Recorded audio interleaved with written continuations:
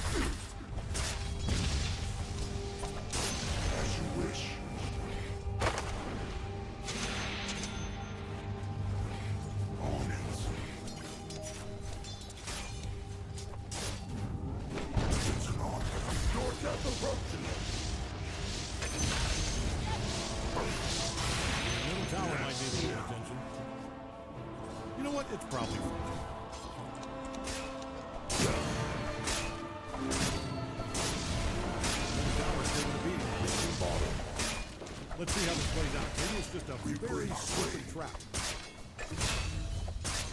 Lumayan aja menang itu lah. Wow, wow, wow, wow, wow, wow. Wah!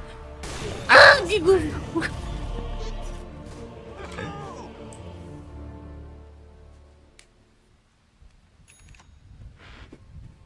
Jadi kira naon, biar dihandap tiga na.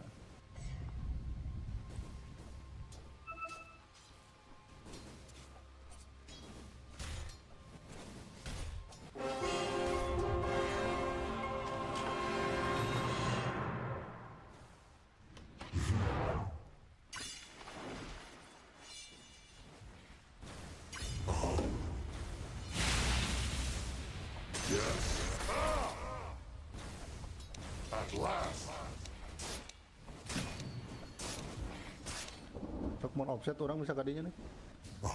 Dok. Dok.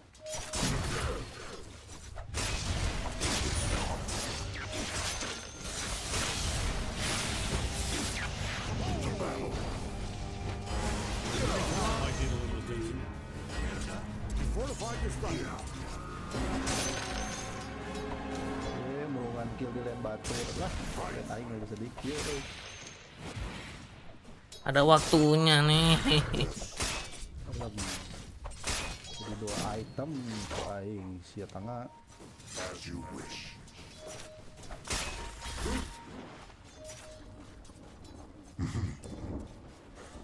Ulah anjing. Stand and fight. Under attack. Ada guna kadap deh. Duh.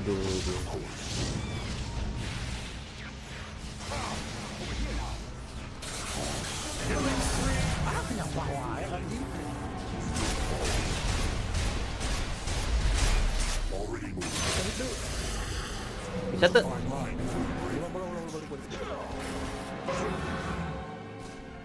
Tuh, udah nyokot eta si Rubik nasi anjing.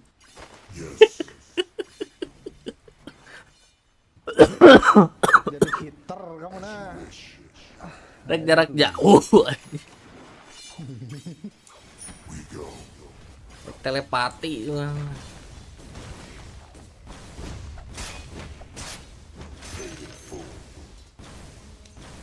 So you say.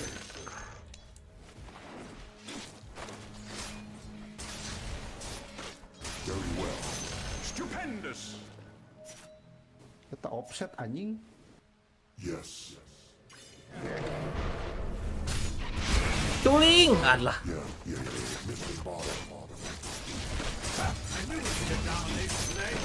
Pasti pernah aja. Pernah ya wae anjing. Oh, tim pernah di mid. Mid tank. Tok. Yes.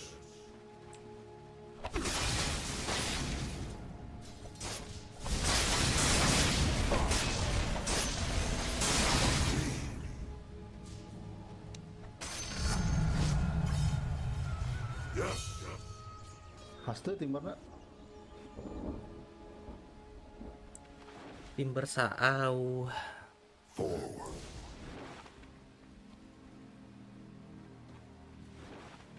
A fine idea. Alah, kurang handap. Yeah.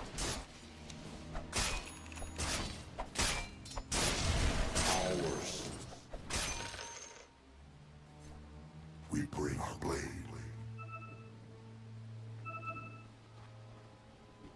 Okay. What naon? Bounty.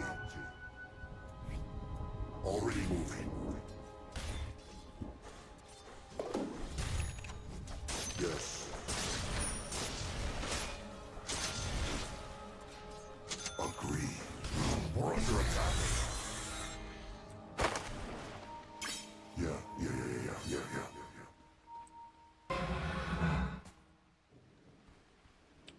Yes. Timber I tele. thought I was excited before. No, now I'm watching a kill spree. Oh, yes, that is a double kill. Berempat anjing. Berlima nih. Biji 2 tilu. Balik. Keplak. Yeah.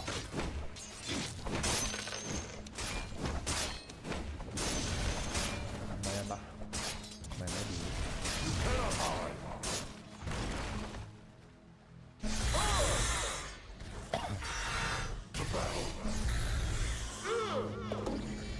You won't feel a thing. We bring flame. Strength is ours. So you say. Udah naik, udah bisa nyaru deh nih. Santai. Your death approaches.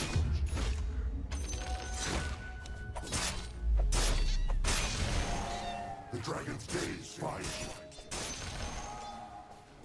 Anjing goblok ilusi bangsat.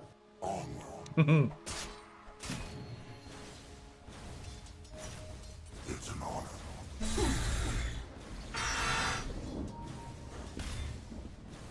We go. Ini kemana weh?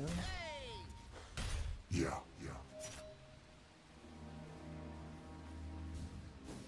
Missing bottom.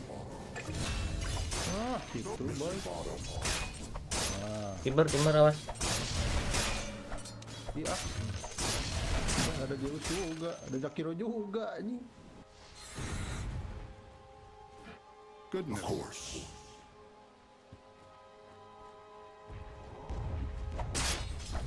Run if you can. Uh-oh.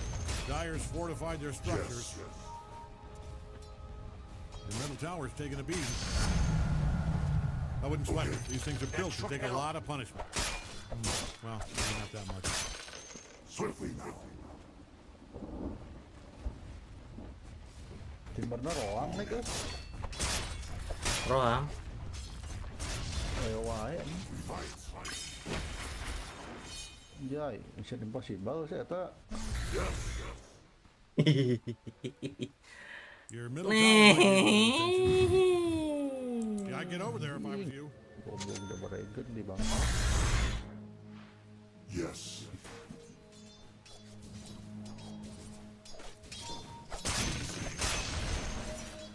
As you wish. Iya tuh. Astagfirullah. Yes.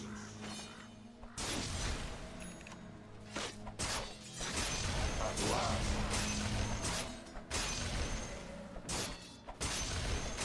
As you wish.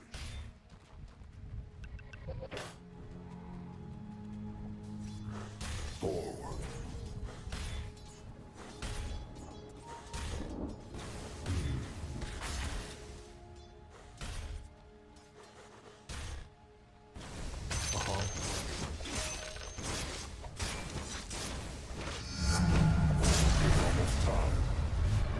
Taking a beating.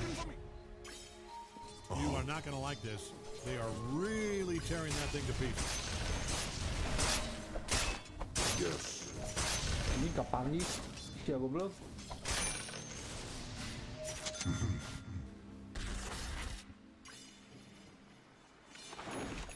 As you wish.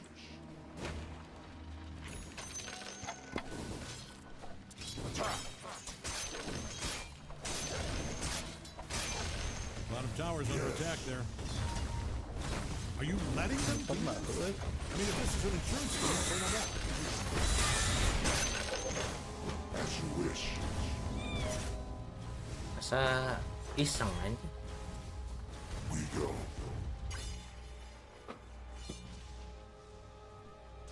Yeah. Battle call. Oh, ketahuan. Yo, diantep ting, We bring our blade. The middle middle tower's taking a beating. Okay.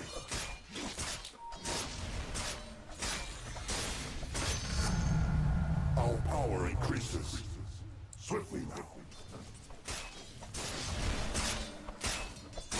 We'll take that as tribute.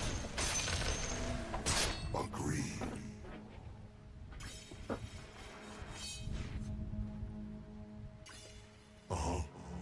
Do you need your top tower? I'm only asking because it's being destroyed.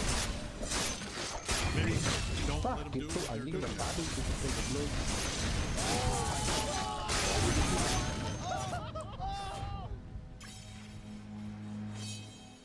We fight. It is not time. Yes. Pulang manis. Ih, Zeus.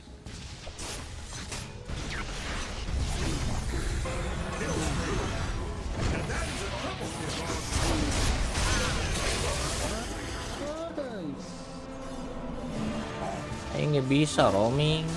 Mana ya ulti? Hehehe.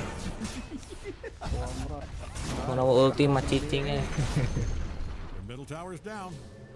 It was standing, stood, you smashed it. Sunrise, sunset. Circle of one. Ketemu siapa itu, Nek?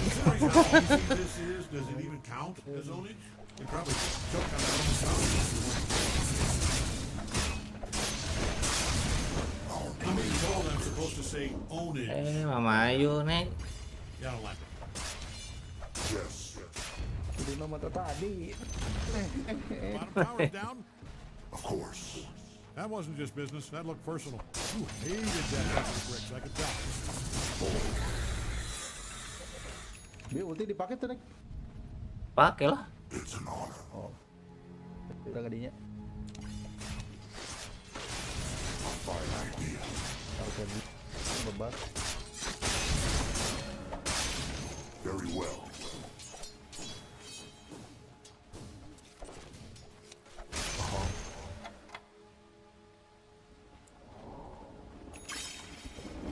Run if you can.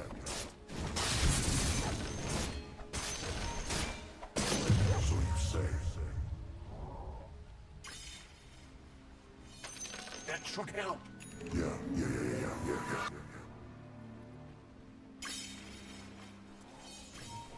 Stand and fight.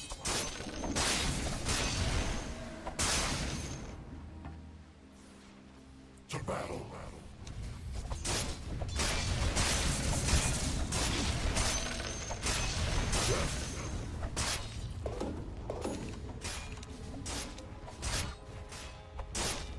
Yes.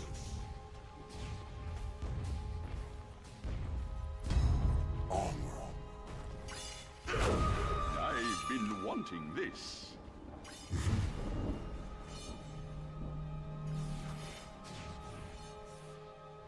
As you wish. Edan langsung TMT musuh ya lo.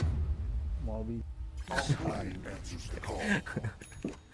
Sangat bersemangat sekali kakak Pudgai. Kakak Pudgai kata S. Nah, gitu ya Ursa, Seladar pek baik. It's almost time. It's time.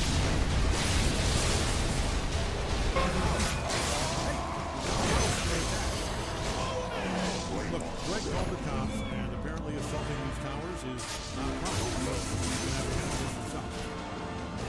The Dragon's Gate finds you. Mega kill. Edan lagi.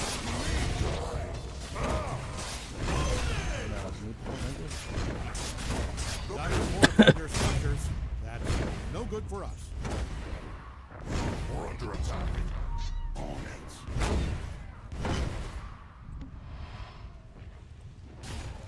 Mau bisa, Rizky hayo maksa ini. Coba healing ward.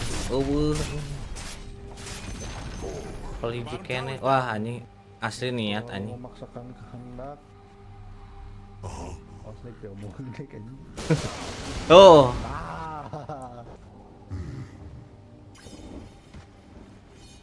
Untung ini TMT.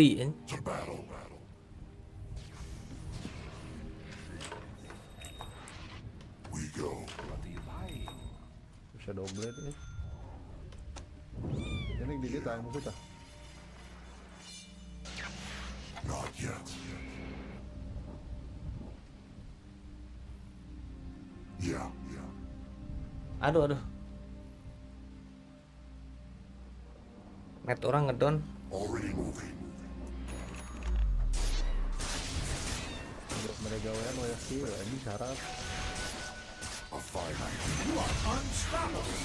Lagi nih. Edah.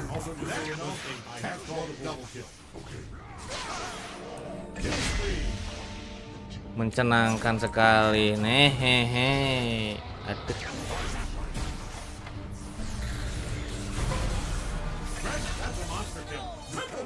Jadi agehan sim kakak nih.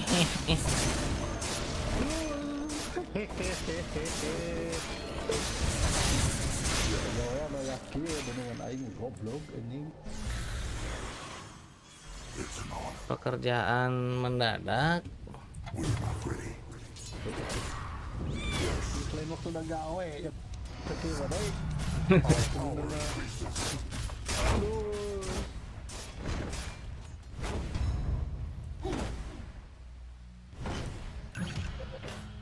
Scepter, relic of a fallen race. Agree.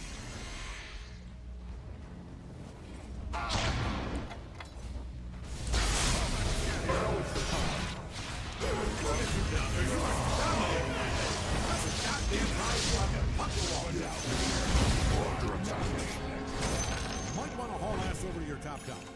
We bring our blade.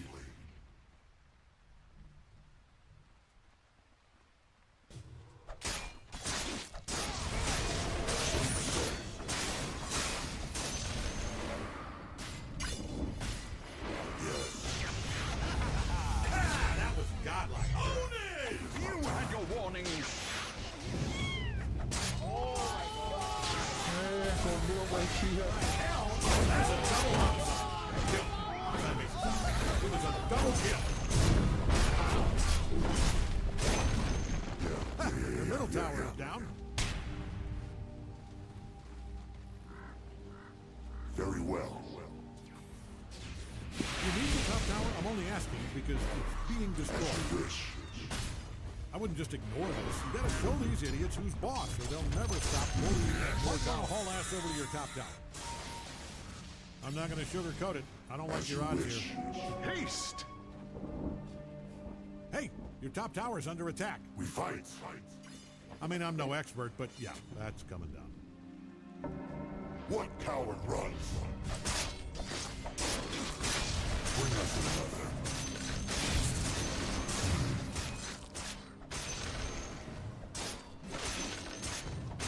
On it. Yeah.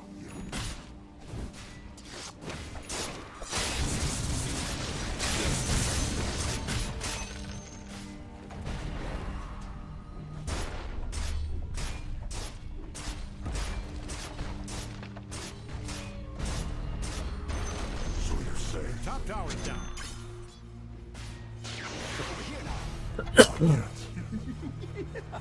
Your death approaches.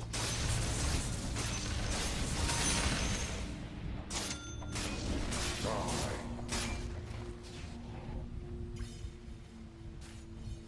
Yes.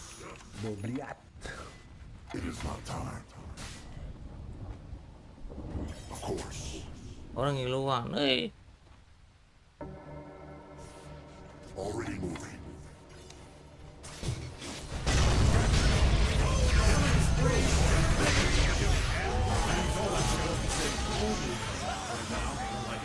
Mending ngepas gitu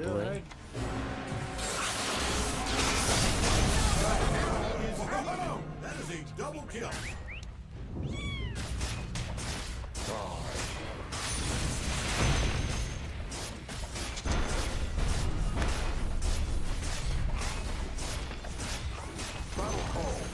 Good stuff. The middle tower is that pile of ground. too. We should be respectful. You just obliterated their middle barracks. That was a masterclass in middle barracks smash. Wait till they see what you have in store for an encore. Okay.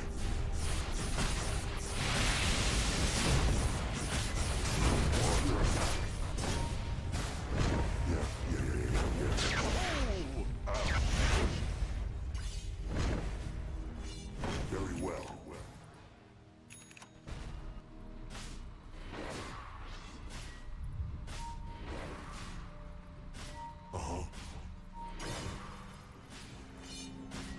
Sok hit ke sorangan.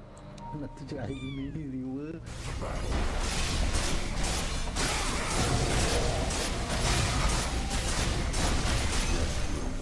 Anjir, pantesan kekeh yang eta memenana menang. Oh, Pak ini tahan fermenter gitu. Udah mau naik sih ini. Oh my God, no retreat. You broke off a boot in their ass. They still say ass. If they do, your boot's hanging up. Yes. Great, their bottom tower's all busted up.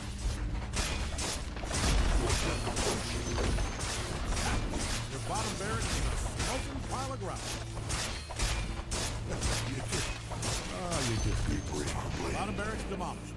A lot of dead creeps. Good stuff. As you wish.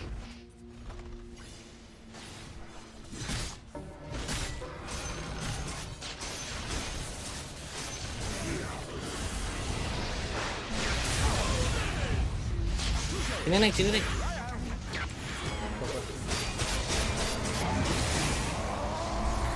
Duh.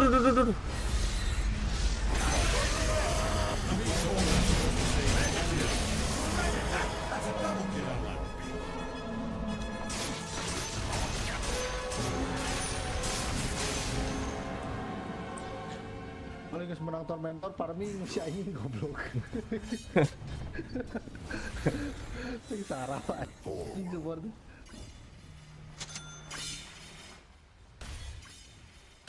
Emang non ngaruh TM itu TM dina si S? Iya, skill 2 nah kan.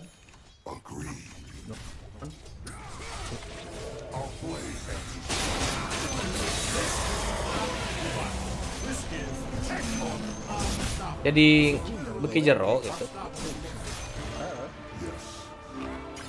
Naruh salty. Nah kayak itu dah kesalang. Naruh. Dia bisa lempang di fisur kan? Oh, nya. Bisa tembus. Yes. Yes.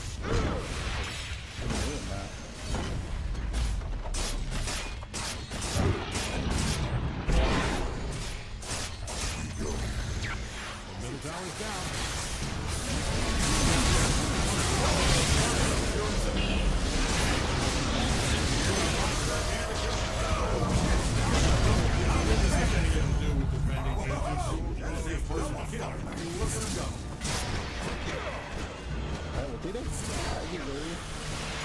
Gua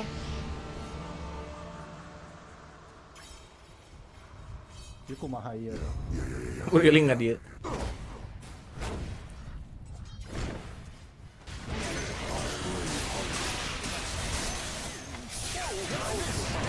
The hell is happening?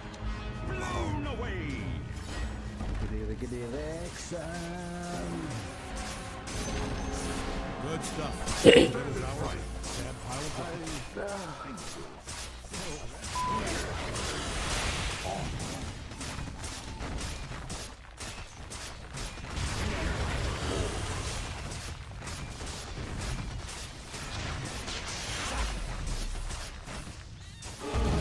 Nah, akhirnya.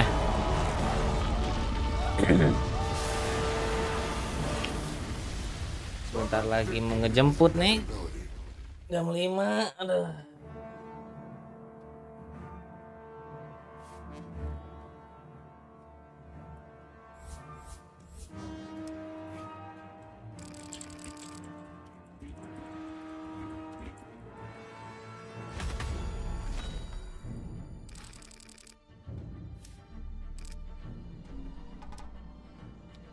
Oke, rehat dulu ya. Sambil nonton It's an TI. aura, so it can't be. Rek lanjut nek. And it gives some sort of His damage. build is definitely gonna be dependent Mun on rek how lanjut they sok play weh. in the draft. Like what do they need him to do in this game? Do they need him Kadang to deui catch so ngajemput. that they can play the game faster, or they feel like they have enough catch with the last hero and they're just gonna. But it has to. They have to think about the sniper mid. Like, it's such a good sniper mid game. Yeah, I agree. Maybe he goes Lotus on Underlord, like early Lotus. It's really good against DK stun, Slaughter amp. SD doesn't want to ult somebody who's Lotused. Yeah, but then you need a last hero that deals with sniper. Yes, you do. They don't have a hero to jump him and get on top of him, and just a Monkey King is something not like enough. Primal Storm type of hero to jump him. Yeah, I like that. But if you pick all the some jump heroes, I mean Primal might be a good option. But if you pick like these Puck and Embers, whatever Storm Spirits, you can just throw DK mid as well, and then Sniper can just be support. This is a kind of a hard. Wow, they're just all in from the 5-man. Yeah, Monkey's just mid straight up. So you prefer the sniper mid? Sniper mid, and then Sniper mid is so good this game. How do you like Monkey has to find him? and then they can pick Snapfire. a that You pick a 4 Snapfire. There's so many options. I think What would Shadow you prefer Demon your four? 4 would be good, and you just pick a new 5 here. Well, okay, well, what does the support need? Do you need more lockdown here? Do you... Front line, I think they need a front line support. Oh, okay. Nek, I mean, like, look what Omni's still in. Can they pick a what's a People love frontline Omni? support? Treant Protector. Oh, it is Protector? White One. Oh. Dazzle? Alright, they're gonna pick another hero that's also very good okay, versus yeah. Monkey.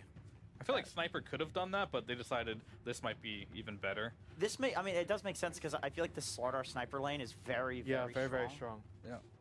I mean, this lane is totally unplayable, and what do you do as Monkey? Do you just go behind and drag the creep wave? I don't know if you can do that as Monkey. You That just have sounds- to hop to the other lanes and just create mischief there. Yeah, you got to gank. Yep. Just get your levels and then just run around the map, because Dazzle's not really good at rotating. Like, he has to expend a TP, maybe bait his TP, and then go to the other side of the map. You just have to use, what, the Samian Stride, I think, whatever class it's called. You have to use that and just, like, play the map really quick and hope you get kills on the other side. Because mid's impossible. There's a lot of saves on the side of Tundra, right? Like that's when you look at these heroes, that's the first thing that comes to mind. I do think that it's going to be tough for Cloud9 to really do well in lanes because they didn't do so great last game. But is there more of a hope for them this time, Winter? Yeah, I like their lineup more this time. I think they have a lot of options to deal with this Dazzle. It's going to be a problem, but they do have options. Like what Fear mentioned, the Monkey just needs to try to gank and play around the side lanes, and they have a very, very sharp timing with the Underlord Luna type of draft. Yep. And then last Lord Jenkins very quickly. I'm not feeling this draft from C9. I feel like Tundra pretty much ended up with a very similar thing where they counter the auras, and I think it's easier for them to group up and push and just play as a ball compared to last game, which already looked easy for them. But yeah, well, we'll see either way. I love hearing your opinions, but let's hit two more opinions from two more people. It's Aries and Danog, our casters. Thank you, Nat. Yeah, let's see how we go heading into this second game. Danog, of course, we heard what the panel had to say. It sounds like they are favoring the boys on Tundra. Would you agree, or do you feel like there is a way that we can get this lineup from Cloud9 to have some success? It's going to need no one to play absolutely out of his mind for them to have any success in my eyes, right? Like, he's already going to have a rough time in lane. They talked about the Shadow Demon just being a pretty direct counter to both the Monkey King and the Bane. The other issue is as well, you're picking this Luna into the Shadow Demon, so you can just use the disruption aggressively against the Luna as well, turn some of those illusions back against her. It really feels like quite a rough one, and they're also lacking ways to be able to get in onto the backline outside of this Monkey King. So in my eyes, everything C9 revolves around what no one is going to be able to do in this mid lane. He's done it before in really bad matchups, but he's going to need to do it again. See, Cloud9 having some fun over there, spamming these sprays. I don't know what's going on, but... Is that the EU smiley? Yes, yeah, there is the EU smiley with the funny slark as well.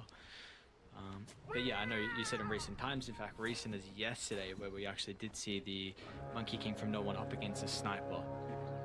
And that's nothing to say. He's no slouch. Fishman is dead. A very awkward position to be in, and you hope you don't give first blood over to a hero that has a very good matchup in the mid lane, and it looks like that might be the case if Thompson finds it, and he does. So, Oh no. It begins. It begins indeed. A lot of tips. So, again, yes, we did see no one play against a sniper. He got solo killed. Who was playing the... It was nothing to say, right? It was G2IG. So, he got solo killed, but then we did see the Monkey King be a really big issue for G2IG in that game. A lot of rotations across the map. There was against a Wind Ranger as well, and we saw kind of G2IG's draft struggled versus the heroes from Cloud9 to be able to get on top of these kind of squishy heroes. We'll see if no one's going to be able to do a similar thing this game, because you've got First Blood now on top. Yeah, and that never is easy. Like, he's just going to be bullying him constantly. He's already got the Wraith Band. He just wants to be right-clicking him as much as possible. And he's going to even just have that additional armor to play around with the Weave innate ability as well coming through from the Dazzle. So it's a rough one for sure. That's the other thing too. It really does enable Thompson's playstyle to this, just having the inbuilt heal, right? That can not only deal damage, but also keep yourself and the creep wave very healthy. You can go for dives underneath towers, you know, cop a couple of tower hits and still be perfectly healthy. I'm keeping tabs on this mid lane. This doesn't look fun. It's miserable for no one. Alright. Bullying him out entirely. If he has any sort of anger towards Fishman, I'm sure you got to keep it hidden because he's already made a hard lane into something much, much worse. Let's have a look at some of the other lanes, because I don't think we're going to see too much action coming from no one, at least for the little bit. Watson, you can't fault the amount of net worth that he was able to get last game, right? Man always gets his farm, especially with this Luna. He's always been an incredibly good Luna player. I'm just a little concerned about the impact that Fishman is actually going to be able to have in this lane, right? Like Saksa, one of the reasons that a lot of people are picking this sniper is that you're just able to deal so much damage from a really, really safe place away from, you know, the rest of the engagements. You know, all of that 300 damage once the shrapnel's maxed out gets dealt in like a second, I believe. So that's kind of nuts that you're able to deal out, you know, basically your assassinate damage at level 7 instantly. Definitely is a hero that is on a lot of people's radar.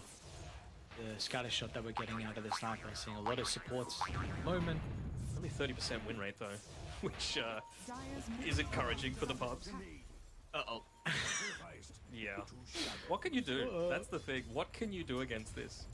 I feel like if they picked the Monkey King a little bit earlier and still kept, like, not a ton of people are playing Monkey King Pos 4, but it can be done, you know? And I feel like after going a Bane Tinker early on, it's just, you knew where it was going pretty much from the very beginning.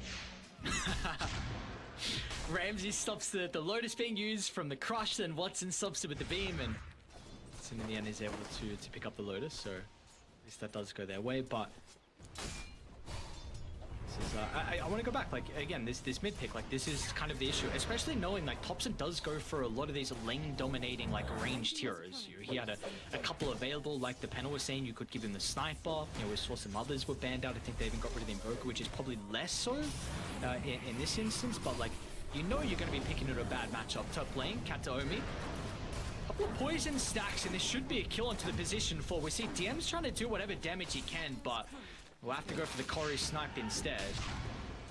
The action continues. Watson under the shrapnel. Saksa, he's going to be fine. They'll turn it back around. Now Fishman as well might be able to get his own kill. Maybe not. Saksa just gets out of the aggro. And we're going to see, I mean, this is starting to get out of control. 5-0. Saksa will deny himself, come back to the lane with full resources to play with. Yeah, it's really not looking good from the very beginning. 2k net worth lead, already 4 minutes in, and you don't really see too many avenues for that looking to change. I did like the Underlord pick a lot coming through from C9 because it addresses a lot of that physical damage that you're going to have coming through, not only from the heroes that were picked at the time, but even Dazzle, a lot of his abilities are physical as well. So just having that Underlord there to be that extra, you know, layer of protection is going to be very nice to be able to play around, but it's going to take some time for him to be able to get into, you know, a few of those item progressions. Probably won't be going the Greaves either, like the panel was mentioning, because you've got Kataomi that's probably wanting to go down that route.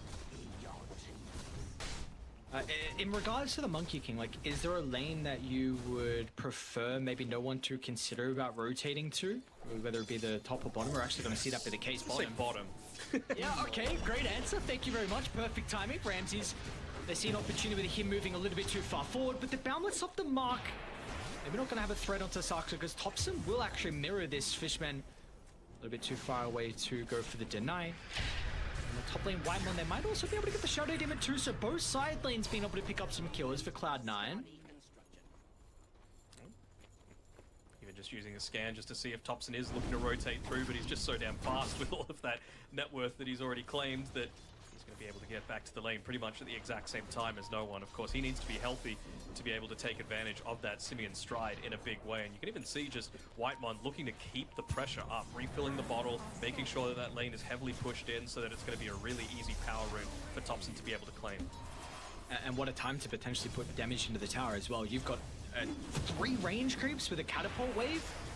They found him. Oh, one, they actually, yeah, they saw him as well. The balance kind of giving them a little bit of vision. Katomi's going to try and run Thompson down, but I don't know if Katomi really wants to be here. It's going to need to be, though, just to be able to clear out those creeps out. Fishman, much better rotation coming through from him, yoinking away the regen rune and, you know, putting a little bit of a dent in the plans for Thompson to keep this bullying up. Does bring a lot of attention away from the side lanes as well, so even though Watson isn't necessarily in the lane, he's got freedom to be able to go back and know that he's not going to get roamed on and ganked at this stage.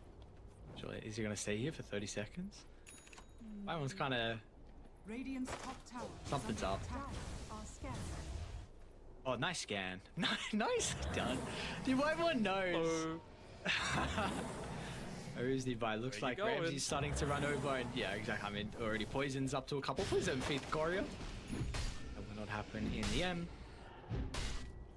The panel's question is being answered right now, basically. Is Fishman going to be able to yoink this away and draw a bunch of people? No, he's not. He's going to die, he's going to not get the Wisdom Rune, and it only took 2 people to be able to do it. And the lane wasn't even in a good spot for Ramses, so it's not looking good right now. But the net worth lead is slowly shrinking. You know, in this time, with a lot of the attention being drawn away, means that Watson has been able to, you know, start recovering some of that net worth.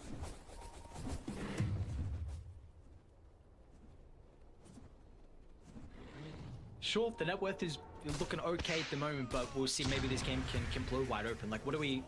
Okay, Saxa just finds Watson in the bottom jungle.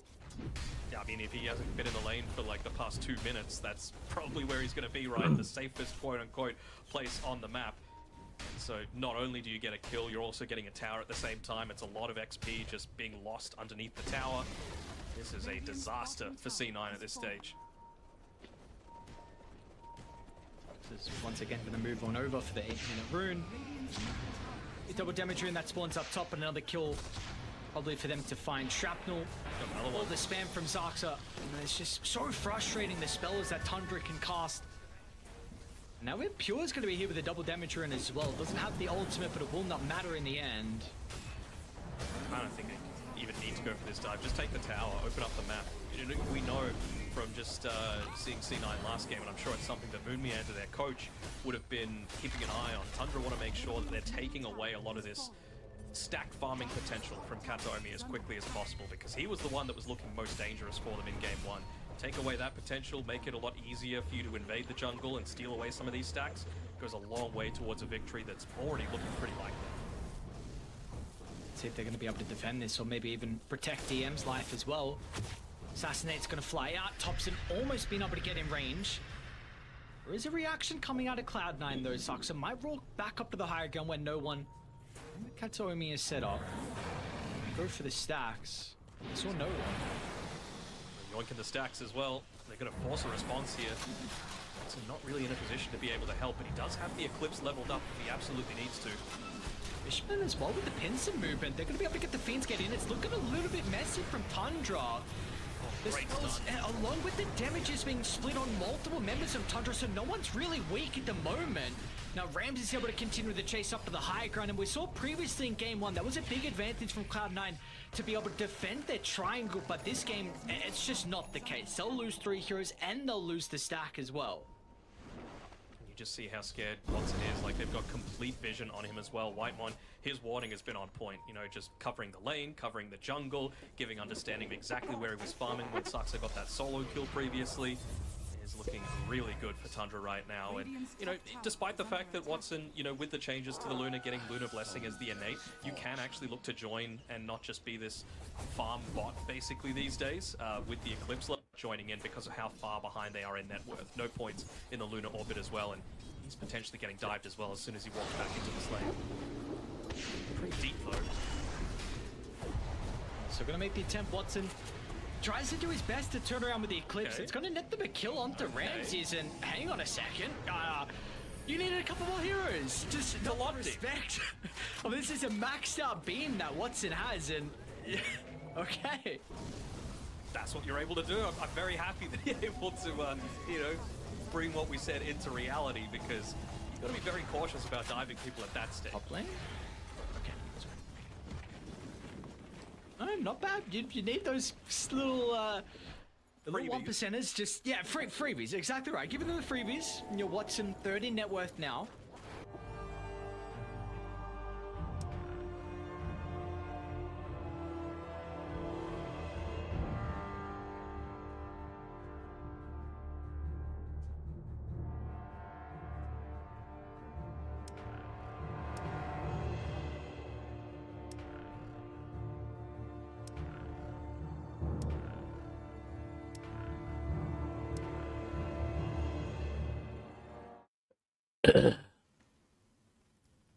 Super nice when you're considering what Watson probably wants to build. We want to go into a Manta style on this Luna, but it's just going to be nowhere near as effective, considering those illusions are going to be instantly wiped out as soon as he uses the Poison Touch.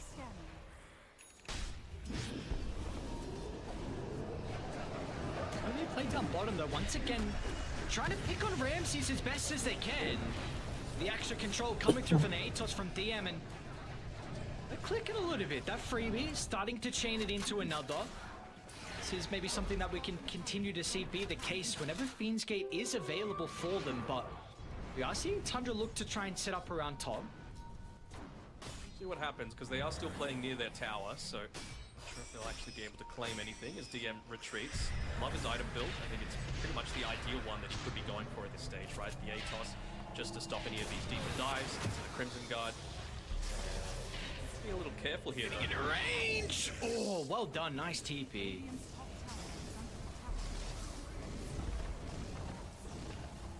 And they've still got plenty of scaling left on this Underlord, right? Just the 1 point in the Atrophy Aura at this point. Could be scaling up to that 30% damage reduction against all that physical damage again, right? So it's going to be something that they're going to need to consider. You can't let this game idle along for too long. Otherwise, you're going to get this Tinker starting to scale. You're going to start getting, you know, the Monkey King back into this game. Right now, he's still suffering somewhat on net worth, but his damage output increases massively once he gets that Maelstrom finished up. We have seen though recently, I think there was, again yesterday we were casting with a Dragon Knight, and this guy was just an absolute menace late game with the physical damage. Did you feel like though, still with a lot of what you're saying, you know, with the Tinker scaling and the Underlord mitigating a lot, there's still some concerns, because this is going to be a DK with, you know, eventually late game starter that has maxed out Corrosive Haze as well.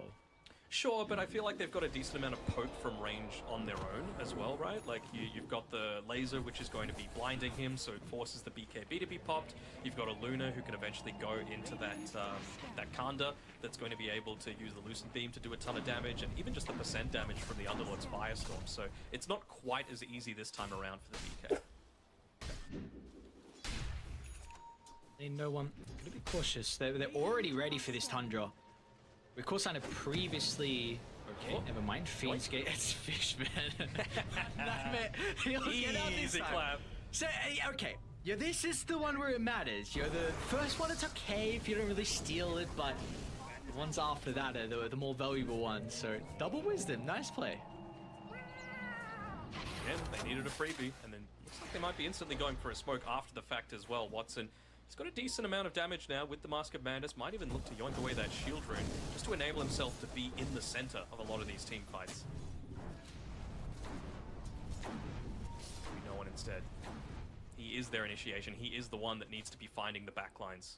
Wants to make sure that he's going in onto White One as Tundra actually go through the Fiend's Gate, so they'll look to join in once they go onto Saxa.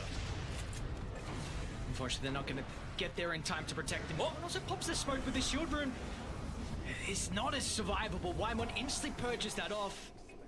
Now Fishman's going to be chased down as well. A couple of kills that go Tundra's way. Do you see bottom what's going on? Thompson's actually going to run into Kataomi, who TP to the outpost, but of course Thompson going to have a way to be able to stop his escape. They're Roshan. 15-minute Roshan with now the power of the corrosive haze and all this physical damage, right? Going to be able to take this one out pretty damn quickly, especially considering the couple of kills that they got, the fact that there's no tier 1 tower top. There's really no way for C9 to contest this at all. It just becomes a matter of like, what are you actually getting in return as all this is happening, right? Kataomi, he's got the Holy Locket, starting to build towards the creeps, but just a little bit slower than last game. He's certainly not too far behind in net worth on this Tinker, but you need to be crazy farmed if you're looking to try and catch up at this stage. Same sort of thing with the Luna. You're going to need to get very creative about where exactly you can look to farm, and he's actually walking underneath an active Watcher, so they're going to think about rotating back towards the triangle to be able to punish this. Do you look to waste time, or is it just about pushing into these towers? You want to pick on Ramses again. So him come through the portal. I've got the Fiend's Gate at the ready. It's grip as well. Like they should be able to hold him inside, and yeah, probably didn't even need the gate, but just in case, DM will be here and Watson's here as well. So the tower's going to go down. Looks like that'll be the only objective that they're going to be able to find. But again, Ramses, 4 deaths at the moment, so they sense a bit of a weakness, at least in a lineup, and they're doing a pretty good job to be able to continue to punish that. His net worth lead's only 1,000. Cloud9, honestly, with the start to the game, are doing a really good job to stabilize. Under the tower. Watson, they've got to run forward. I mean, the boundless onto 2. Now they've been able to ice like Sarks. A very nice use of the concussive grenade, and Thompson should be able to hold Fishman into place. There's going to be no escape once this dazzle is raining spells onto you. I'm not escaping without a doubt. So I mean, kind of could have been very messy though. You were farming deep on Dire's territory with the Observer Ward up on the high ground. Maybe an opportunity for Tundra to get more, but it's just the Bane that dies. Not sure what happened there. Saxa had the opportunity to use the Assassinate onto the Luna to be able to interrupt the TP out, but maybe just thinking that he was a little bit slow on the trigger. 3-second TP, 2-second charge up of the Assassinate might not have given him enough time.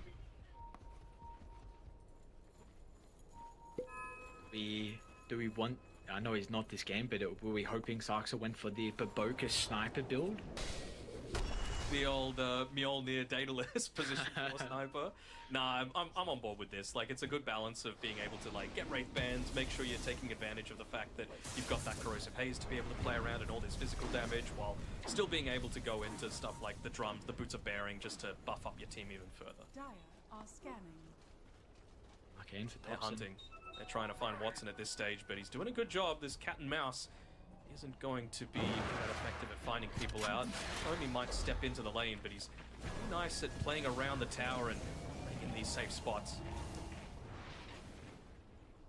Right now they're just playing around their vision, right? Top half of the map is pretty much blank for Cloud9. Couple of observer wards down on the bottom half, and of course that valuable tier 2 tower as well to be able to play around with. So again, delaying the game out quite nicely. Net worth lead still shrinking despite it being up against an Aegis, so they haven't really taken too many objectives off the back of this so far. Yeah, again, everything you're saying, just very impressed with how they're still in this game now. No one's positioned between the Tier 1 and Tier 2 tower. Avoiding these movements. Towers are still going to go down eventually once the creeps connect to the Tier 2. This will be expended. We'll see if they want to stick around though. Elder Dragon form is about to expire.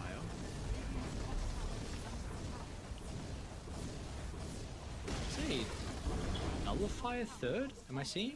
From Pure? A Sacred Relic Cuter?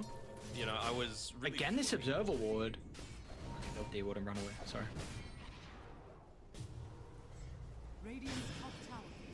Richmond will be chased down. At least he's going to die. I saw Watson starting to move up forward over the high ground, and I thought the Luna was going to continue farming, but Fishman gets a D-Ward and Watson instantly escapes. So I was wondering if it is going to be a nullifier game, considering you've already got the Shadow Demon right, but maybe they're just saying, look, we don't want to put too much pressure onto White One. Obviously, his disruption is going to be incredibly effective against the Fiend's Grip, so we'd rather just him stay completely hidden, out of sight, out of mind, just not in the team fight at all, and then force the stuff like the Defense Matrix, like the Nightmare, like the Monkey King, Jingu Mastery not to be coming up, right? And even just the Crimson Guard that DM's been able to achieve, that's going to go away too. DM is sticking around inside the top lane, and the rest of Tundra is starting to rotate as well. He, without a doubt, is dead. Make him work for it, maybe give him an opportunity to be able to get the Tormentor for the contest, and it will be an ag shot for Fishman. So outside of Thompson, they are very single target focused on Tundra. That's the other thing that I was really looking at. And you do have ways to be able to deal with it, you know, like the Solar Crests, the Defense Matrix, all that sort of stuff. Even Solar on Fishman as well.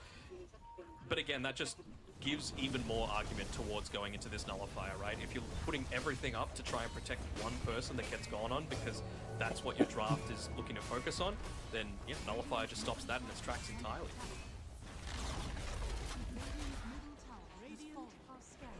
So despite losing a couple of tier 2 towers, a couple of heroes, somehow net worth lead in C9's favor. They will get Ramses again. Just pick on Ramses, that's it.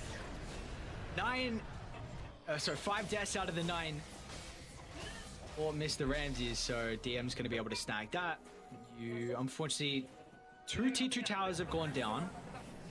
But again, the net worth lead is staying even. I think he ended up buying the Ogre Axe and the Mithril Hammer after his death as well, so ended up losing a fair amount of unreliable gold. Is that he's always, more often when he was the carry, been allergic to buying the BKB, so it's going to be a very different story once he's picked it up. You're going to be able to just walk away from the Pit of Malice, from the Atos, from all of that, and effectively just force a Fiend's Grip to be used. So looking forward to the point where he's actually got that and can be a little bit more reliable out roaming around on the map. How do we feel about the status of this game, though, considering, again, with off the lanes, it was looking like it was going to be potentially a clean victory for Tundra, but Cloud9, called this game back. I mean, the kills aren't really representing really the status, and still Tundra felt very strong with taking whatever objectives they want, but we're heading into the mid to late game. Do we feel like Cloud9 are going to start to be able to bring the fight to Tundra? Potentially. To me, it's still the vast majority of your damage is still going to be coming from Watson, right? We saw how effective the Eclipse has been, but it's past the stage where Eclipse is really going to be the thing doing that, right? It's going to need to be your right clicks, and he's closing in on a Butterfly for himself. Really effective again against all of this physical damage. I'm not seeing any nullifiers being built up at this point yet on the Tundra side, so that's going to feel really nice, but even just beyond that, it's going to be that as the first timing to hopefully get a few successful team fights, and then into the Kanda around that level 20 mark. This time they might try and play behind Ramses, but Wymon's a little bit far away. I like to position the gate as well over the north, just in case if anyone's nearby, they're going to be able to close the distance onto them. So Ramses able to reposition, but unfortunately the Shattered Demon will not escape all the raw damage that Cloud9 have. So Eclipse has to be used. Watson's going to stick around to farm the wave, but Tundra are here. They brought the 4 remaining heroes. No one's going to stand his ground up on the trees just in case to give them this outpost location to maybe buy some time and give them the vision, but it looks like Cloud9, well, they actually want to stay around. Ramses in aggressive on the high ground. Ramses! No. You're not jumping up into Watson when he's ready to go with the Lunar Orbit maxed out. And now no one, he's been able to catch up to Zarkster as well, but the Gleipnir holds the sniper into place. Tundra trying to take the fight with a numbers disadvantage, but they are forced to. There is just no escape from them. They have to stand their ground, but the Fiend's Grip stops Pure from being able to right-click it all. I mean, the Grave is making it so frustrating. Pure might be able to TP up, but the Nightmare stops him short. They also catch out Thompson inside the tree line, and Cloud9, they are back with a bang. An incredible team fight from them. Ramses is having a game that he'd like to forget, just going for a couple of dives too deep. The only reason he was saved previously was Whitemon there with the Demonic Cleanse, enabling him to just walk on away prior to that BKB, but still just going up into enemy territory on his own, where that's the direction that they came from. My guy's probably going to be warded, so still going to delay up that timing a little bit. Fortunately for them, it doesn't look like they've gone and secured that Roshan for themselves, so it's still going to be on the Tundra side in about 20 seconds or so when it respawns, and that's going to be the sort of period where Ramses will have that item for himself. So big team fight though. I mean, was it a 1k net worth lead and it's already up to 9? Yep. I don't know where the gold went. Mid lane, Ramses again. About this time. But maybe very close. So it's given time for the respawns though, which was maybe an opportunity for Cloud9 just to go straight to Roche. Must be frustrating as well for Whitemon in particular. The panel was really harping on the fact that this Shadow Demon game looked incredible when you first picked it. And he had to put himself in a compromised position to protect Ramses. And then it meant that in that fight, you could use the full duration Fiend's Grip to stop the damage out of Pure. So we need to see something a little bit different, right? Where you are not getting caught first on Tundra and where you can help protect the positioning out of the Shadow Demon to really be that nuisance. You stop the Fiend's Grip and with the protection of the Purge as well. Really just, Sansa? A little bit deep on his own. He doesn't have buyback either, so I wonder if this actually opens up the Roche pit for C9 to be able to steal it away. I was wondering, like, my main question was, do they go for this now, considering, you know, it's on your side of the map, you've got the Slardar to be able to take it quickly, or are you really looking for that extra layer of defense with Pure still looking to build into his own BKB?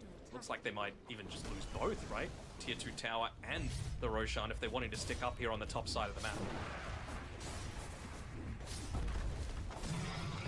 See what the response is then going to be from Tundra, because they do have a lot of their forces down bottom. Hobson's going to shove the wave, mid's going to get pushed out as well. They will have all 5 heroes up and also an outpost at TP2. Teleports are all at the ready as well. Is this a fight you want to take? I'm not sure when they're already so set up there, and you can just see Kataomi's doing a great job of just keeping these lanes shoved out, forcing some sort of a defensive response, or at least making some of the moves a bit more obvious that Tundra are looking to go for.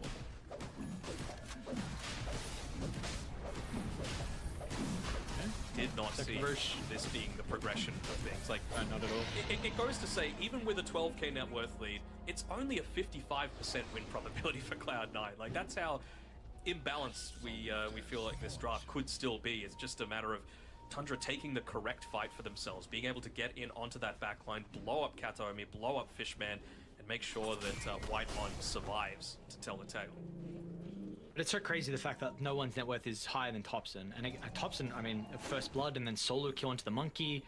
But we really saw, I mean, him to be able to get back in this game and the opportunity with him and the Fiend's Gate just connecting together to deal with the Slaughter. And now you have a Monkey King that is actually able to play Dota and can really be a big issue for the Sniper, the Dazzle, the Shadow Demon on the backline. You know, we see how he's itemizing BKB, Gleipnir, along with the Agshar can really help out with the positioning. So you were not hoping, at least Tundra's position, weren't hoping the Monkey was going to have farm, but that is not the case now. I wonder when they're going to actually go for the Tormentor as well, like the second Tormentor on Tundra's side. Thompson, he's avoided buying the Aghanim Shard for himself for the longest time. You've already got it on both of the supports right now on Tundra's, so he will be a chance to be able to get the next one, and that is going to be pretty damn effective, just as an extra layer of lockdown. I've seen him use the Poison Touch a few times onto the Lunar Illusions, and they've stayed perfectly healthy. So if you could just wipe out 2 Lunar Illusions and provide a little bit of that CC, it's going to go a long way towards your victory. And I'm walking down mid. I want to look to go with the smoke. No one flying through the trees to give them the information. 2 tower siege is going to be the call. No one's got a great position along with the ward.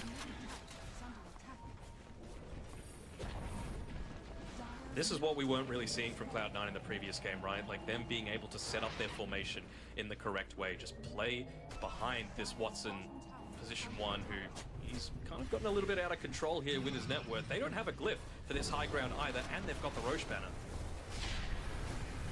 He was going to start to go to work to try and attempt it. There's Demonic Cleanse. Oh, nice Lotus. Deflected that Nullifier back onto Pure. No one's starting to set up on Ramses. Meanwhile, back inside the bottom lane, Watson walks up the high ground as well. Nightmare to buy him some time, but the health just goes instantly. Age is taken care of. Ramses, can he find an opportunity to jump in? The blink is continuing to be cancelled, so the Slardar won't be able to go off the back of the respawn. So difficult with the March, the Glaives, Firestorm, everything. But will be the Ages they get rid of, and only real cost is the tier 3 tower. That's right. And again, we talk about these different timings, and no one really. Oh, nice. yeah, we talk about these timings. They made the most out of that one with the butterfly. They're just going to go straight back. You know, they're going to say, you're going to make this wrap around. We're going to need you to be a little bit quicker with your movement because this is a melee and range racks going down. Who are they going to be able to find on the back row? The position, first point of contact. Yeah, they're trying to with the Underlord. 2,500 health that they have to go through. Slider tries to get the initiation. Ramsey says it's not good enough though. They're onto Thompson. Thompson's able to activate the grave. He's in some danger. Banishment will buy him some time. Then Watson. They've got Pure up in his face. If they can deal with the Lunar, it's a lot of their damage output, but it takes too long. Yeah, you get rid of Watson, but the rest of Cloud9, they're in hot pursuit. Up on the high gun they go. There's some buybacks available for Tundra. They'll get one out of Thompson, another one out of Whitemon as well. It's a really heavy committal. No one will use a bit of a defensive Wukongs. Some respect needs to be given. And they are out though. Multiple buybacks from Tundra and they will get no value out of them. No value, still lose the racks. It's, you know, not respecting the pushing potential of this Luna. Sure, she goes down, but she has not even begun to hit her peak, right? She's got that Kanda queued up, very, very close to being able to pick that up, and it's going to happen again right around that level 20 mark. I think that's something that Watson does better than pretty much anyone else. Like the way that he synergizes his timings with his items is just crazy. You know, he will hit level 20, get that at the same time. He will get a Desolator right as the 20-minute Tormentor comes up, so he can do it a little bit quicker. All that sort of stuff, there's no one better in the world. 20k lead for Cloud9. Like Shard's going to be picked up now for the Tinker as well. Just not seeing them be able to use their full lineup together for Tundra. Net worth, I mean, everyone is taking a large hit. The Dazzle had a great start. Fallen behind. Slaughter, nowhere to be seen. I mean, the Bane is 3,000 net worth behind Ramses. The DK, the only person with a lot of net worth, seeing some difficulty with Pure to actually get the damage out they require from him inside some of these fights. I'm just looking at what the vision looks like for Tundra right now, and it's very defensive. You know, they've got clipboards at the moment, realizing that, you know, C9 may look to try and push their advantage while they can, especially now, again, that they've hit these big timings. You've got level 20, you've got the Kanda, you've got the Butterfly on no one as well. So will they be able to catch someone out again if they can find Ramses another time? Potentially a 7 death here. Ramses' health will just evaporate. The Grave's going to be there. But with the BKB activated, there's going to be no banishment over to the right side. The squishy heroes all get blown up. And they were the ones that used the buyback prior. Watson cleaves them. It's the Rain of the Glaives, the Eclipse as well. And that's probably just game. All you need to do is rally around your strongest hero, and by far, that is Watson in this game. Pure, he's going to try and get away, but those bouncing glaives. Catching up to him. Just going to go for the throne. Why not? No Glyph, tier 4 towers, and of course there are no 2 heroes without a buyback. Look at those glaives. GG. Okay, there we go. Third time's the charm. But we'll get a 1-1 for our first series of the night. Tundra looked very good in game 1 and also to start our second game, but they just were not able to utilize that advantage. They were not indeed, and really, I'm surprised at how kind of felt like this one slipped out of Tundra's grasp, right? Like they still had a very, very healthy win probability, even when they were behind in net worth, but they just weren't able to get enough objectives out of that Aegis timing. They weren't able to hit that early BKB enough that you just didn't care about the Underlord. You know, I feel like Whitemon did a pretty decent job of playing around the demonic cleanse, but at the end of the day, it just wasn't able to, you know, quickly enough be able to secure them the W and, more importantly, get onto the backlines. I feel like Fishman copped a lot of abuse for his performance last game. This time around, though, he was on point. Yes, he was. And what are some key takeaways in regards if we look at the draft and maybe the ideas that both teams came into in this series as a whole? There's some things that maybe you want to see them put on the back burner, or some things that you want to see prioritized a little bit more with Tundra and Cloud9? Not necessarily prioritized more. I just want to commend Cloud9 on specifically the Underlord pick and its itemization again, right? Like you've got the Crimson Guard that you look to go for, you've got the Lotus Orb against all of this physical damage and against all of this single target that they were really looking to focus on. And that's always going to be the danger, right? Of whenever you've got this one method of damage style, whether it be all physical or magic or single target, you just look to try and counter that in the most effective way. And I feel like that's what C9 did really effectively with a lot of their items. All right, well, let's see what the panel have to say, because they were very much favoring the draft from Tundra in the end not to be. Cloud9 able to get this second game victory means we get a 1-1 tie. So let's see what they have to say to break down our second game. Thank you both so much, Aries and Dano. That's the fun of a best of two, is these adjustments are made, and you kind of left wanting a little bit more of if there was a game 3, what would have happened. But a phenomenal bounce back for Cloud9 here, because Winter, you were right. The lane still did favor Tundra. It was fantastic for them, but all of a sudden it really just flips around and it changes, and now we're like, okay, Cloud9 are just this unstoppable force. Yeah, I just really didn't like that they actually went into the Dazzle, because their whole job kind of lacks a lot of team fight, right? We were suggesting that they move the sniper mid and maybe pick something like a Snapfire that could actually give them some actual team fight. So they did well in the lane, but the Monkey King kind of like rotated around. He played really well on the side lanes, comboing with the Tinker TPing and the Underlord TPing to join the fights. They got a lot of like pickoffs, and I felt like that kind of, you know, gave Cloud9 a way back into the game, you know. Yeah, I mean, I'm just wondering, where was this Cloud9 game 1? Like, did the game just have to be hard for them to like really step it up and just start playing as a group and finding things? Because they had a similar type of strategy with the Tinker here. They have the Underlord, they have like a bunch of auras running. It's just in the game number 1, they just couldn't find that opening to group up and actually use those abilities. In game number 2 here, they finally find the opportunity to group up, use this Tinker, sit behind the Underlord, and actually take these team fights. I don't know if this is, you know, it's like coach, like influence, or if it's the team, but it just felt they were on the same page about what their draft wanted to do in this game number 2. Because game 1, we said, sure, it was similar, but it didn't feel like they really understood that as 5 players. But in game number 2 here, they knew that. They were just waiting until that Luna just had a little bit more farm, felt a little bit more confident, and they were like, okay, let's just run at it, let's take a team fight, see how it goes. Was successful, let's just keep doing it over and over again. Yeah, this is an interesting approach to the problem that they encountered in the first game. They picked a map strategy. They picked a global strat, essentially. Like, I would consider Bane and Monkey King to be global heroes somewhat, because Monkey King is on the trees and scouting, especially with the facet that he has, where he can just jump along the trees very quickly. Bane is like always setting up. And Fishman, even though he was countered in this game, I genuinely like the pick, because I just know if a Bane player says, give me Bane, like, this guy is going to be annoying. He's going to be setting up. We saw him feed for the Wisdom Rune, but it required a rotation. And the thing is, like, if you're playing a hero like Bane or Enchantress, which, by the way, are both Fishman classics for a reason, if you're playing these heroes, then being annoying and on the enemy side and, like, feeding for Wisdom Runes is absolutely what you want to do. If you're like a Skywrath mage doing that, you're an idiot. But on these other heroes, like you're a space creator. Yeah, I mean, that's just what he does, right? Like, game he lost, he's like 1-11. Game he wins, you know, he's 1-9. It's not, he's going to be up in your face, baiting you and making sure that he's taking all the attention away from his team. And I think players like Watson really enjoy that. As a carry player, I enjoy that when my POS 5 is giving me information. I'm not getting ganked if they're TPing to their side of the map to kill my POS 5, right?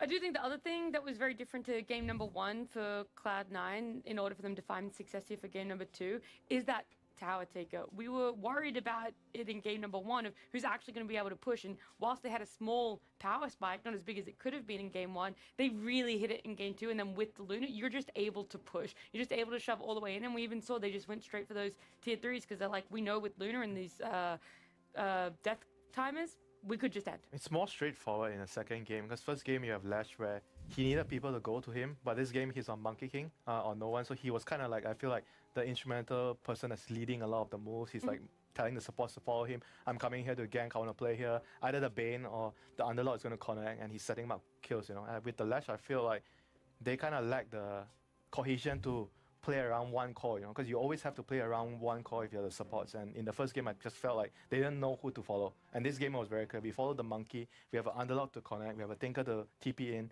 and the Luna is going to come in if we need the Luna. Yeah, the map stuff was definitely really obvious. He was kind of low net worth for the earlier part of the game because of this. Yes. But the thing is, when you have Luna who's farming, you're fine with that. Yeah, I mean, eventually you're just going to get the Gleipnir, right? And then you have a purpose. You just have to have catch. One item. I mean, it's a really good item for a reason. Like, it's not very expensive either. Even though he had an atrocious laning stage, he was like the lowest net worth. he's behind his pos 4 after the laning stage, right? But Katomi was very farmed in that game, to be fair. yeah, sure. But like, you just need to get that one item. You can set up all the kills. Your Luna can get there as well. So just as Gleipnir catch and just being across This the is map. going back to like what we said in the draft, where he's very valuable in the draft because he doesn't really care about his matchup. You can always pick his hero. He's in a bad matchup, but he figures a way to play the game. Well, I like that you talked about the laning phase a little bit there, because despite it not being consistent, right now it is 1-1 between Cloud9 and Tundra. Both games, Tundra had a fantastic early game, and so for us to break it down, it's going to be Purge. Give us some more of that Tundra early game. Tundra did super good in the laning stage, and I just wanted to highlight some of the things they did to set that up. They had the great hero matchups. We're talking about the draft. They had better lane-to-lane matchups. Their cores were just ahead, and when you have that advantage, what you need to do is you need to follow where the heroes are, because they're not going to stay in the lane. They don't do a good job there. So what you need to do is you need to set up vision behind the tower like this one, and you need to follow and play where those heroes are going to be. Here's a easy kill that Soxa got. His allies are pushing the tower. He knows he doesn't need to be there. He just happens to find Watson because he knows Watson's going to be in about this area, and the fact that he got him was great. So the spot that you need to play then, if we take a look at the minimap here, here's the tier 1 tower. This is where your allies are crushing the map. What you need to do instead, oops, sorry, my bad, is you need to go play in this area and this area. These are like the areas that the carries might be instead. So if you control vision and play in these spots, it's going to give your team a really nice advantage. So here's his core and his support, pushing the tower. Soxa is going to be nearby just in case they end up trying to defend it. They're not going to. And then what they do afterwards is that they then head into the other area of the jungle and prep for the mid lane. And they find Fishman from long range. This is one of the nice things about Sniper 4 right now. Great range for his damage and his slows. This allows them to do the slowest rundown on Fishman and score this kill. And the moment they started on Fishman, Pure started walking over on the Dragon Knight. Now he's just here for this really strong push with all the heroes. They end up getting this tower, and Whitemon does a great job zoning out the Monkey King, saying, okay, there's no way you guys are even going to be able to contest this tower. So they get this tower for free. And what do they do afterwards? They again are going to invade the map. Let's briefly look at it again. Now that this tower is dead here, what they're going to do instead is go control this area, because that means now DM up here on this spot, if he farms this camp, he has to go all the way over here, and afterwards there's nowhere else safe for him to go. So this invade is not only going to help them take the stacks, but also guarantee that the enemies don't have any space to farm. So they go put wards, they possibly dive DM. It doesn't quite work out, but that's okay. Ward behind the tower. Then they work on taking the stacks. So it was just a really great series of moves here by Tundra to compound on their early game advantage. It's a shame it didn't translate after that, but excellent early game by Tundra. I mean, they were consistently trying to do this. Thank you so much, Purge, for that. All of these movements, just exactly how you start down at this bottom part, and then you go all the way over to their off lane there when you're on the side of Dire. But the one moment that really changed, and I kind of want you to talk more about it, Winter, was where we saw the Sniper and the Slaughter try and reset and do the same thing again of finding Watson and killing him, and how different it was the second time around. Yeah, I think this is, people just not used to the new Luna, where people max beam now on Luna, where you just see Luna, this hero doesn't have any way of fighting back. They went on her, they thought it was a free kill, and she just killed both of them, and that started the comeback for C9. They started to get some momentum back. Part of the map was reclaimed after the 2 kills on the bottom area, and they slowly clawed their way back into the game. After that, they had to push out the bot lane, and the Underlord with the global TPs, with the Monkey King ganking, started to come into fruition. Yeah, I mean, I think this game is actually kind of a good argument for, the auras versus not auras again, because, like, you do everything right, I feel like, and it's still hard once you lose that one fight, right? Because you are very single target heavy. You have these Slardar heroes. Even Sniper isn't really building auras this game. He went for like Blink Dagger, Wraith Band. Yeah, that was interesting. Which is an interesting build, right? He had a Hurricane Pike queued up as well too. Yeah, it's so like, really, he's like, we got to go late to win this. They're full on and like, we're not going to buy these auras. On the other side, Underlord's buying the auras. You're protecting it with a Tinker as well, and all you need is like kind of like a lot of teams are going for these aura strategies, just because like if you make a mistake with a non-aura strategy, it's very punishing. Yeah, you have to play perfect. And honestly, I think C9 having the Luna, like you guys mentioned, really helps. Yeah. Grouping up and actually having a hero to push makes it a lot easier to execute. But they also were jumping the SD in every fight. Like the way that they played the fights in this game versus in the first game, it just looked like night and day. And you kill the SD, that purge is gone. All of a sudden, they have to pick up a nullifier on the DK, which feels a little weird because you're buying a nullifier when you already have an SD. You want to crit instead, or which is doing the same thing. It feels pretty bad. He could have bought something a little more effective if the if the SD wasn't getting focused so much.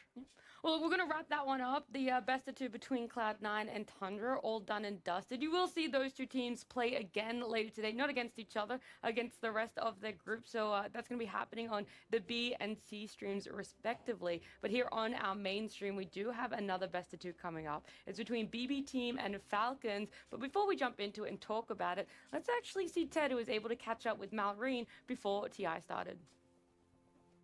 Hello, I am here with Malreen from Team Falcons. Malreen, first of all, how are you doing? Hello guys, I'm still alive. Thank you for inviting me here. I'm good. Cool. This is, the rest of your team have been to TI before, but this is your first international. Is that right? It is. And are you happy to be here, or does it feel like in this whole long season of tournaments, this is just another tournament? I mean, obviously, I appreciate that I'm being here. Yeah, I mean, you've had an amazing year. The list of tournaments that you've finished, you either won or finished top 3. Did you expect to have this much success this early on in Dota? Yeah, my expectations usually something around the ground.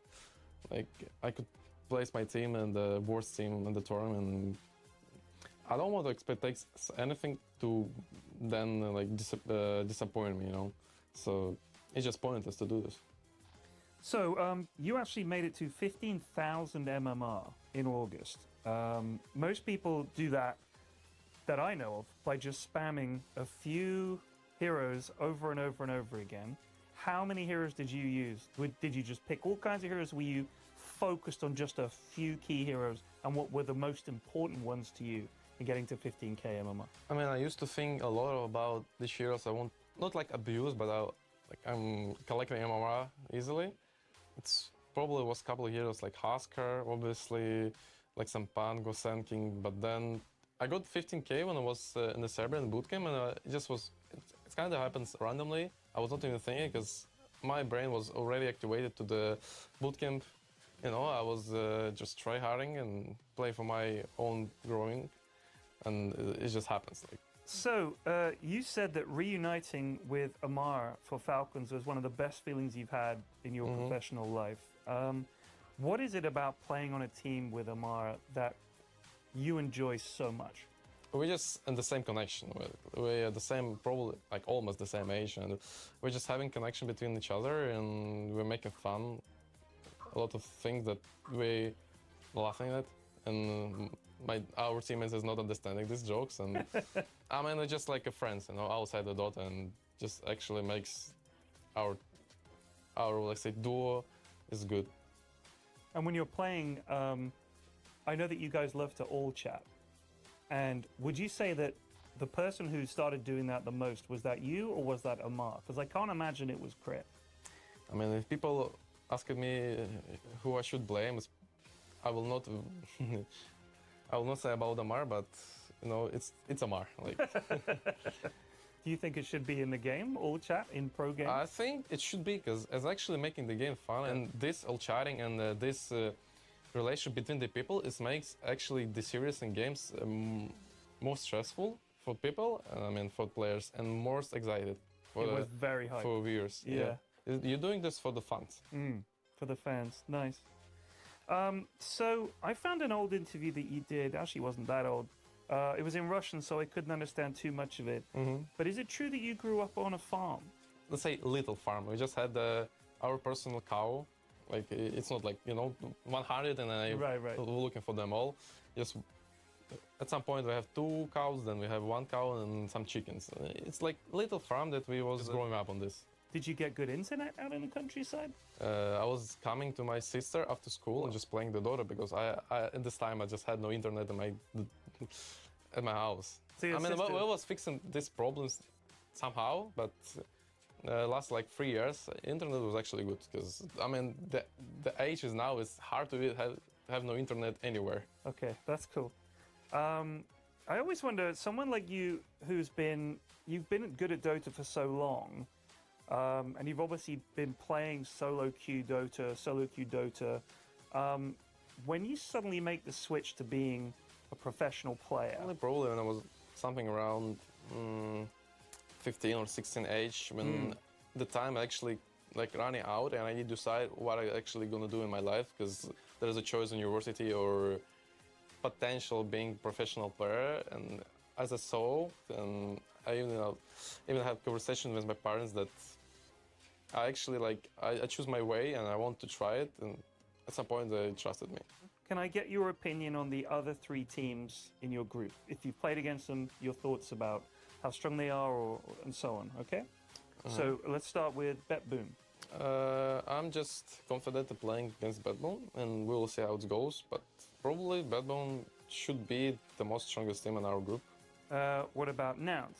In my eyes, Nouns is looking like a G, because they sometimes breaking the wall and getting some actually unbeatable winning against some strong teams, opponents.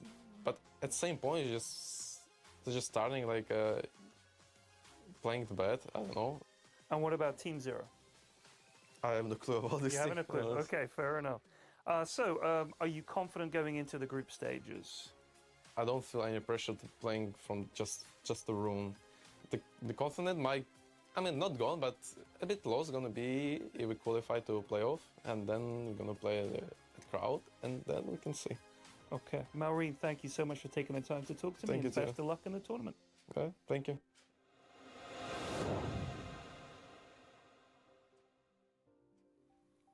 A very insightful interview there between Ted and Mallory. We got a little bit of his backstory as well before he popped up into the Tier 1 scene the first time that he's playing at a TI for himself too, and also some of his thoughts about the group, the teams in the group. And he said, I have no idea about Team Zero. Well, yesterday, they learned a lot. Let me put it that way. They must have learned a lot coming up against Team Zero. But also the respect ahead for Nouns. Yesterday, Falcons, they went 2-2. It was 1-1 in the 2 series that they played. And Malrine also talked about that he's most confident against BB Team. And that's good for this series for them. And if you're a Falcons fan, because they want to be sitting at the top of that group. You want to be able to choose your opponent going into playoffs, and maybe are they going to have the confidence even after the shaky results yesterday, Jenkins, of a team they faced time and time again consistently through the year? I think so, probably. Well, none of us are really sure. I'm pretty sure. I'm fairly sure. I think. Say with some confidence, some conviction. I'm certain they're going to beat BB Team today. I'm absolutely certain. Why is that, Jenkins? Because if we go and look at the win rates of BB Team versus their top opponents here, these are the top 5 teams that they've played against this year. As you can see, actually looks pretty good against some very strong teams, other than Falcons in Liquid. And Falcons is their absolute worst matchup, and also the team they've played the most. So they consistently lose to Team Falcons. And if we look at the other side, Team Falcons, their opponents, their top 5 opponents, if we can bring computer, spin that up here. Yep. It's just loading. We can see that also there's some, tougher matchup in Team Spirit. There's closer matchups like Team Liquid. Did do very well against Tundra. Maybe that's a different roster. But BB Team here, their most played and their absolute best matchup. So BB Team is kind of up against as a David and Goliath sort of scenario. But we have seen both of these teams, do poorly in group stage and then come back for the playoffs and things like that. So it really depends on who's hot and who's cold on what day. That does that up to 100% as well. I checked your maths on the percentages of BB Team against Falcons. Yeah. Just making sure the computer was correct, Right, because the systems, and to get all the systems in check. You never really know. Who do you think, though, is coming in stronger here? Because both of them had upsets. Both of them had games and series that they shouldn't have really lost in our eyes, considering how favorite they are. But Falcons losing the 1 game to Team Zero. On the other side, BB Team losing 2-0 or 0-2 to Team Zero. So I know that says a lot more for them, but now I wonder, where's your confidence coming into a day 2 of groups, where seeding really matters for your playoffs matchups? I mean, it's definitely bad, for BBT after losing to Team Zero, and you're now up against an opponent where you kind of have a very bad matchup, which I feel like, because BBT, they are very good in the early game, but they're not so good in the mid-late game. They make a lot of mistakes there, and Falcons are kind of one of the few teams that can match them in the early game, but play a lot better than them in the mid-late game. That's why they're having a hard time beating them. And then in the games that they win, they usually have to steamroll their opponents so hard in the early game to win. And right now, against Falcons, it's a very, very difficult task for them to do.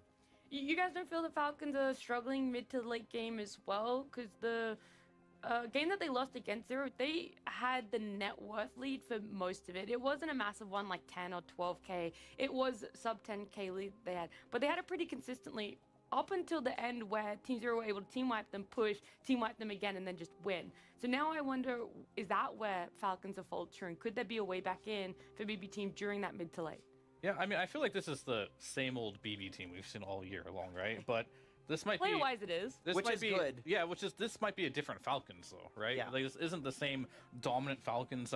Sure, BB team's win rate isn't good versus Falcons, but nobody's win rate is really good versus Falcons this year, right? Because they did so well for the first 75% of the year. Now it's a situation where Falcons, yeah, they're good. They're still one of the top teams right now, but they're faltering a little bit right now. So that's good news for BB team, of course, going into this one, and for Falcons as well. I don't know. I feel like some of these hero picks that would work in the past that I feel like should never work, they're finally not working. Like Skeeter, he's playing Wraith King, right? And he's finally losing with it because this hero is incredibly bad. And I feel like that's how it should be. They're feeling a little bit incredibly bad, not just bad, incredibly bad. I like it. I mean, you're right. You're right. I think so. Aoi said in an interview that so I think he was asked, like, do you guys feel like you have a target on your back? That's always the question when you talk about like the most dominant team. And he said, not really, in the sense that like teams are not specifically learning, oh, how does Falcons do this? How do they do that? How are we going to counter it? It's more like they're the strong team, so they define the meta, and then all of a sudden everybody's learning how to play Position 5 Mirana. Everybody's learning how to play Naga Siren, for example. And so even though people are not actively trying to counter Falcons, they're learning about Falcons heroes because they're meta, and then if you know the heroes, you know how to counter them. So I think that does not help Falcons, that they've set so much of the meta that now everybody plays their heroes as meta heroes. I mean, the other problem is you're winning so much, so you kind of have the confidence to play whatever you want, like the Wraith King, you know. So that creates a kind I of see problem. that side too, yeah. So you then have to filter it through the group stages like this, and you try to figure out, okay, we're in over our heads. This is not going to work. You know, we have to try something else. That is a benefit, I think, to the format of this group stage is how heavily it is for seeding rather than elimination or upper or lower, because you get your seeding, then we'll play a best of 3, and that is what will ultimately determine who goes into that playoffs stage in the upper and lower. And you get to have fun, I think. This is the thing. You get to see... Too much fun. I was going to say, you get to see if the extremely bad Wraith King is going to work out for you. You realize it's not going to, and you get to go back to the drawing board. But you're allowed that little bit of time to, I'm going to say, have fun. And for some coaches will tell you need to unleash your players. You need to let them have fun once in a while. 100%. I mean, we just ran into Moon as well, and he was saying the game 1 for Tundra in that best of 2 was him letting his players have fun. He really wanted them to feel what they were playing, and they had a fantastic game. He said, quote, it was funny to throw a bunch of buffs on one guy and then see him whirlwind around and kill everybody. And he's like, oh, I got pure, so he's a clutch player. We have pure Dota. Yeah, we're like, what if he dies? Like, oh, then we lose, but we got pure. It's like, okay, fair enough, dude. Cool. It's a learning curve for everyone involved, including the team. But we're moving on. The Falcons BB team series here. Game number 1, seeing what's going to come out in our draft. Pretty standard, I'd say here. You got 4 supports being panned out: Naga, Shadow Demon, Omni, Enchantress. And then on the side of BB team, they're taking out Timber, Doom. Timber is back. He got ignored last game. He did. He really did in that last series. No one was really looking too much at him. Oh, okay. No. They banned Centaur and they picked Wind Ranger. Oh no. Yeah, this hero is really strong right now. I don't really have like the answer to it. Like maybe Shadow Demon's one of the better heroes against it because you can just purge them and then you can now it's somewhat killable. But I think right now it's just the fact that Wind Ranger's damage output with Whirlwind Facet is absolutely insane. On top of the fact her laning is also incredibly strong. I can't think of a single hero and be like, yep, that counters Wind Ranger in the laning state. No, it's kind of like the opposite. You know Wind what? Ranger counters everything. I can tell you the counter, actually. The counter is telling your pause 4 to pick Wind Ranger, so their carry can't be Wind Ranger. But they're not first pick. Yeah, that is an issue. Kanka is I feel like a reasonable solution in the early game to catch him, because sometimes you run into the problem where you can't kill her because she's very mobile with the wind run, and X-Monk is a good way of catching and killing her. And yeah, in the team theoretically. Fights, in the team fights, you can kind of also mitigate some of the damage with your ghost ship and everything else. That just makes me think that for your supports, you want 2 supports that have that lockdown in their toolkit, right? And then you want cores that will also naturally build into things that will root or stun or lock down as well. Yeah. So now I wonder, what are the priorities for the 4 and 5s on the side of Falcons to maybe try and shut down this Wind Ranger? Do you go too heavily on focusing her and then you forget about other things that could come I up? know a really good POS 5 against Wind Ranger. Would love to hear it. Tuskar? Okay, and I'll tell you now. It's actually Bane. Bane is really good versus Wind Ranger, unironically. Yeah. Like, you have multiple ways, even if you want to buy Lincolns, to just pop that from really long range. And then I mean, Wind Ranger just wants to run in there with BKB and kill everyone. You need to pick him later. You kind of have to see more heroes before you pick him because he can Fishman. Not if you're Fishman. Yeah. Well, he's not on either of these rosters, so I feel like Snake King is also a Bane enjoyer. Maybe not on the level of. I don't think so. Bane is not farming. You can't clear creep. Snake King loves pushing out lanes. Yes, you can. Get the shard. No, I mean, the thing is, yeah, Snaking likes playing these supports that get farm. If he's playing a hero that just like feeds, they're not going to pick Bane. Let's just ignore them. Yeah, I know they won't, but that hero is good versus Wind Ranger. We're putting it out there for the future. Anyone who comes up against a Wind Ranger in their pub and is a 5 or a 4. Yeah, the sleep is annoying. Like, I feel like target lockdown. I feel like Marana is a likely hero to come out, even if it's. I mean, it can play in many roles, but Kunkka X into Marana Arrow, very strong. Pairs really nicely against the Windrunner. Another thing that I realized with the Kunkka versus Windrunner is it's kind of like a pseudo Centaur, where you don't have the return damage, but you're going to buy a Blade Mail on the Kunkka, and he has so much damage reduction that kind of like equates to the same damage returned to the Windrunner. You know, you walk in and she whirlwinds and you have like the Kunkka run buff for the entire because the thing with Wind whirlwind. Ranger is you need to survive her BKB. If she runs in, she BKBs, your heroes don't die, then she's gonna die later. So you have to figure out how to assemble a draft that can survive the initial onslaught of the... Oh my god, I didn't realize. What is this? Still in. That's an interesting opening. Okay, I mean, this is 17 all Kunkka. theoretically good versus Wind Ranger, and I want to see it too. I'm very curious to see if there is a counter to this hero, but I'm not sure if there I mean, so basically the two heroes here in front says, we're going to come to the team fight, we have Ghost Ship, we have the Sandstorm, and we're going to control that area. Because Wind Ranger wants the BKB Wind Run and go in and do damage. So it could be difficult against this type of heroes. This is like so Falcons. So just like we're just gonna pick like our Malorine and a Mar hero just first two. Cores. You know exactly Who cares? where you're going. I do think that there's more gotcha picks and supports than we're giving credit for. You know, I also think that Lions having a really weird resurgence for some post 4 players. I know Falcons. Yeah, the Rubik, support pool. Dark Willow being picked it's up. really deep. Yeah, honestly. And then a you lot also of them are look viable. at the fact that 6 supports have already been banned out, and we're still naming more. And there's still picked support. up. Yeah, and then true. Undying gets picked up, which we haven't seen yet here on the mainstream.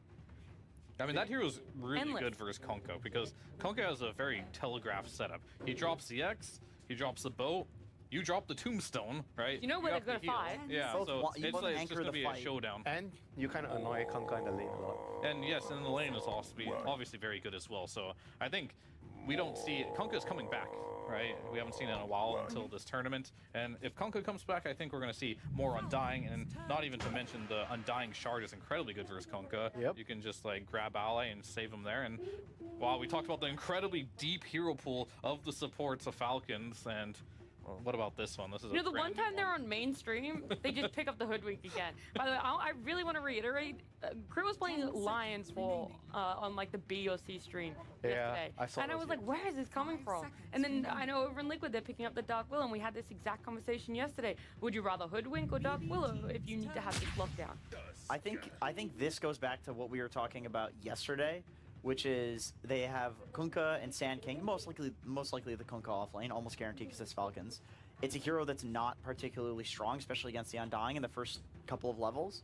But with the Hoodwink, like this is a hero that's actually going to get you through level 1 through 3. Yeah, and it also gives you a lot of bursts to kill DK in the early game. I always like supports that can insta-kill, you know, the DK in when he's trying to push an early tower, you come over and you always have a threat to kill him. Wow, that is... Winter, that is I got a question for you. What do you think about a coach that is playing other games on his iPad while his team is drafting? I mean, I would say that he deserves to be kicked out of the team. You would say that? Yeah. What if he's won 2 TIs before? Then I will keep my mouth shut. Just a question. Nothing in specific there, but some people are, of course, frauds. Some people are. I was better at wondering how multitasking. long It was I gonna had to take- it wait, was gonna yeah, take until me he to- bashed out. to bash And I'm surprised you didn't do it when you talked about his interview. You waited until the draft was almost done to bash him. I'm Yeah, impressed. yeah. It was on a monologue, so when I saw him on the screen, I couldn't help it. I just couldn't help it. It just came out of you. It was just Yeah, it an does, urge it you does. couldn't fight back. Of course. But to bring it back a little bit, like this Please do. Grimstroke hero is something we don't see a lot, but I will say, Save right now in the competitive scene is the best Grimstroke player. This is a specialty of his. I got caught off guard by this once before as well. It's like, why is there a Grimstroke in the game? Then I watched Save play it, and I was like, okay, this is not like It every other heavily Grimstroke. counters Tuskar. Yeah, he's very good on this hero. Like what people are doing with Tuskar right now with the drinking buddy, they're trying to reposition their teammates and try to make it very hard for you to kill his teammates, and Grimstroke kind of stops you from doing that with the Soulbind. And the silence, of course. But that does put them in a position where I feel like they have to pick another Blink, kind of like initiate strength type. They need like a hero. Primal Beast hero. Primal Beast is the best hero with Banned. Grimstroke. Exactly. Yeah, it's gonna get Miro. banned. This is why Grimstroke isn't super popular, because there's a very narrow set of heroes that you just have to pick with them every single game. There's They no, did. There's no Doom too. They did do Lycan plus Grimstroke. Oh yeah. You throw the That's the a nice well on cheese, the yeah. Lycan wolves. What It's else? really not great outside of that. Ricky with Grimstroke. I mean, they already have DK. That's their quote-unquote combo, so that's fine. So then what are they lacking, do you feel, in those 4? Just something It doesn't- that he can throw more ink swells on. It whether does it's look a like they're wolf. picking an offlaner, right? I mean, they usually run GPK on DK mid these days. They're going to run the Wind Ranger carry. And you mentioned that they always have a Zoo hero on their offlane, like Beastmaster. They usually do, But yeah. I feel like they could pick something more punishing. Monkey King's in the pool, right? No? No, it's not. Okay, that was a good ban by them, I guess, because like this Sand King can get punished mid. I feel like DK just won't punish a Sand King. I'm not sure what else there could be. Like a Shadow Fiend or something could punish it if they want to go that route. I'm just not sure if the DK is just the answer, because I feel like Mallory's just kind of a free game on Sand King. Maybe Leshrac? What changes have happened to Tiny in the past few months? Because I remember in... Crash Landing got nerfed. That's it. And I was gonna say there has to be one. They removed the bug where you could do damage through BKB.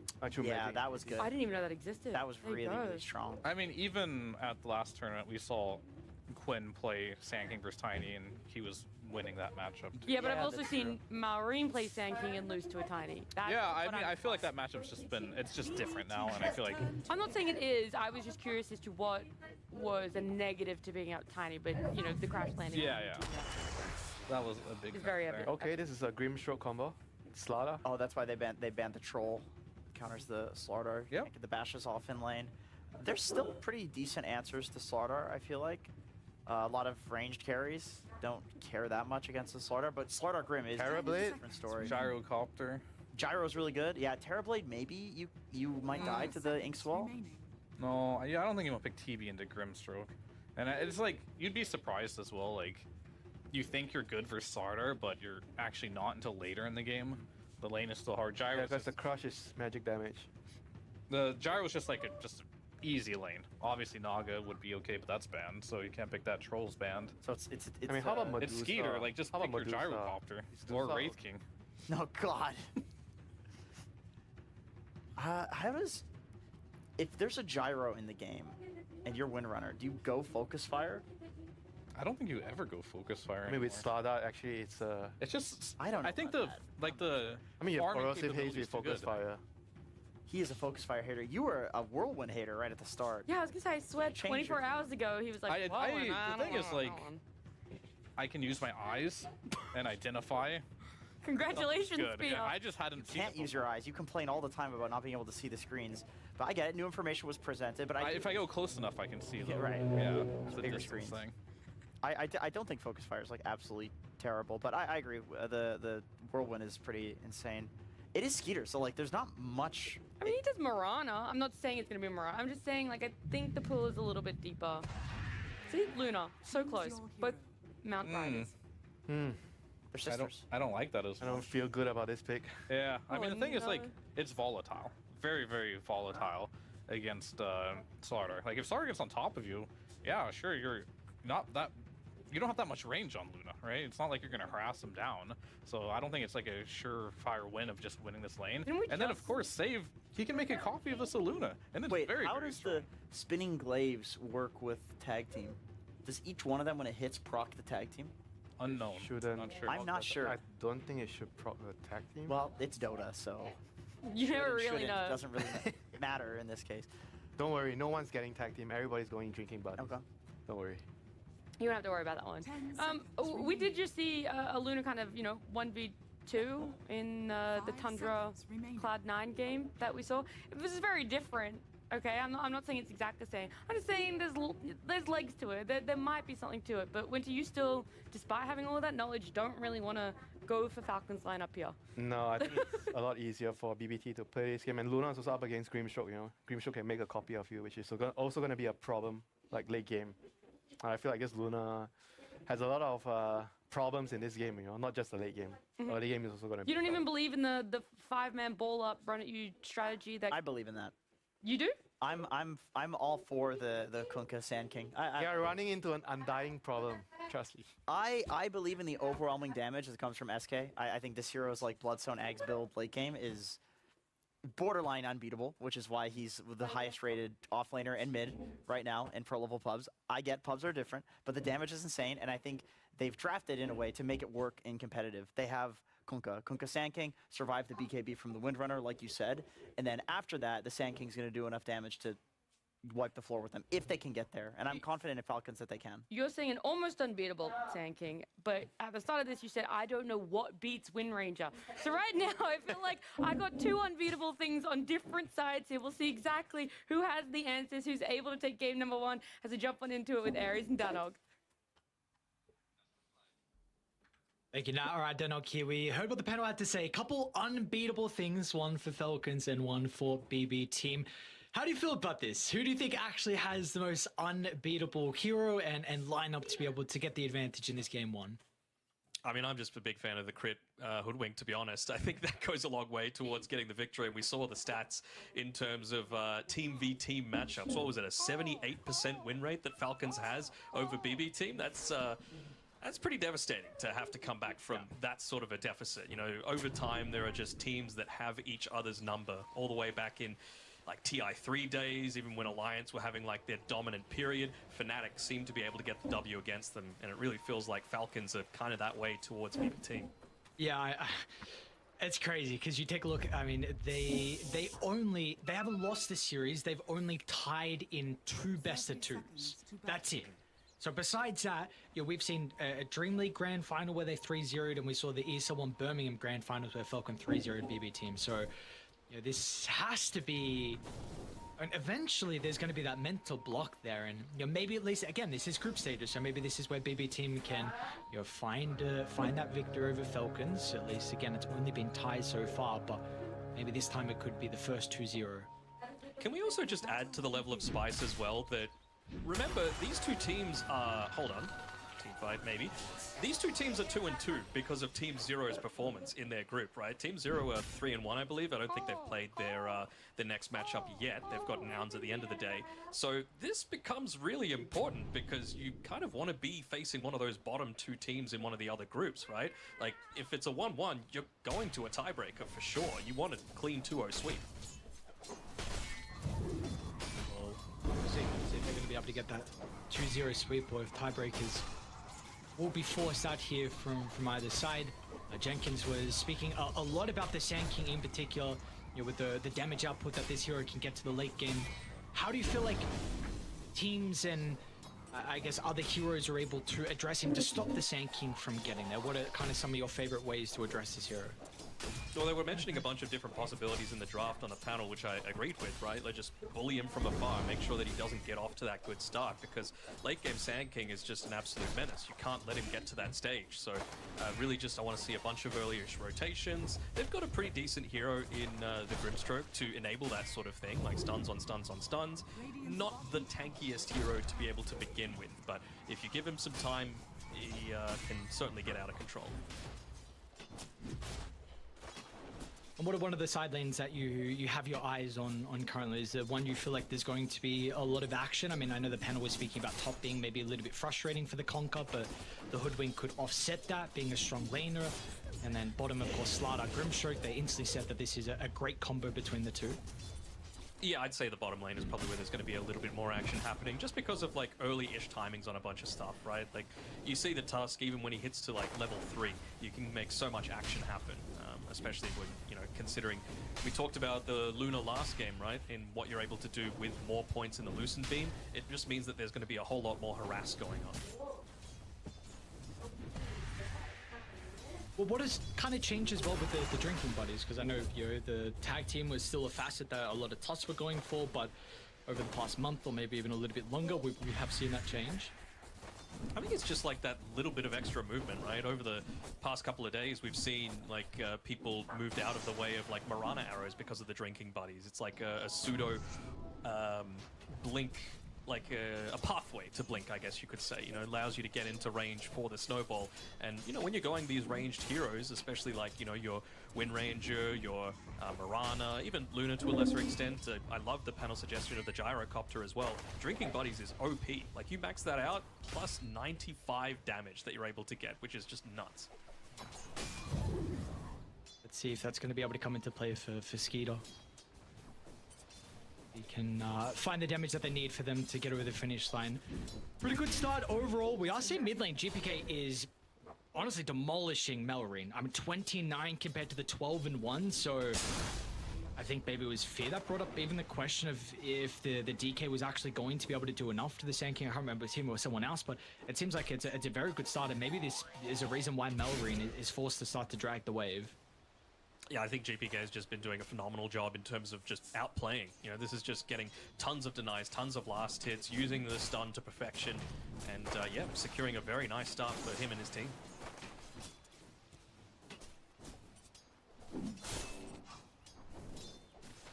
And you're going to be doing a good job of staying far away as well.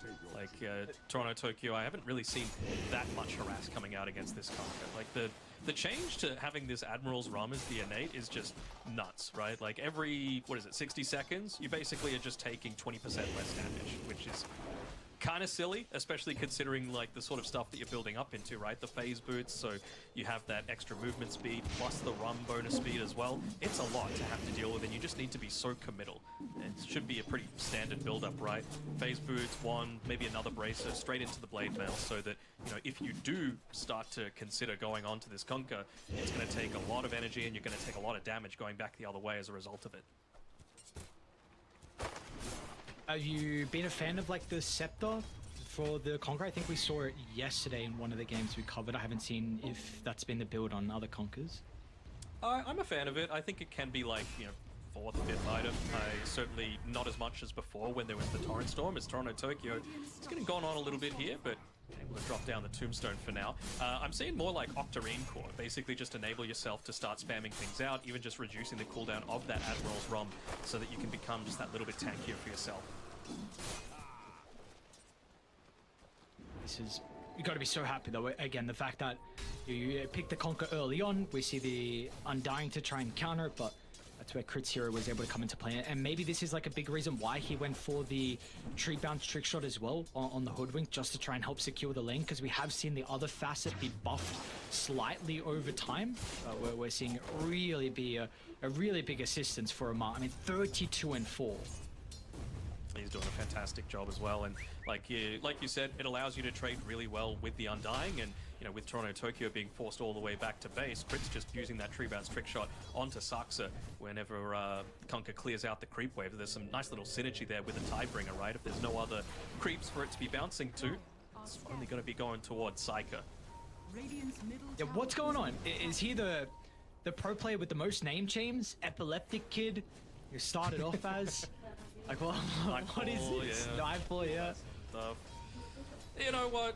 Some people are just obsessed with changing their name a lot of the time. I mean, you've even got Yatoro, who's now Radan, right? Which is, what is it, like, something Dota All Night, I think is what it actually stands for. Opportunity for them to make it go on to him on the mid lane. Fire Strike, it's not going to be able to keep him live. Snaking, nice attempt, but it's not going to matter. GPK will strike first. Cool attempt from Crit to try and drag the wave, but with the double slow, they will catch up to the Hoodwink. So it's going to be another kill for them to find. It does delay the tower push. Some of the Elder Dragon form is out. He did use it with the Arcane Rune though in GPK, so it's going to be back up in 35 seconds, but at least you will stall the tower from going down. feel like that's going to be a really important thing, right? Like, you need to protect your towers. You've got this Wind Ranger that needs to be scaling. I mean, she's doing a fantastic job in the lane, right? But you just need to make sure that you're staying far ahead of this lineup that is going to have, you know, a bunch of these saves, a bunch of these, not necessarily auras, but there is a decent amount of damage reduction and just damage avoidance, I would probably say is the better term for it, as Amar going for a bit of a solo kill here onto Toronto Tokyo. Should be able to find it. Maybe the power shots though. Okay. Toronto Tokyo again though. A trip back to base, or maybe even snipe from Skeeter. Is he going to be able to see him? TP out. Oh, he gets him. And number the Wind Ranger's in some trouble. Yeah, Psyker. And you got 3 heroes surrounding you. With 10 for the Wind run away. He's dead. Another one. Oh, Snake kicks him. Make it 4. Amar's going to clean up the kill with a Conquer second net worth. They say, you know what, you can rotate a bunch of people mid, we can rotate a bunch of people top. I think that's just as effective. Look for the solo kill and to save the use. The epicenter early on, not enough to be able to bring down the Grimstroke. O-Strike's up if he's going to be able to find his target, but not the case. And now GPK can continue to chase another Breathe Fire. Let's see if the damage is going to be enough. Might wait for the Dragon Tail. It's back up and available, but Melring just survives. Ooh, wasn't expecting that. A couple of heroes up top, able to take out Amar. Just a good shackle, I think. Okay. All right. Evening things out a little bit. The bounce back team. The bounce back team. Oh, I've got plenty. I've done my research. All right. Have to hear a couple more. Can you say the bounce back team though? You're putting the T first? I don't know. It's fine. It's fine? Okay. Some others hope to come out. You know, if they have a good game, maybe you got some if they have a bad game as well. They can bounce back, exactly. It's very versatile.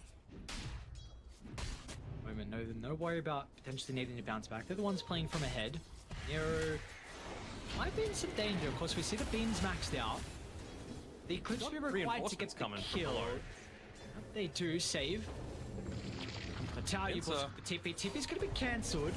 We've been Toronto, Tokyo. Oh, I'm scared. Okay, never mind.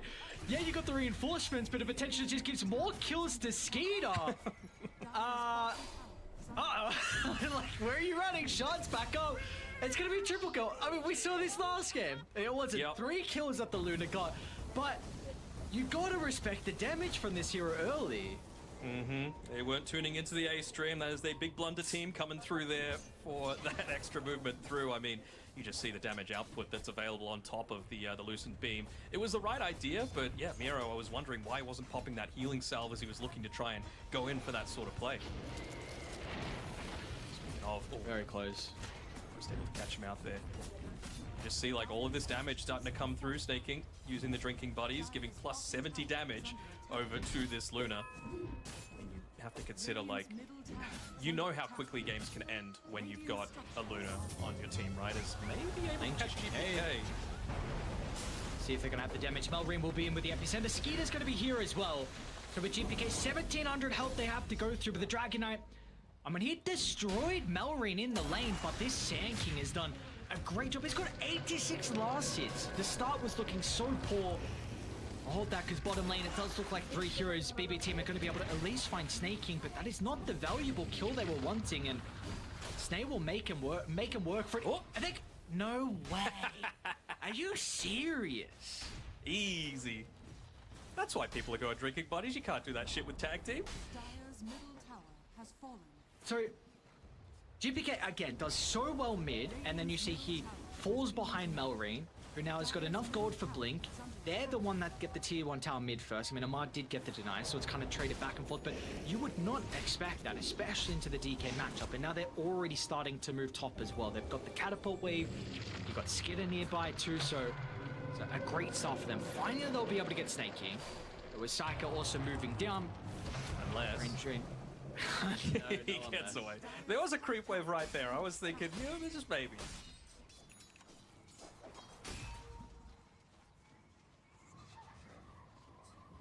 I was going to say, do they need to bring GPK down to help with the tower? Looks like he's going to rotate down nonetheless. Do you defend this if you're Falcons? Radiant's bottom tower I don't think they necessarily need to. Like, you need that epicenter for a big part of your team fight. Yeah, you've got the boat, yeah, you've got all this sort of stuff. Maybe they'll, like, not TP too many people in, but I feel like it's the sort of thing that you're not wanting to commit too many of your own, just because they're going to be able to rotate to the other side of the map if you do that, right? And I feel like BB team are probably a little bit more greedy at this point, like a little bit more item dependent. You can do so much with Malrine just through his item set, right? His skill set, rather. You can do a lot with just the Eclipse online. You can do a lot with just the boat online. You don't really need these like 5 or 4 different items to be able to get a lot of effectiveness. It's a very different story for BB team.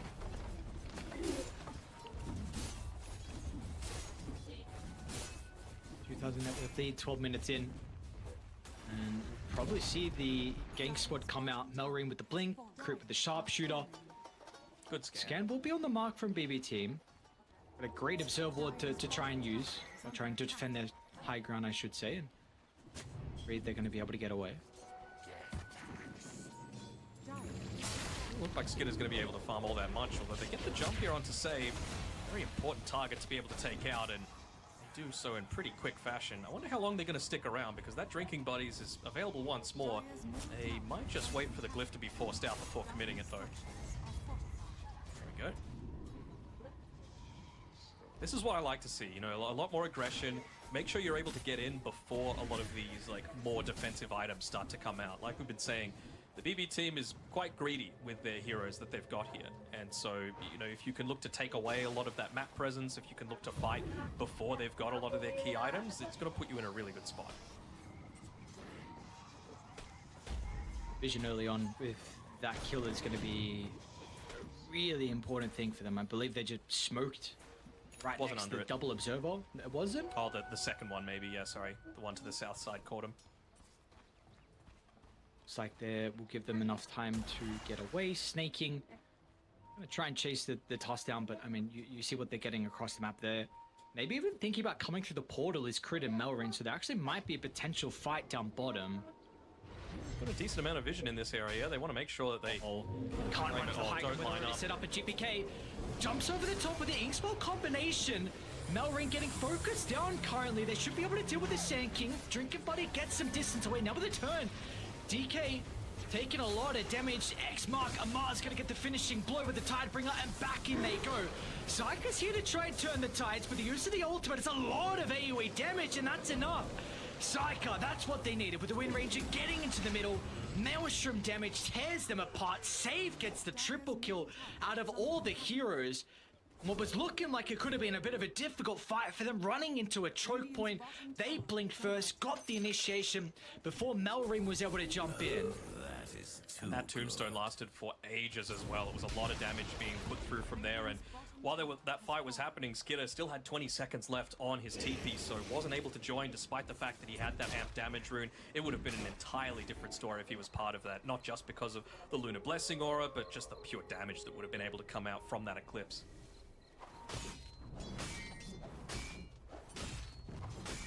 It's going to be, honestly, not a bad person to get a lot of gold as well from save. Instant Ag Shard picked up, and we know this is a potential Scepter game without a doubt versus the Lunar as well. So would you like to see him kind of rush it, or do you agree with the Glimmer Cape? Another smoke caught out by this Observer Ward. So will they be able to set up around the high ground once again? This time around, Skitter's going to be there. Amar's making sure not to make his move towards the jungle and make it a little bit too obvious, and I'm sure that's what he was communicating to the rest of his team. Nice wards that have yet to be dewarded at this point. Skitter would love his level 12 as well, but just not quite there yet.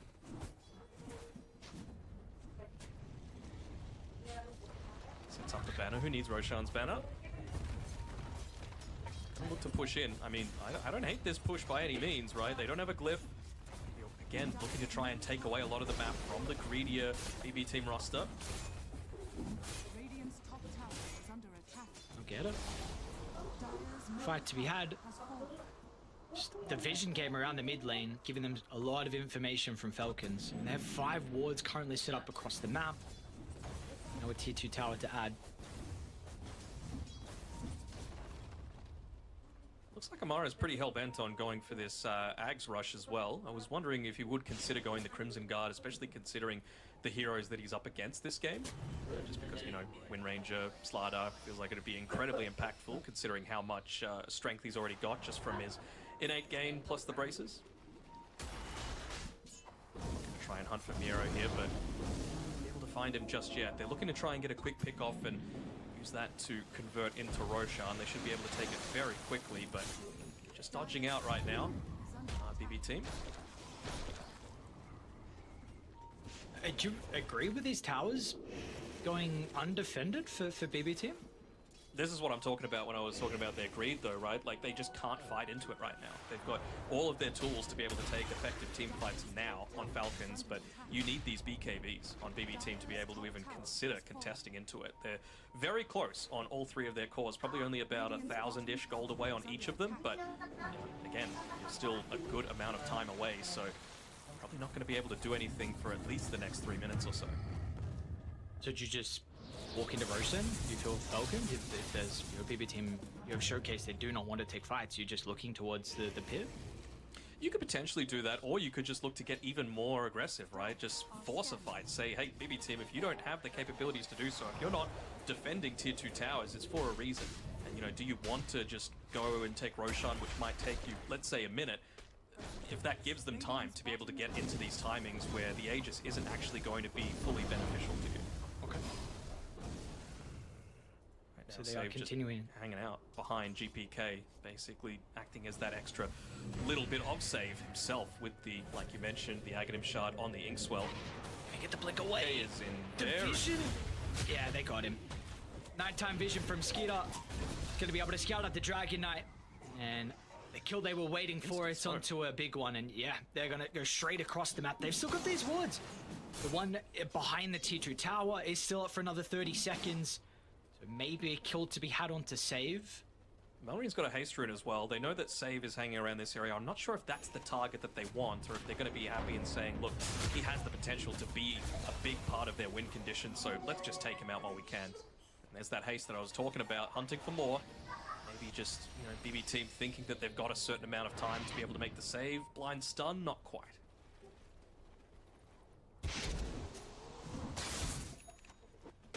Then maybe now, unless they want to go through the portal, maybe now they feel like the kills gives them enough of a window to go into Roshan, especially with pushing BB team back into their side of the map. So with how long it might take, you're not going to be able to get that much of an economic advantage by all the farm. I mean, they're even going to use the boat as well to help out a little bit. With the cannonballs, don't forget.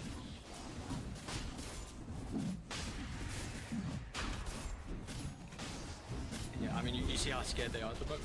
No one showing, but BB team just a couple people inside the base and just huddled up together. You see what they're able to do, right? In that time, you've got now a BKB on Miro, you've got a BKB on Psycho, you're still working on it for GPK. Obviously, that death, he didn't buy up the recipe previously, so used all of that. He lost about 200 gold as a result of it. So it's going to delay it out a little bit further, but they're still feeling confident enough to be able to take the fight, especially with this amp damage rune that Psycho's just been able to claim. And they did scan the move through the portal, so they're already starting to move to bottom. Currently, Melrine is not with the team. They're going to be forced to jump him, however. Skidder, they found him. Pops the smoke. Let's see if they're going to be able to catch up. We'll try and go through, but that's not the case. He needs to stand his ground. But there's the BKB coming to play. The Eclipse completely wasted. And are they going to be in a position where they need to take the team fight? Skeeter, there's nothing he can do to stand his ground off the back of the respawn. Amar's going to try and run to the middle. Melrine's coming through the portal as well. Gets the Burrow Strike onto 2. It's a lot of damage onto Psycho with the Wind Ranger. Tries to get it over to the right side. Psycho is able to reposition. They'll keep him alive momentarily. And now Melrine and Amar, they are stuck inside the middle. It's another team fight with a Tombstone going the max duration. Grid is about to respawn.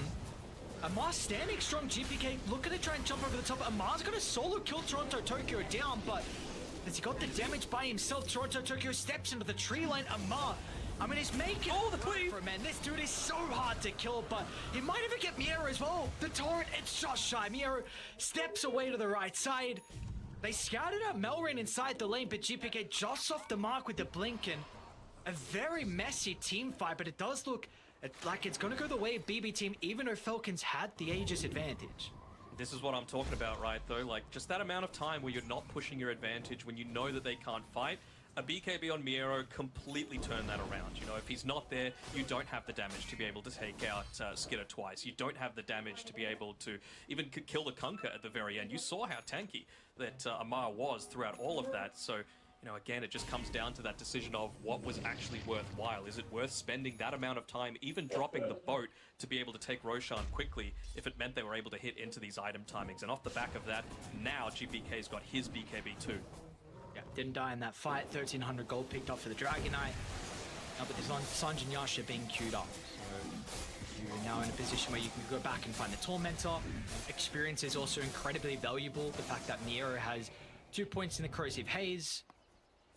And this is going to be shards on either side. Toronto Tokyo is going to be able to get his own. So you have the Bunker and the Tombstone. And Crit is also able to get the Boomerang for the Hoodwink. Is that what it's called now? Is it called Bunker In? It's not Grab Ally anymore? I think it's still... I don't know. It just says Tombstone. I don't know.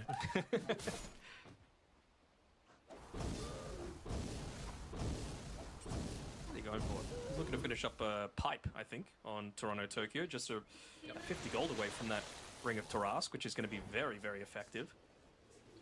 Nullifying a lot of the damage coming through from the Sand King. Are we now at the stage where the tides kind of turn into BB Team's favor, where you have the BKBs and you're still without the Crimson Guard on Amar? Would you say the bounce back team yet? No, I would say so, just because, again, they've hit these timings. They've got a big one in the pipe now as well.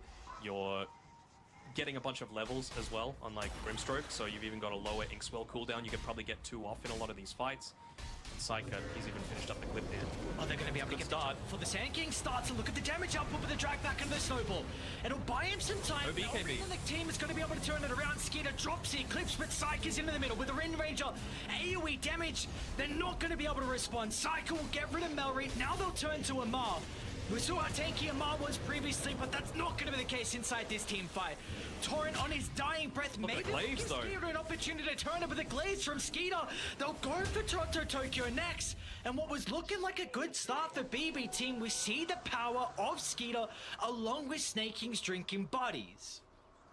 Anyone that's watched Star Wars knows that a high ground advantage means everything, and they had it. They had the Observer Ward up there on the high ground. They had that mischance that anyone that was looking to go up into it was not going to get the advantage, and it was a really nice use of the drinking buddies as well from Snake King, just to give that little bit of a reprieve when they were looking to try and commit that little bit deeper into the team fight. So, I mean, it was that on top of the fact that GPK wasn't able to pop the BKB until he was at like 20%, so he was pretty much just dead at that point. Maybe a slight difference with Save holding the Inkswell a little bit longer, just for that strong dispel could have been a difference maker. And they are continuing to push it very aggressively out of the map though on Falcons. You're mid shoved out, top shoved out, taking away a lot of the jungle farm as well from BB Team.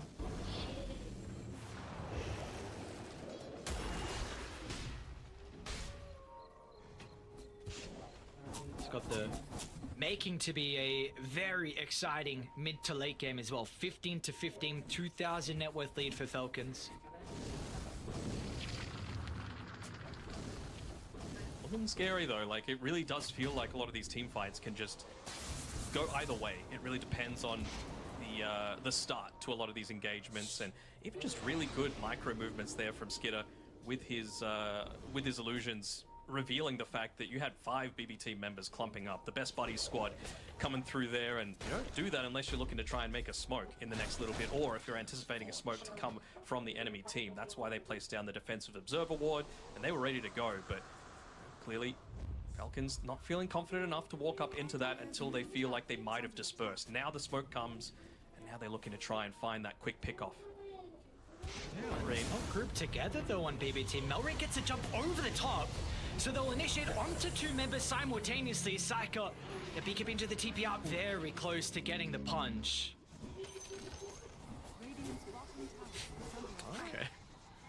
Did have to use the BKB though to be able to defend that, so I wonder if that's going to be enough for them to just say, you know what, we can just look to commit into these fights. You also got a shield room from Melrine as well, so it's already really hard to kill a Sand King. Yeah, he doesn't necessarily have much in the form of spell lifesteal yet. Double stun from Nero with the jump in as well. What are they doing Was there? it the ready of Snake King's going to be able to get close to Skidder to protect him? Melry with the counter initiation as well, creating chaos inside the middle of the team fight. The Epicenter's going to force them away, so they won't be able to continue to chase and kill off the Falcon That no members. BKB. I mean, they made the attempt, but Falcons, they were ready, everyone nearby, to jump back in to protect Skeeter. And it's going to cost them multiple heroes' lives as Crit. He's now the vulnerable hero.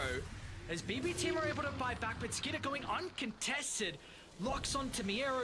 Can they get a little bit of control though? Tries to step away with the Glimmer Cape. It looks like he's okay, but Save puts his body on the line. So another kind of messy fight. 3 for 3, no real big winners.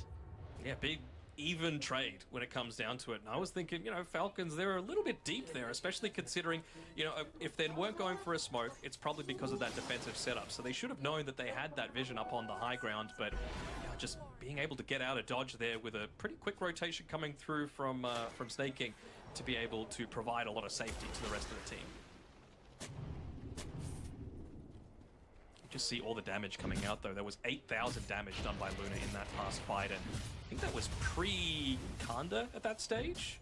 Maybe he had it at that point, but pre-level 20 for sure. So now he's going to look to work on just a little bit of that defensive tools like the Lincolns to make sure that you're not getting, you know, Blink Shackle shotted, Blink Dragon tailed, all this other sort of stuff that's going to, you know, put him in a dangerous spot and make sure that he doesn't have that Luna orbit activated. Still so much potential for scaling as well for Skidder, isn't there? Like, he could go a BKB, he could go a Satanic, he could go... maybe not the Butterfly, considering Wind Ranger could just very easily go the MKB, but still feels very, very scary to have to consider the super late game Luna. Smoke from BB team. High ground again. Snaking again. Smoker's not pop, but I believe they saw the Observer get dropped down, so they're going to be able to reposition accordingly. They're starting to huddle together as 5, so Falcons are ready to bring the fight to the Smoke team on Dial. This is the Roche fight. Like, whoever wins this one will be able to secure Roshan the second one for themselves and enable not the Illusion high Bay. ground siege. They won't take it. Oh, yes, they will. Drop the awkward ward too. Okay. Melry. Go straight back For out. some reactions. Poke and prod. See if they can see some of the supports in the backline. Maybe give an opportunity. GPK wants to go back in. Nice force up. Just gets out of the crush range. They're going to be okay. Tombstone is laid down in the middle of the team fight as well. It's going to give BB team a little bit of area control, but Toronto Toko stuck inside the shards, and it doesn't seem like there's much Dai can do to protect him. He's making it work for the kill. GPK still wants to go back into the middle with a jump up the crit, trying to deal with the blew him up. Onto Skeeter as well. Skeeter, he's able to stand his ground. Dyer need to try and get over towards the Luna, but the Luna's just got way too much net worth. Finally, they'll be able to run her away. Psyker and Co standing strong. It looks like finally BB team might even be able to get another member too. Amar stuck inside the trees. That great use of the Observer Ward prior will come into play now, so they'll get a kill onto the trying to escape on the Conqueror Amar. Hold on, you were hating that ward a little while ago. You called it off. Come on, dude. It was exactly as planned, exactly as planned. I was a little anxious about Falcons continuing to try and go for that poke and prod strategy, because at that point Skidder was like level 19 and a half. If he's level 20, that's a very different deal, right? You can just use those loosened beams from afar. You can look to try and, you know, get those glaives bouncing around, reveal a little bit of information about where they might be hanging around in the tree line, and they were able to just absolutely explode Malrine in that engagement. They're coming. Save's going to see the hoodwink. Maybe you want to... let's see, if you go for Roche or commit for the fight, Skeeter should be able to get the quick burst onto Toronto Tokyo. Hype's going to be activated, Aegis claim, and they'll probably just look to get up, but the snowball will prevent that. Psych is going to be chased down. And have you left the Wind Ranger? Snake King's going to be able to deal with him, and now you're set up off the back of the respawn. They are huddling together, surrounding her off the back of the Aegis, and Psych is going to go down. A beyond godlike streak for Skidder. I mean, this is a 15-1-3 Luna performance, 31 minutes in. It's very scary, like you've just committed a lot for the Aegis without having buyback on the Wind Ranger as well, and I keep saying it, you're going up against a Luna, you've got to be very, very careful about where you're taking a lot of these fights, because, I mean, I'm not sure if it's being overly dramatic, but this might be an actual lane of racks that you're going to be down as a result of this. You are putting so much of your damage onto the back of the Wind Ranger, and she is in the dirt for the next 35. And after that as well, Amar made an attempt on Tamir at the top side, and he had to use BKB to get away from the boat. So now this is kind of on cooldown, which gives you another bit, a slight advantage for Falcons. He's just rushing up to the rest of the team as well. Came through the twin gates, so it won't be too long until he's able to join the rest of the boys. They're gonna go. They actually do go for the melee. It's gonna obviously give them that Rax glyph reset, but well worth it. It's a scary part of the Luna, dude. We've seen it happen time and time again. Just one bad team fight, and this is what happens to your base. They're still going to stick around the area. Looking to leave just yet. Tormentor is up if they want to try and claim it. The team is starting to move down. I don't know if this is just for the creep wave, though. Looks like the creeps in. Yep, Tormentor's going to go. Shard given over to Snaking. So this game is kind of blown open now. 10,000 net worth lead for Falcons. And set of items starting to be worked on. We're almost at that Bloodstone. Yeah, that's the scary thing. Like you get the increased rate, everything just with the Bloodstone itself. You get the lifesteal component as well. He's hit up onto that level 20, so these epicenters just cover a huge portion of these team fights. Nowhere is safe.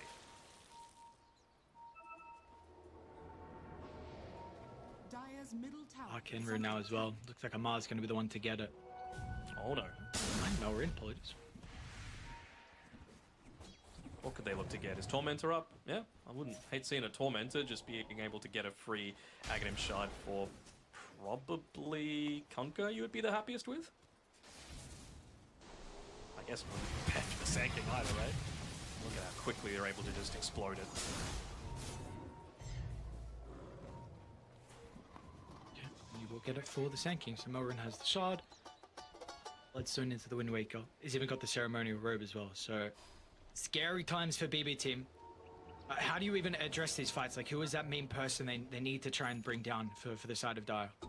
Oh, it's really hard to say, to be honest. I think you've got to try and get onto Melrin again before he's able to pop everything, because if you enable him to be that counter initiation or even start the team fight on his own, he's gonna have the Shivas, he's gonna have the Bloodstone, he's gonna have all of that lifesteal coming through. I feel like you just gotta take him out of the equation.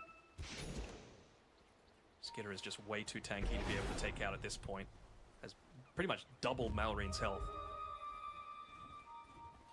3,500 health. Use Amara's bait. BKB Satanic. He's very tanky. Smoke's gonna pop, they'll get the jump. Not a bad target to blow up instantly. Malrin is one for the initiation, but it's not the greatest one for him to land in the middle. Look at the damage! Psyker flexing the potential here with the focus fire, but they have blown everything and they have nothing left now to deal with Skidder. We'll get Toronto Tokyo. They wanted to actually go back in. Is this a fight to be had? Tombstone's still there on the high ground. Zan's going to be able to prevent the spells from being used on the Taskin. Still, they're going to be able to turn it back around. Psycho in some danger with the Gleipnir. Gets some reprieve, save, turns over to him next as well. GPK continuing to put his body on the line. Gem on the deck. Another round of the spells coming out. GPK will need the extra assistance out of Psycho. It's not going to latch, but now with the focus fire back up, it's going to be cautious to run straight. Blade mailed himself. Damage from Amar. Along should be enough to be able to chase down GPK. Amar might be able to do it by himself. A little bit off the mark there with the combo. Didn't go for the action of the torrent. In the end, is not going to matter. He kind of makes that fight not too bad for the boys on Falcons. Dude, more than half of the damage that Psycho just took was from purely the blade mail on Amar. Like, it's crazy how much this is actually doing. And, yeah, I mean, the boat is certainly coming in handy, providing a lot of extra safety, putting Amar up on the front lines. I mean, look how tanky the man is. Nearly 4k HP. He's got the craggy coat as his neutral item as well. He just wants to be able to tank up and force BB team to expend everything that they've got. You saw how effective they were in that, you know, 5 to 10 seconds, but once that's done, they've got very little left.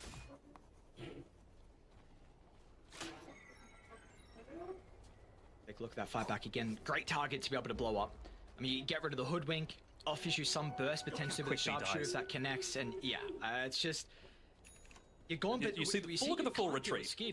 The full retreat. Like, the BKBs have like 2-3 seconds left. They're like, let's get the hell out of there. And maybe they were thinking that they could continue fighting around this tombstone, understandably, because Psycho is still incredibly If we go back live, GPK picking up their damage, going to be able to jump the Snake King task. Another pick off onto a support. Just stuff you were saying, like, this are the heroes that BB team want to be jumping. I mean, yeah, if they can get crit or snaking without having to use the BKB, that is the dream, right? You can force an uneven fight, and then you can still save those things for, you know, the actual heroes that you're looking to try and take out. I'd say Melreen's probably well worth committing a BKB for as well, just because of his potential damage output.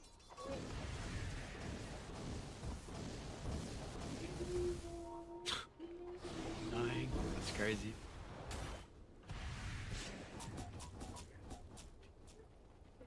I mean, now you've got an additional, what, 12 armor from the Dragon's Blood, level 25 on the DK. I was considering if he would go like an AoE Elder Dragon form. Wouldn't be the worst by any stretch of the imagination, especially considering you only have a BKB on the Luna, right? So it's not going to be something that's very easily dodgeable.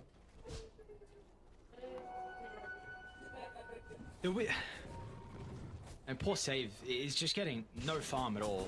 You brought up the question earlier if you would just like a rush of the Scepter. He went Blink, Limit Cape. Would you prefer the Scepter instead of these two items? No, not necessarily. I feel like they do have enough potential to be able to like dive in onto you, and you've seen that Falcons have no issues with committing heavily into the middle of a team fight, right? So most of the time they're going to go for like some blind stun and find him. So I feel like it's really important that he stays that far back so that just doesn't happen. He's looking to try and do anything he can just to get any farm here in the jungle, but you got to be so cautious of how long you actually do look to stick around. I didn't check who got the gold as the plus armor from the Defiant Shell. Just wants to live for as long as possible. I was just checking who got the gold for the kill into the Luna. It's the DK, so probably a big reason why he just got that Bloodthorn and decent jump towards the Satanic as well. What's the probability? Sitting at 62% for Falcons currently, and we do have the potential of Roche to be up in a couple of seconds. We'll see if it's a long spawn. It's a relatively quick one, 55 seconds. Even with all this damage, though, it shouldn't be a fight that's contested up top. It should be moving down towards the bottom side, so I mean, it just comes down to one of these things where do you actually guess the fact, like, do you play the probability, play the odds as to, you know, we need to take the fight down bottom because it's much more likely to be down there. Do you look to set yourself up early, or is it about just slowly walking out and trying to find a pick-off before the Roche fight even happens? They're looking to come out and maybe set themselves up. Yeah, he's got the Ceaseless Dirge available, so knows that he'll have that instant respawn and be able to TP to the outpost if he absolutely needs to. Seems It's like maybe they made the call to go bottom. Yep. Like, that bottom lane is also pushing in a little bit too much for GPK's liking. He's going to look to try and address that. They're going to be right there as it respawns as well. Now, they see it. Are they going to commit for it? They've got 15 seconds to be able to take this out, and I'm not sure they've got the ability. Yeah. So much rather set up here. They should see that they've got the gem on the Undying as well, so there's no real point in setting up wards in the lane. That's why Snaking's getting this high ground ward set up first. The formation is actually pretty decent. I mean, Skiller is tanky as hell, and he's got the boys to be able to save him. So he'll be the one to go in first. And a lot of the time it's been BB team to start these initiations. They saw Toronto and Tokyo briefly. Full wraparound. Watcher is going to be able to quickly claim it, just taking away any sort of vision. At this stage, information wins team fights. Take out that Grim Strike if they can. There's the blind jump. Fire strike onto 2. Importantly, it's going to be the winner entry as well. Can they blow up before the BKB? Psych is in some danger. Activates it for the last second. Now tries to turn back to full health thanks to the Satanic. But Skeeter, he has his own Satanic as well to be able to stand his ground. Now they've been able to catch up to the Wind Ranger. There's no escape. Once the golden protection expires, you are not running away. GPK caught inside the lane. They're going to do whatever they can to turn the tides, but it will not matter. Wind Ranger gone. You've got no damage left. And it's Falcons that are going to be able to come out on top inside this team fight. It'll be 4 kills to go their way. They might just walk it down. There's 2 heroes without buybacks. There's 2 heroes without buyback. There's already a lane of racks that's been taken. Just go for the throne. They have the Glyph of Fortification to be able to do it. And like you said, once those BKBs go away, there is very little reprieve for BB team. time around was probably the only bad tombstone that we've seen from Toronto Tokyo, not getting a full understanding of where exactly the team fight would be taking place, so he didn't get that additional benefit, and I mean, full buybacks needing to be expended for this. I don't think they're really going to care all that much. And let's see if they care. Oh, yeah, hopefully he's got a buyback, which he does. 25 seconds they need to the Wind Rangers back alive. GPK is going to try and they found save again. A couple of seconds, but that's an instant dieback, and they've also got the catch onto GPK as well. So it's going to be Falcons that take game one. It took quite a while, but what a performance from Skeeter. 20-2 from this Luna. That is just an exceptional showing from him. Of course, everyone else, played their role. A couple of saves multiple times from Snaking as well with, the drinking buddy and the snowballs, but what a showing from the position one on Falcons. Yeah, I really want to highlight that first 20 minutes, though. The fact that they were able to identify the big weakness in the BB team draft, the need for these BKBs, and really abuse as much of that as they could. They took so many tier 2 towers, they took so much map control away, they continued to grow their net worth lead, and even once those BKBs came out, beyond the first one, they were able to, kite them out and make sure that they could re-engage when they were at their absolute strongest. So that goes to show why Falcons just seem to have BB team's number.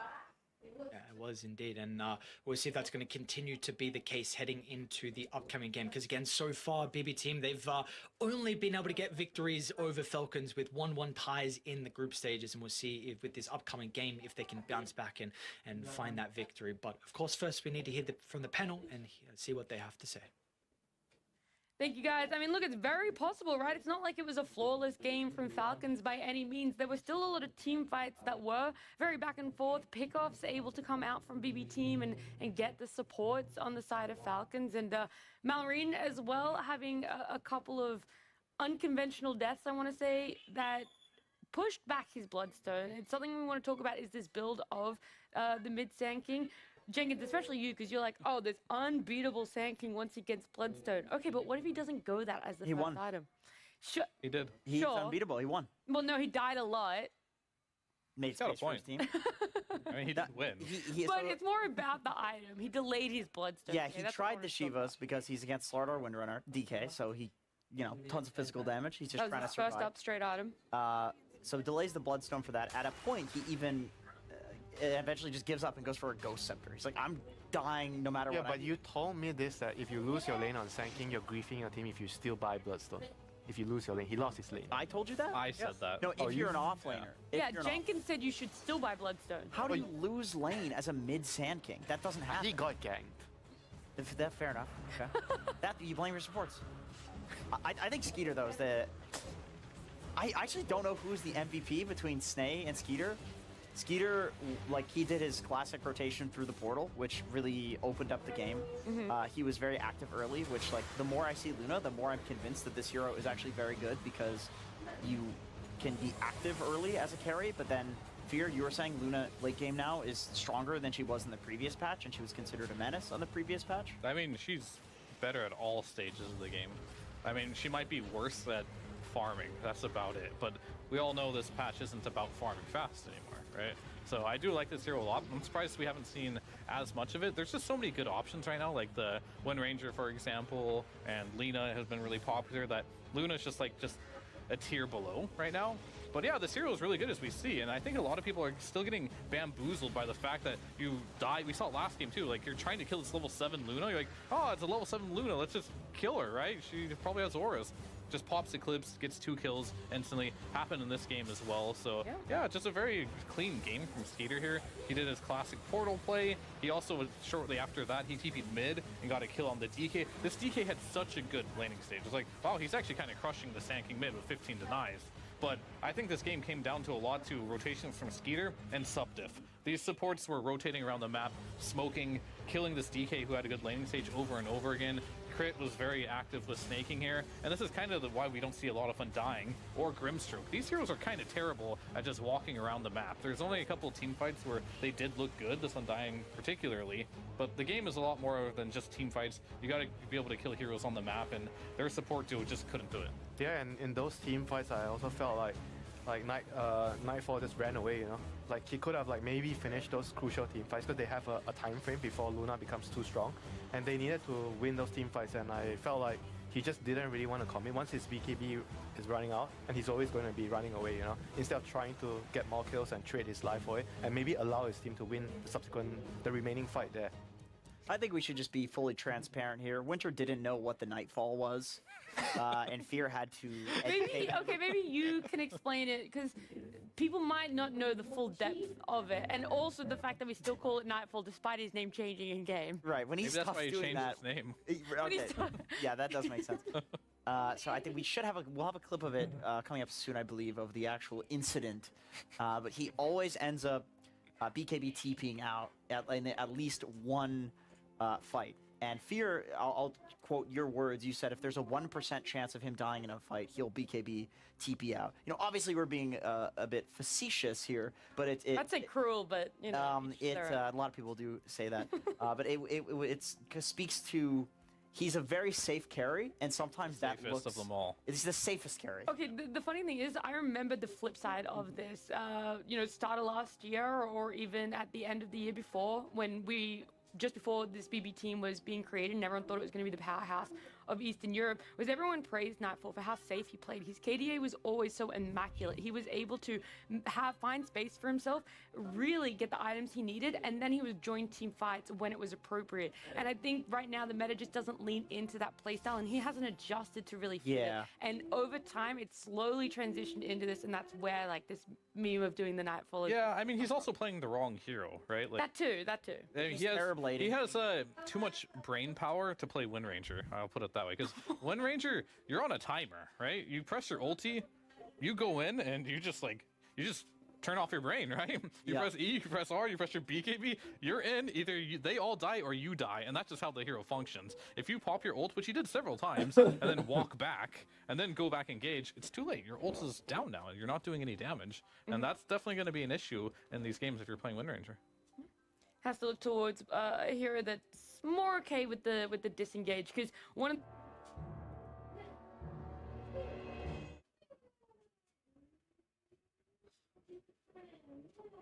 as well as GPK on the Dragon Knight, sort of like lured Falcons to follow them a little bit more, and then they re-engage. So I really liked the look of that team fight, and I'd like to see them draft more heavily towards that, and heroes that enable it a little bit more. But what you said as well, Jenkins, about Grimstroke being one of, maybe it was Fear. You're both melding together in mine and Winter's mind. About Save being really good on Grimstroke, one of the best Grimstrokes. I said that, yeah. Yeah, thought so. As soon as I said Jenkins, I was like, this is too smart for it to actually. Yeah, go ahead, just update the audience on what you said. About Grimstroke? Yeah, because I remember, but if you let the audience know what you said about Is this relevant to this game? He lost. I think it still is, because there were a lot of moments where it looked good for him. That's I mean, what I was saying is pretty much he's just one of the best Grimstrokes in this meta. He is very good at the hero. This hero is not very popular right now, but he generally seems to make it work. Didn't work this game, unfortunately, but I feel like if you are playing with a Grimstroke, they needed heroes that are faster. Like, you need to be able to get the ball rolling really quick, get kills happening on the map, but Slaughter unfortunately did not get off to the greatest start ever. Mid lane, they really shut him down with the supports on the DK. The DK couldn't get off, and I really think this Undying, there's a reason we're not seeing him a lot. He doesn't have another support to play with. If that was like a Sven or something, then all of a sudden maybe they can make some rotations on the map. Can we stop wasting time talking about these worthless supports when Snake King, of all people, it should be the MVP for that game? Drinking Buddies. You literally just said you don't know who to give it to, whether it was Snake King because or I was letting him make his point about the Luna, because I know he's very excited as a carry player to see his favorite hero. Talk about my favorite guy, but Snake King. He's your favorite guy. So many times he was using this, the Drinking Buddies to. I remember we were watching when he just used the Drinking Buddies to pull himself to Roche, and we're like, how is this so far? Like, he literally went from Twin Gate to Roche. And like, to his Luna that's taking Roche when he was holding the bot tower alone, 3 people come and gank him, and he just Drinking Buddy the siege creep, and he just ran away with the move speed bonus. The range is insane. He did so many flawless plays with that, and the Drinking Buddies into snowball save on a hero like Can you Luna. explain the lore behind that? Drinking Buddies? Yeah, why can you like gap close as a Drinking Buddy? And you're like high-fiving, I don't know. Okay, good. Perfect. Everything you could have said, I feel like that was maybe one of the worst. Okay, then you tell me. What is the? I'm not very good at improv. What is the lore? We don't know. It's fine. Move on. I mean, he's just passing the beer over. Yeah, he's rushing to give you Very quick. Passing the another. beer, so he's a bartender. So he's like a waiter. Okay. You literally just got your buddy a drink the other day, didn't you? What? What are you talking about? This is derailed. Yeah, this really is. I'm going to move this on. Bring it back on the rails. Sure. Game 2 is what we're going to look at. Aries mentioned a really good point that the only games that BB Team have been able to get the one up on Falcons is in group stage with the 1-1 ties many a times in the past. Do you think that's going to happen here? Do you think there is a way to come back in? Because No Wind Ranger for Nightfall. okay, Then that's there's it. a chance. That's the only thing that needed to change. Just Yes. no Wind Ranger. What about Lina Lina, or TA? Lina and Tia, I think those are fine because you don't have to really commit in, right? You can go in and out, and you can hide and come back in. Okay. I mean, Nightfall commits. Just Only when he has BKB. Commits to teleport. typically. Luna, I feel like, is a similar story to Windrunner, though, where you press R and then you just kind of walk in, and it's like, all right, it's either me or you. It's very let's, committal. Let's get it. I feel like he does better on carries that can stand their ground a little bit more. Like when I think about Nightfall, I think of an Ursa and a Lifestealer mostly. Troll as and well. Troll, and Yeah. Troll, sure. Yeah. So they're ones that are actually the complete opposite of what we're talking about, where it's just like, all right, just jump on in there, just keep going. and Not hit your super spell. strong heroes, but they did play both of those yesterday. Yeah. Yeah. I mean, I think this meta right now is not very forgiving for a lot of carry players because it seems like the pool is very small of what you can play. And if you don't play it, you're at a huge disadvantage. I even saw that it was Heroic playing, and K1 was playing it. I was like, this doesn't seem like a K1 hero, right? But he has to play it, right? Because you can't play a lot of these other heroes that, like these Lifestealers, you're not just going to pick these randomly. You're also not going to pick these Ursas. These are all also very bad versus Wind Ranger. So you have to deal with that kind of problem here. So you don't really have your choice on what you want to pick right now. You could, like pick a Wraith King or something and lose, but I feel like this is a situation where you just have to learn these heroes. And if you're not good at it now, use this as experience and get good at it because these heroes are just too strong. I agree. This is where I consider Windrunner to be a problem. It's one of those things where, like, in another meta with her exact same balance and numbers, she might be complete trash. But like the fact that I will elaborate. I see what the face, but it's like the fact that you can't pick a lot of things because she's picked. She blocks a lot of stuff, which otherwise would be. It's also the Gleipnir. Gleipnir helps for sure, but like to me, I would much rather play against Alina than a Wind Ranger because a Wind Ranger is like really hard to kill. Both are really good at laning, both do a lot of damage, but Lina, it's like, okay, Spirit Breaker, Tiny, like some hero to reposition her and kill her. You can't do the same thing to a Wind Runner. I got a pretty good solution. Clearly, BB Team aren't that comfortable with her, or at least like they weren't able to make it work in that draft for themselves. Put her in the first phase ban for yourself, right? They put ban to Centaur instead, and I just think you should put the Wind Ranger there because Falcons. Yeah, because they wanted the Wind Ranger. That's why they banned. They didn't want to give it away, and so then they wanted it themselves. It doesn't work. Just put it in the first phase ban. I really do think it's as simple as that. Or pick it for save. Like put it on a support. I actually no, because I think save does better on other supports. I really don't think this Wind Ranger is complicated. You just have to turn your brain off, press your buttons, and commit. Just be like, don't think about it. Like when is that how you play a field? Yeah, absolutely. Like we saw Pure play. He does that on everything. You think Pure was thinking at all when he was playing that Wind Ranger? He just pressed his button and he committed. The more you play Dota, the harder it is for you to turn off your brain because you're thinking about so many. He also had 4 heroes that all they did was create the perfect situation for him. But he committed to what he needed to do. I guess you're not wrong. BB Team though, it's not banned out from them. In fact, they think that the Sand King is more of an issue, and they want to ban that one out. Otherwise, it's all pretty similar bans of what happened in game number 1. The Naga, the Shadow Demon, the Doom, the Enchantress. The only one that has changed up is Tinker, being one that Falcons don't want to deal with. So they know that maybe that's something that BB Team can answer their opening pick with. Maybe. Ooh. We actually have not, at least on our panels, haven't seen this hero yet, have we? Nope. Very, very popular hero. And this is going to be an Omni game with no Shadow Demon, and this is like ideal Omni, because it's Dream that's like Omni. the only real counter, it feels like. Nullifier does not pierce spell immunity. So Omni W with you know, his ult, which would normally be purgeable, is no longer purgeable. There's like some weird thing. I think like trolls purge. I think it can purge the GA, but it can't purge like his repel. If that makes sense. So it's still good, like to pick a hero. Like I think troll when I think against Omni, right? Because but if you have the repel on and you have the GA on, it shouldn't be purgeable. If you have both on, shouldn't, but it's Dota. Yeah, we can't. Dota, I've done it before. It wasn't recent though. It was not. Okay, that's a very recent. But it was still the same. We'll see. I don't know. It's very difficult to play against if you don't have only Shadow Demon has like that guaranteed through repel type of purge. Yeah, but I do like the Beastmaster here. Like Omni doesn't really do much to Beastmaster in the lane, so maybe we could see them playing around the Zoo with the Helm, play a fast game, so you don't have to get to the stage where Falcon's gonna out team fight you in the late game. Does it not do much? I just imagine Omni like hitting the boar once with the hammer, and the boar dying. Yeah, but a level 1 boar is pretty bad. Yeah. Like, whenever I'm pushing in the lane, the first wave, I feel like I just push in the lane, and once I get level 3, the lane is gonna be a lot easier for me. I do want to outline Omni is the 8th most contested hero so far, and that's only in like a day and a half-ish. I want to put it there. He's only been let through on 4 games and has a 75% win rate. So the ones he's made it through, obviously very dominant. Oh no! I hope this is a 4 Wind Ranger.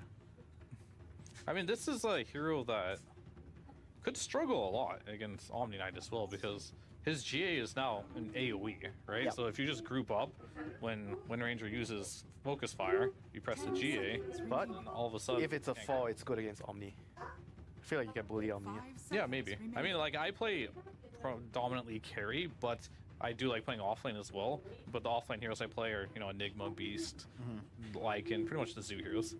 Yeah. That is the correct route against Omni, I feel like. I really like playing Enigma versus hero, just for the same reason. He's not very good at killing the boars and stuff. I think this will be a carry Wind Ranger, because I think Wind Ranger right now is just the strongest carry right now. It's like Wind Ranger and Lina, they both use the Gleipnir incredibly well, do a lot of damage. I don't really see... I mean, I think you're building our own narrative where Nightfall shouldn't play it, but I think in BB Team's mind, they're just picking the strongest carry in Dota right now. I get what you're saying. Gonna run it back. Like, we shouldn't really try to talk about it on, oh, this player is bad on this hero, so it must be bad. Or they shouldn't put it on the carry. Yeah. Like, logically and strategically, they should put it on the carry. And Weaver's interesting. This is a hero that's historically been pretty good versus the Beastmaster. You can just double hit the boar, Sakuchi through it. And also, I like heroes that can go near the offlaner. When you're playing Omni, because you need to get your heal off. So Weaver and Morphing, I think, are the 2 heroes that I like to lane with. Because you go near them and then you get the heal off. It's easy. Set up a kill. Wow. Yeah, okay, this is how's this good? Beast. Okay, this really changes up the draft. How is it good? Yeah. That's a good question. Is he still viable as a 4 now? I don't think so. I mean, Beast Call. There is that like the recall facet, which is not bad if you pick like a Storm or something. Because the recall facet does apply a chakra. What is going on? What are they doing? I mean, I think this is just a mid-caudal, but like, I'm thinking about mid-caudal and what it likes to do. It doesn't like playing versus Magic Community. It also doesn't like playing versus heroes that have can't be slowed. Yeah, I was gonna say, the only thing that I can think of is like, yeah, Lion will die in a side lane to like a level 6 caudal rotation. If Omni's not there. If Omni's not there, yeah. So I'm very curious about this. And then the SB pick. I mean, I like this one more than I like the caudal. We'll see with the caudal, but SB against Weaver. Weaver's this, you know, very difficult to catch mobile hero, and SB can charge him through the Sakuchi, Dust, kill him. Also, Omni Repel obviously does nothing against SB, because SB is all spell immunity piercing, so it's pretty nice here. It does mean that it's a Beast plus SB lane, probably, unless some shenanigans I don't think are the happening. SB could be like a 5. Actually, Toronto Tokyo plays SB a lot, so it should be a 5. It'll actually be a 5. Carry Wind Ranger, and Kotal might be mid or 4. It could also be 4, because I know for a fact that like all the Zoo heroes don't mind playing with melees, even if it's a double melee. Because they're kind of like fake ranged heroes. Yeah, I mean, there's like it's also just the fact that like they don't mind being left alone because they have. I was plays. wondering, can you be left alone as a win ranger, let's say from like minute 5 or minute 6 or even 7? Depends on how well your lane's going, but ideally, no. I really fear for BB team if they run this as an SB5 against Amar Timber. I remember Falcons, they were picking Timber on previous patch when it wasn't very good against the Sven 5 for the same reason. You're just going to have a 5 that can literally never trade with the offlaner, and so then Timber can max QW and destroy the carry, push the carry off the creep wave, be left alone. Line can rotate to mid, kill the Coddle. Yeah, I mean, I don't want to see SB5. I really think don't. It is though. Like, do you see Save playing it? I'm sure he can. It's not like his favorite hero. I mean, I see Save like The thing is, playing Coddle potentially. I was gonna say the first 3 could be cores, and we're still even waiting for another support.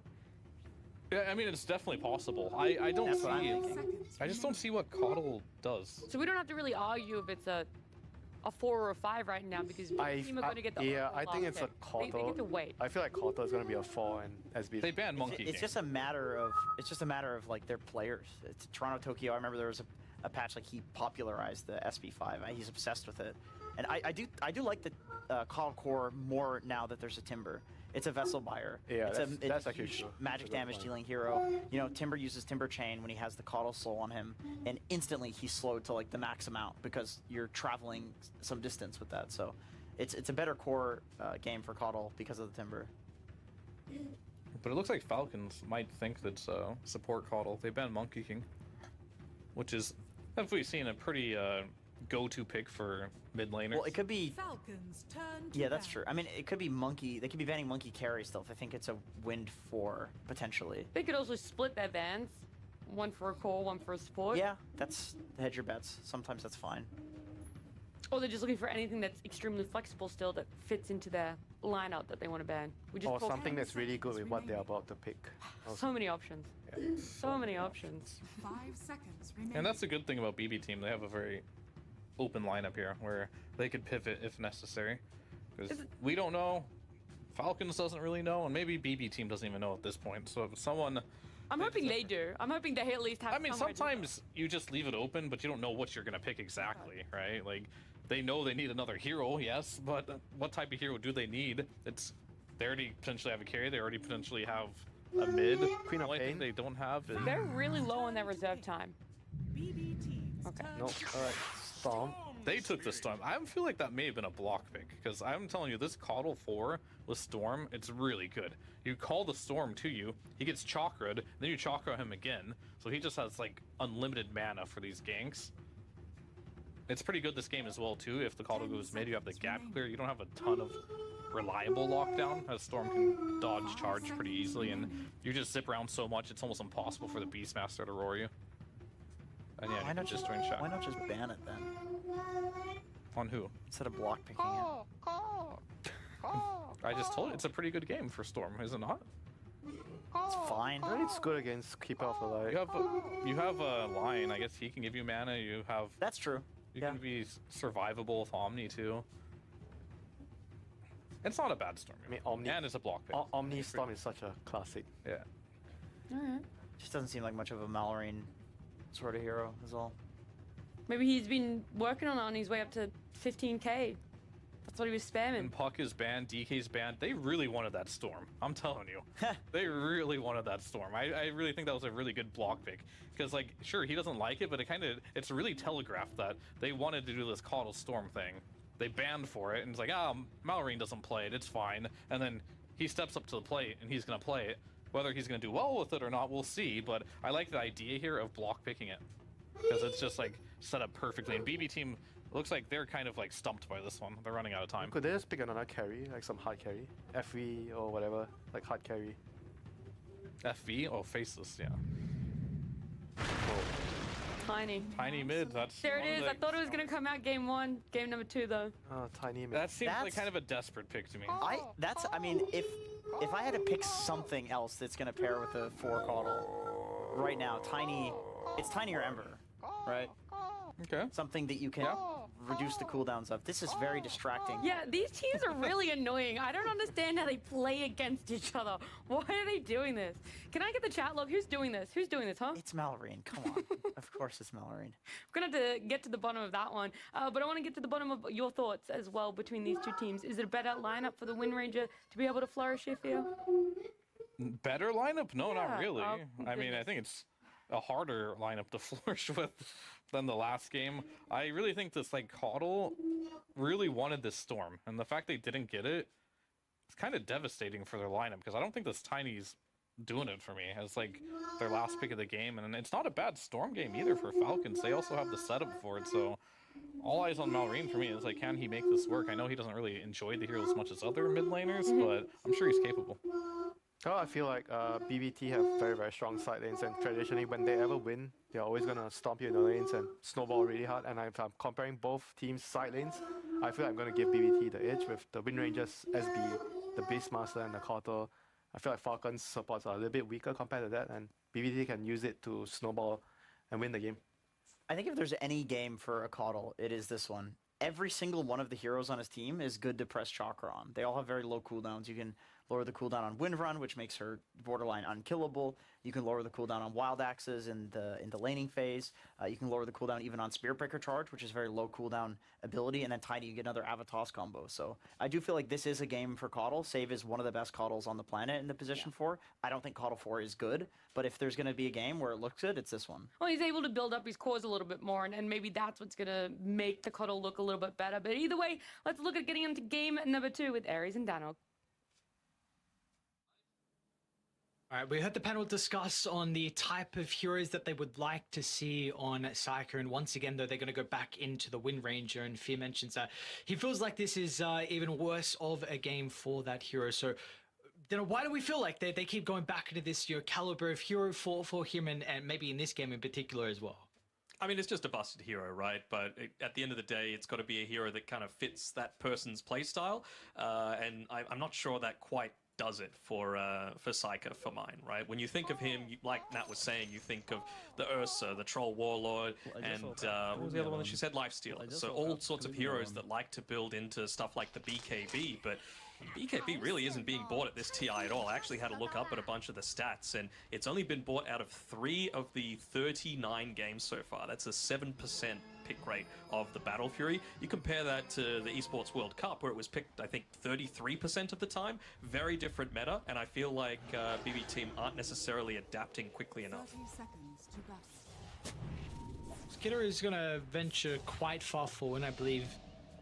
Popped a couple of the smoke. I don't know if he actually saw some of the heroes that were, because I think Save Face checked him first, but other smoke is not going to work for BB Team, and we will get ourselves underway here. So overall, it seemed like kind of a split panel, honestly. We had a couple people for BB Team, and then I believe it was Fear that was for Falcons. Where are you actually currently positioned? Because again, BB Team, if they ever get a decent series over Falcons, it's in the group stages where they get a 1-1 tie. Yeah, I could see die for that. Yeah. Oh, okay. The other one? Bash. He's got a... No, he doesn't have a blood grenade. Oh, the power shot should die. Okay. Jukes. Ooh, they can work for it. Gets the slow, is that enough? He's fine. Never in doubt. Oh my god, he's so annoying. That's the spirit! Light. So gamers prefer playing in the dark anyways. It's not an issue. I was a bit interested in the Weaver pick as well. I think that has a 0% win rate at TI so far. 5 games, 0 wins. Timbersaw as well. It is an MR Timbersaw, so obviously that swings things very differently, but 9 games for 2 wins, so not exactly the highest win rate heroes that they're going for here on Falcons. It's a lot of comfort though. I've seen Skidder play this hero in the past, and to a lot of success. Definitely does feel like, I mean, he's got a lot of incredible heroes, but this one can be very frustrating to go up into, and have to pay close attention to Amar and his ever so comfortable Timbersaw as well. But Winter was saying in particular about the side lanes being a really big advantage for BetBoom. Do you feel like there's any way that Falcons can maybe offset this? I think you're going to need to be very clever about how you do things, particularly with this top lane, right? Like Snake King, he's not going to have much kill threat against a Keeper of the Light just through his movement speed. You're also going to be constantly harassed down by this boar as well, and there's not too much that he can look to do about it. Like, you just see here, he's getting bullied right now, and he might even die.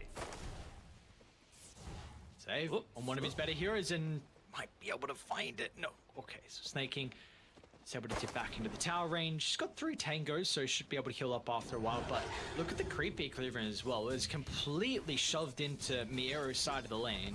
I mean, you were talking about some of those comfort picks. We've been focusing on Falcons a lot, but this is back to basics for BB Team for them. You know, Save, one of the best coddles in the world. GPK, he is the innovator of the more recent tiny mid builds, and you know, of course, you've also got Toronto Tokyo, very, very comfortable with Spirit Breaker, and Miero, I would say Beastmaster's up there with one of his best as well. So maybe that's just the overall strategy for them. You know, if Falcons seem to have their number when they're playing like the meta and being, you know, slaves to it, why not just go to what's made them players that have been assembled in like this Eastern European super team?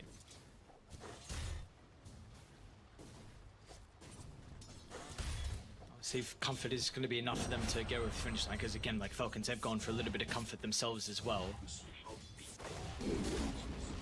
Side have that in spades, and we'll see if it's going to be enough in the end. Everything's pretty chill, nothing too crazy. All the cores are finding a decent amount of farm.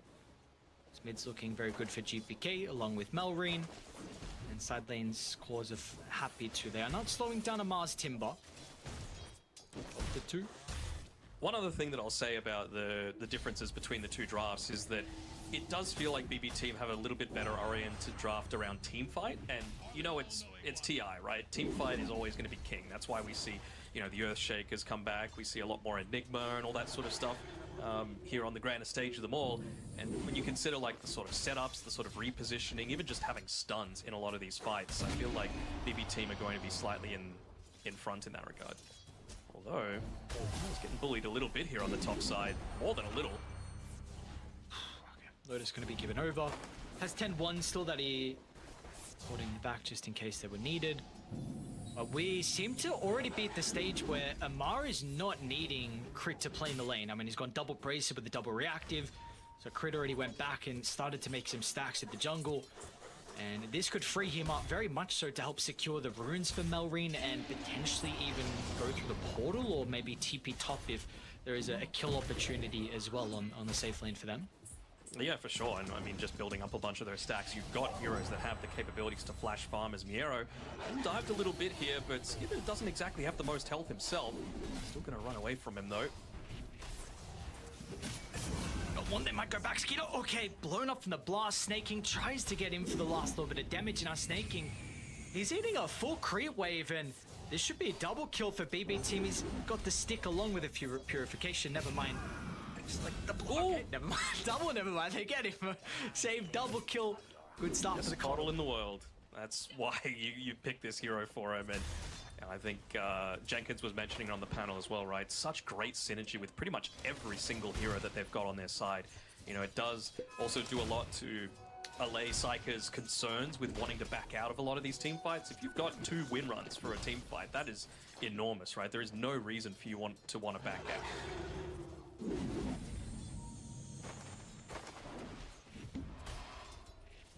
Seen any variations in the GPK build? Nope. Pretty standard, right? Looking to go into the power treads, just making sure that you've got a little bit of that ability to, you know, be scaling, be a bit better in the lane, make sure you're securing your farm as well. So even with the treads that he was going, maybe last year was able to pick up a really good timing out of the blink, and both sides putting a lot of emphasis on making stacks. Already BB Team with the BB Team with the far left Ancients have a double, and their own triangle, they've got a couple of stacks there as well. So do we feel like between Falcons and BB Team there's actually side who have maybe an easier time to invade and try and take the enemy's stacks? Really depends how this mid lane continues to go, right? Like if Melreen has, you know, some nice early timings, he's got, you know, the way to be able to quickly move around the map, and I would have to say they probably take things a little slower on Falcons when you compare them to BB Team. I think they're going to be very happy to just let Save do a lot of the damage with the Illuminate onto you know, an enemy ancient stack if he's the one looking to make that rotation through. Something interesting as well that Amar actually pinged out at the very start of the game is that Save has chosen to go for the Solar Bind instead of the Recall as the facet, so you're not going to have that same ability to have that like surprise gank coming out all as frequently, but you also need to consider that you're playing with a Tiny, right? Just having that Solar Bind for the reduced magic resist is going to be enormous in terms of the ability to blow someone up before potentially the Omni Knight is able to make the save. Yeah, because I was looking, maybe there was going to be, at least the Wind Ranger's damage might be negated heavily because the reactive armor along with potential Crimson from Amar, but you know, like you're saying, with the Tiny, maybe the Beastmaster like Scepter, if that's what Mio goes down, and another Solar Bind like you're saying, then maybe you're not going to be as concerned if a lot of the damage from the Wind Ranger is being mitigated. Speaking of Amar, he's getting bullied a little bit here, but who's actually the one doing the bullying? Yeah. Toronto Tokyo might be dead. Amar went for the facet with the Twisted Chakra, and we've seen actually a lot of the moment it's the other facet that the Timbersaws have been going for, but that extra little bit of burst here will help with getting the kill onto the Spirit Breaker, and this was a concern that the panel mentioned as well. Like, you have a position 5 that will do nothing to the Timbersaw, and we see that be the case. In fact, he just feeds a kilo. Does indeed. Even Psyker dropping a little bit low here. Charge coming back from the fountain. I almost wonder if GPK wants to be moving down here to potentially join in onto this, because if you're going to get any sort of kills, you're going to need that Tiny's magic damage. Yeah, but they're reading it. Look at this. Melreen's already here. Tries to zip past it, interrupt the charge. Low on mana. But they're still going to be able to get over towards the Wind Ranger. GPK lays the combo down, but it's just not enough. Like, it's a decent amount of damage, but they're down to half, but there's no one else nearby to have the follow-up. So Falcons, beautiful movement from them. I mean, they knew the charge would come back once again, so they bring extra heroes to play around Amar. You even bring Skitter through the portal just in case if it's required. And this is now scary territory, because Amar, he's off to an incredible start on the Timber. For sure, and you know, you always knew that this sort of thing was coming. He's a person that knows how to push this hero in particular to its absolute limits, and you know, he's really doing it flawlessly. And got to commend some of the Observer wards set up as well by Crit in the time that he hasn't had to spend in the lane as well. That's another just indirect bonus coming from a lot of this lane domination, right? He was able to set this one up next to where Melreen is farming, and he might even get another kill onto Toronto Tokyo. Absolutely will. And it just meant that they knew exactly when these rotations were potentially coming from BB Team as he pings his own facet this time. Seems like you can't go bottom. You're not going to play into Amar, and that when are you actually going to be able to kill him as well? Like, looks like they'll go for the attempt onto Skitter. But GPK here, I mean, the Spirit Breaker is completely on the opposite side of the map, and they're actually kind of reading this too. I mean, Crit's going to come through the portal, Snake King's going to TP in, and now GPK is a little bit stuck. When he's got the team starting to move over, Miro's ready with the Primal Roar. Charge will finally come through from Toronto Tokyo. But Skitter's able to get some separation now. Melreen's in for the party. Decent amount of damage onto at least the Beastmaster, and the potential of Amar showing up as well might turn the tide. Repel, though. They'll be able to deal with the Beastmaster, and Skeeter's still standing strong. I mean, the threat, BB Team, they started this fight, but it's like maybe they will be the ones to end it. Snake King goes down inside the tree line. It's a double kill for GPK. That's why you give him this hero. Man knows how to play. There's a couple of times now that he's been able to hit multi-man Avatos combinations, and you know, especially like we were saying, with some of that additional assistance with some of the bonus damage, as they actually interrupt the time lapse. Wow. All right, that's a good way to be able to come back into this game, and off the back of that, GPK, it's going to be a 10-minute Blink Dagger.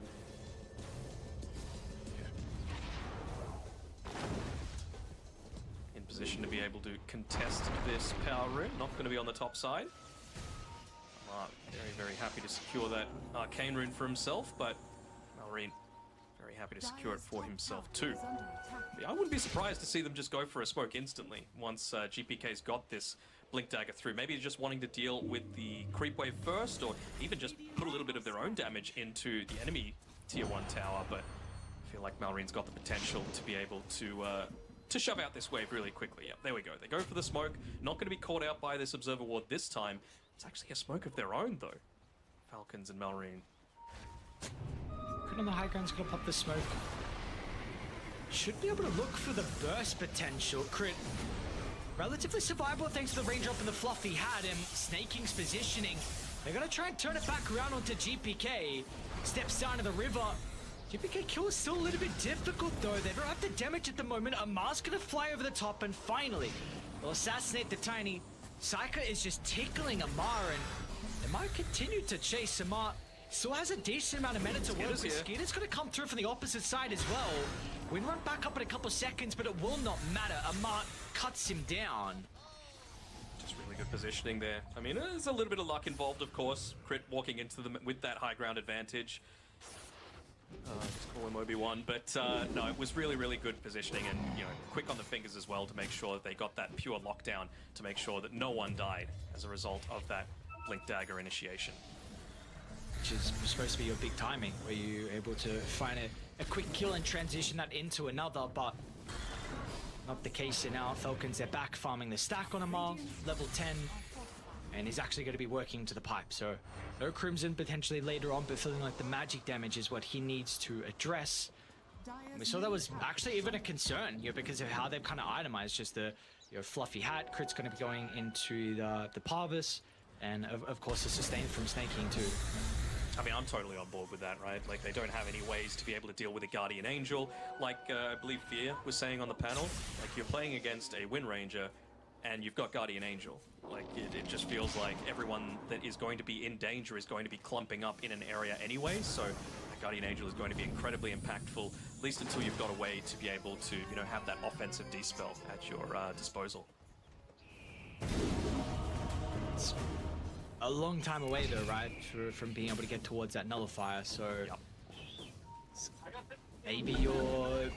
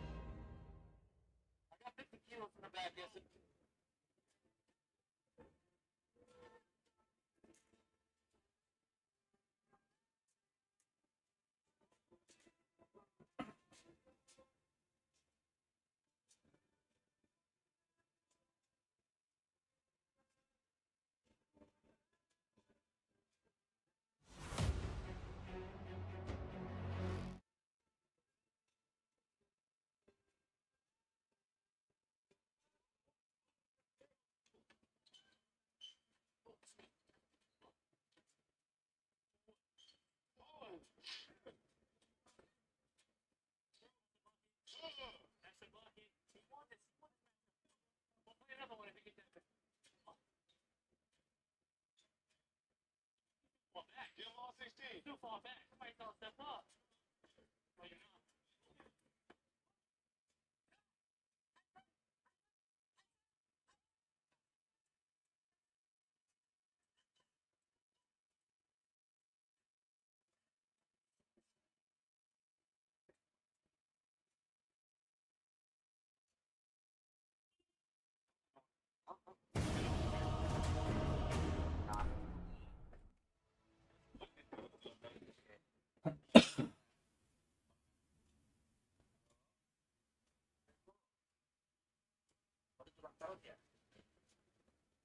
Okay.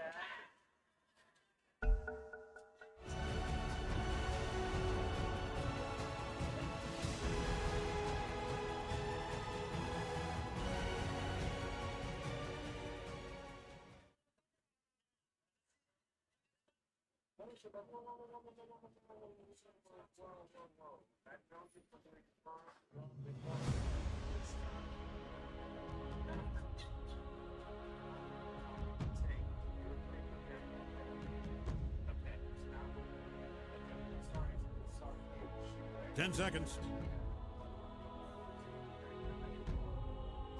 5 seconds.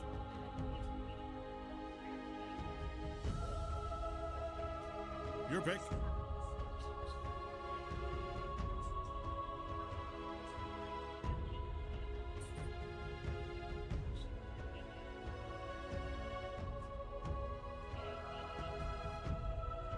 10 seconds. 5 seconds.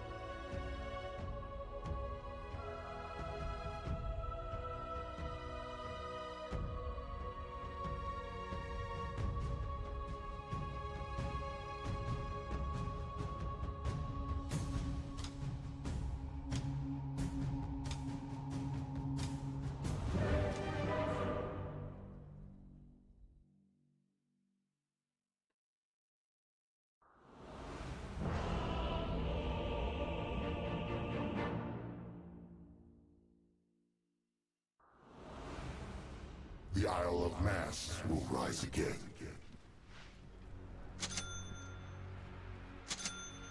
Oh, yeah. You got this? You look like you got this. Actually, you look scared. Or distracted. It's hard to tell with your face. We fight.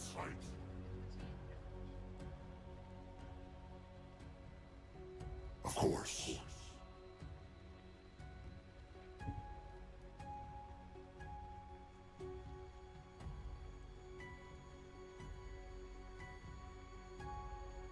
Такая халява! Такая халява!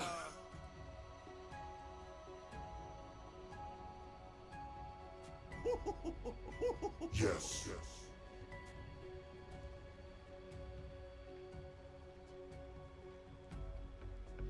Yes. All right, everybody, 30 seconds. You got this. Agreed. Seriously, I just took a look at the other guys, and whew, if you do not have this, I don't know how you'll be able to show your face anywhere ever again. You are fighting human garbage.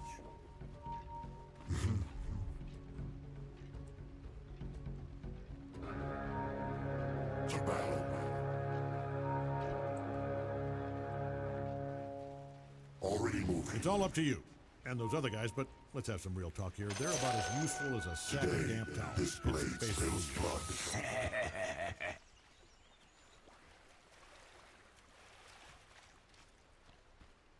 Very well.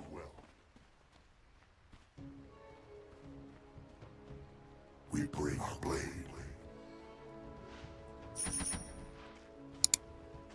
It's an honor.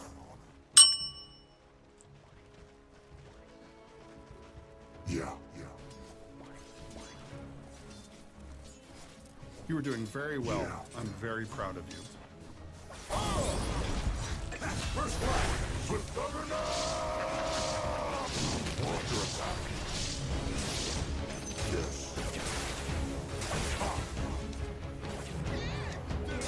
As you wish. My thanks.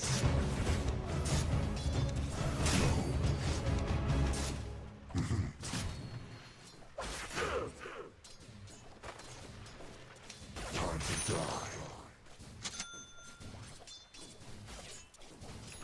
Okay.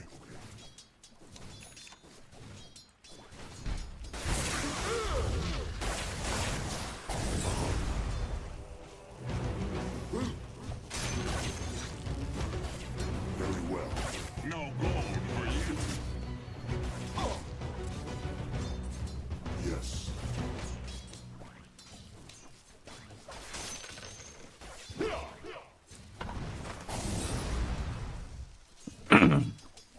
Yeah.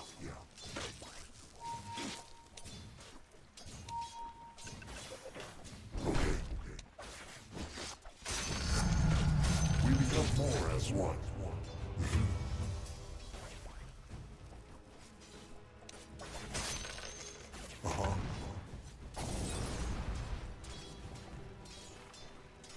So you say.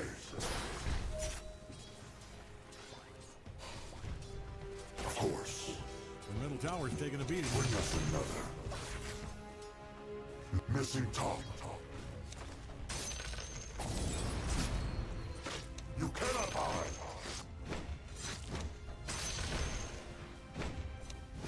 Onward. Your death approaches. As you wish.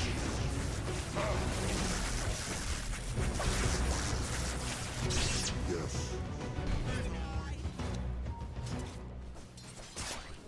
Yes.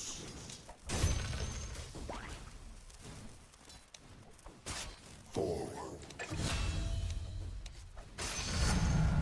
Strength is ours. Yes. See you next time. Agreed. Denied. I deserve this. We go. On it.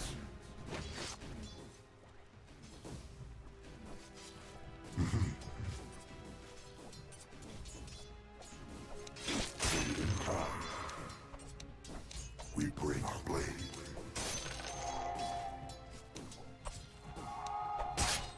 Uh-huh.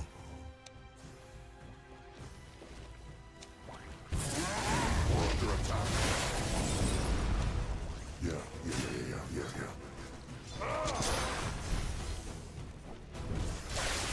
As you wish.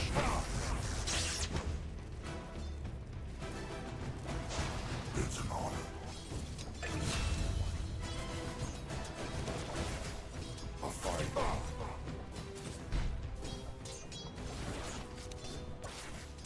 Yes. No. Already moving. To battle.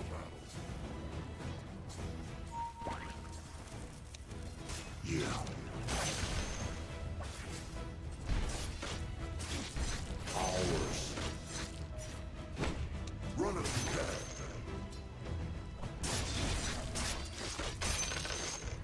At last.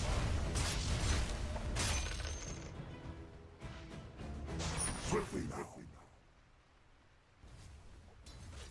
Now is the time. We fight.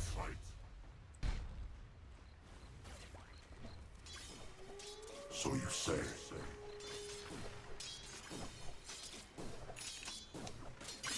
Yes. Down.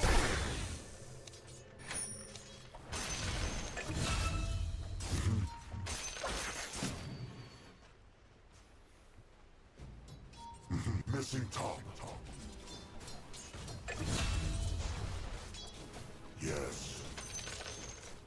Missing top. We knew this time would come. Missing top. What coward runs? A bit beneath us. We fight.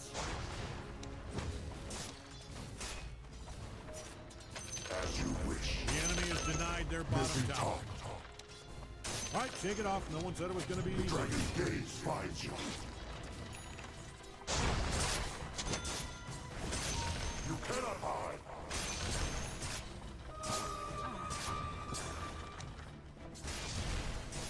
Agreed. Uh-huh.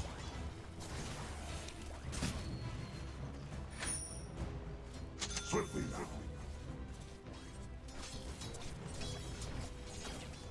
Yes. Такая well. халява. Yes.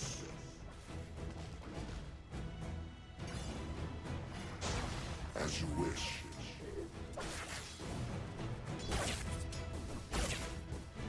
Yes. Yes.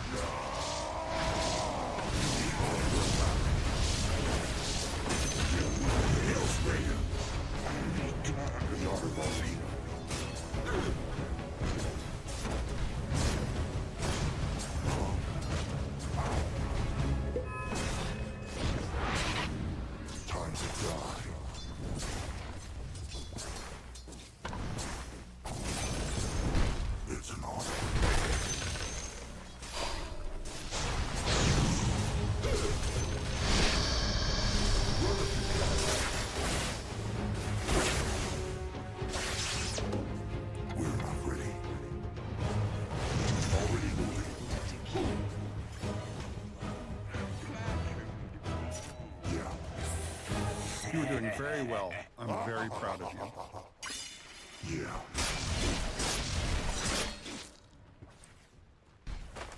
We go.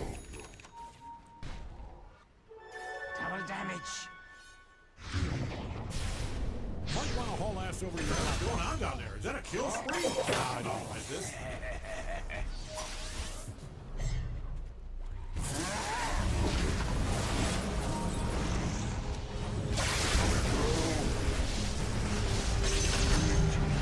It's almost time. There's a fine line between bravery and stupidity. Attack! Golden fool. Your death approaches. A fight. Our thanks. We bring our blade. Go for me. What coward runs? Of course.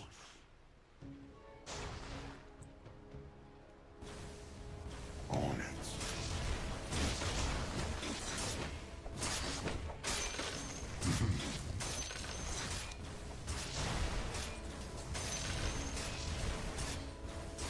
It's an honor.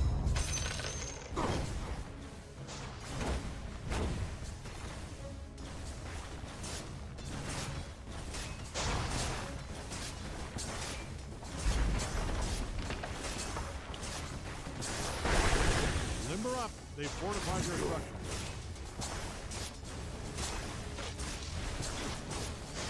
Yeah.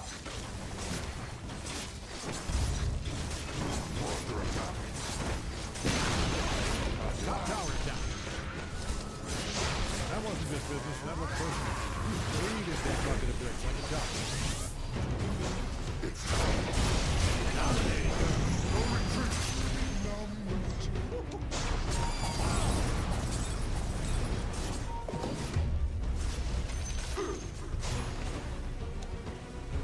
Fortified your structure. Yes. You were doing very well. I'm very proud of That's a mega thing. Killing spree. Killing spree. Killing towers under attack there. He just getting smashed. Oh, the hell. Yes. Might want to look into your bottom tower. We bring our blade. Not yet. On.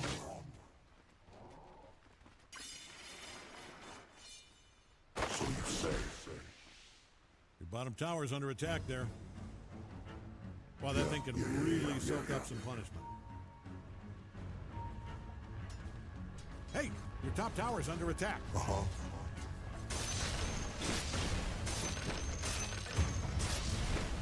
As you wish.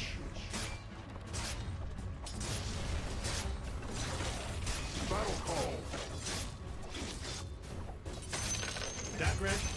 That there is dominating.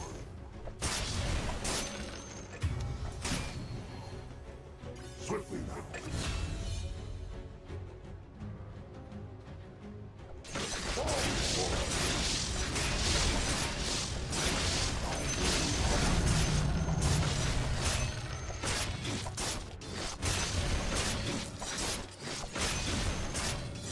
Stand and fight. At last.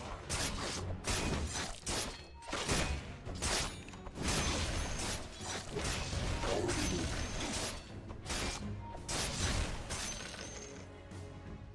Yes. Our blade answers the call.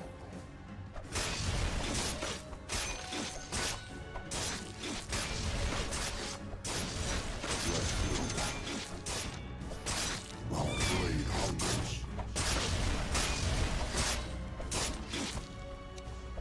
Yes. Do you need your top tower? I'm only asking because it's being destroyed.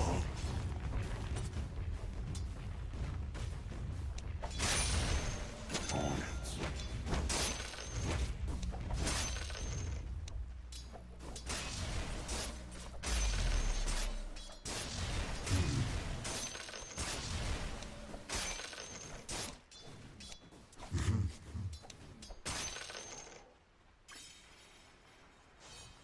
Yes.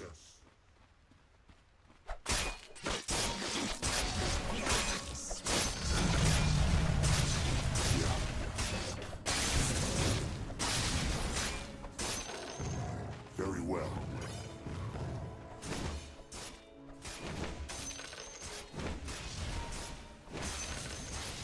Easy. To battle.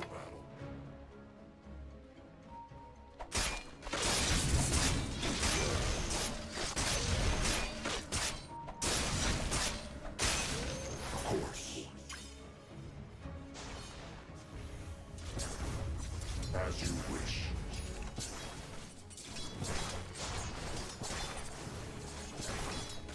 Agreed.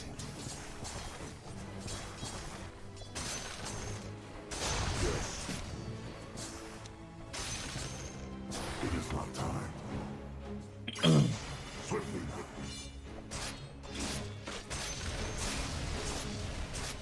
Uh-huh.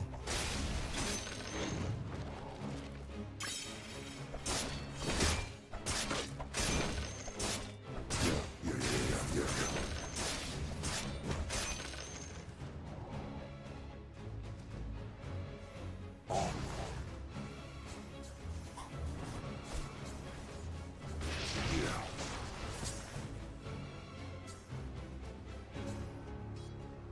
As you wish.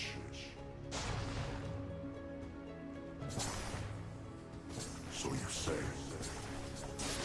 We'll take that as tribute. You cannot hide.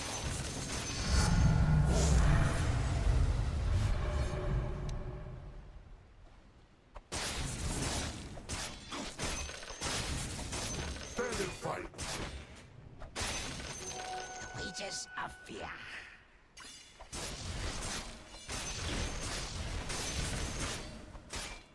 Yes.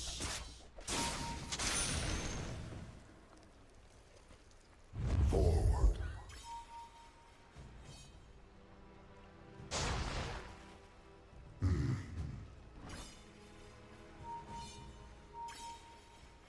Uh-huh.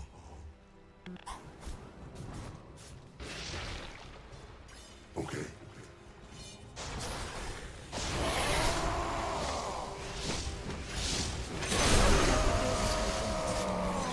You're doing very well. I'm very proud of you.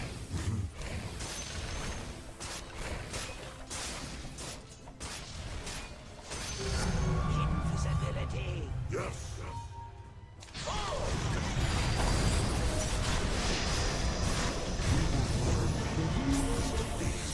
That was unreal.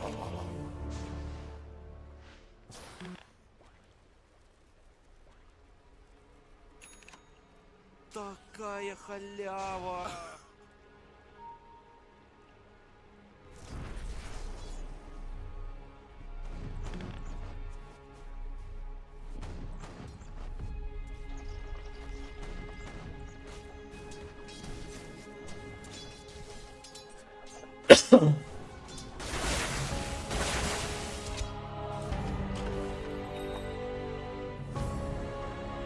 Yes.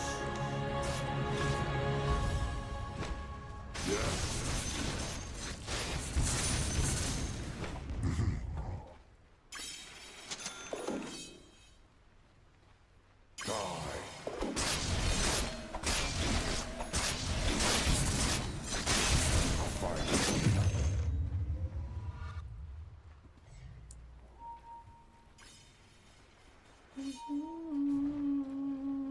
Of course. Very well. Your middle tower might need a little attention.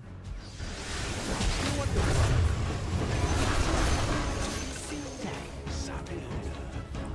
middle tower's getting the beating. Time to die. Oh, man, look at them go. They are destroying the hell out of it. Fight.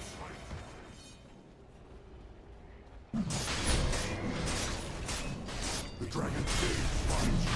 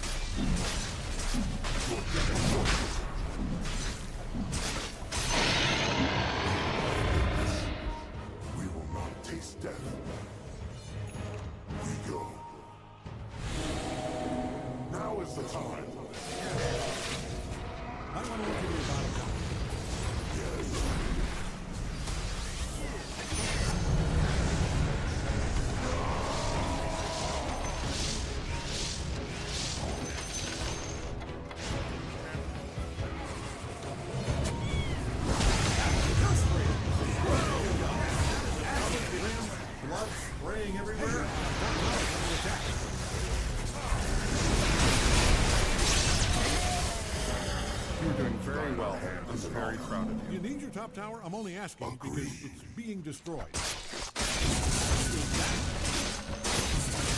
Already moving.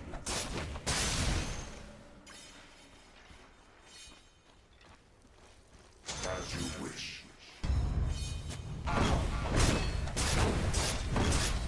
No retreat.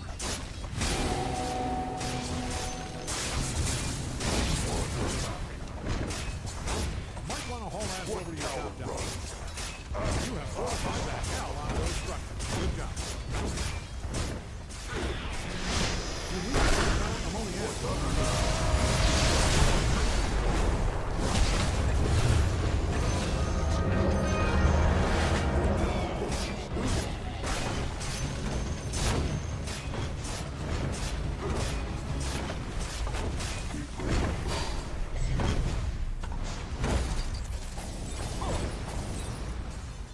To battle.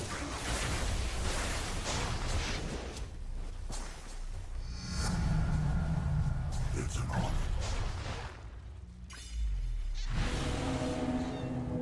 Yeah. It is my time. Found that name.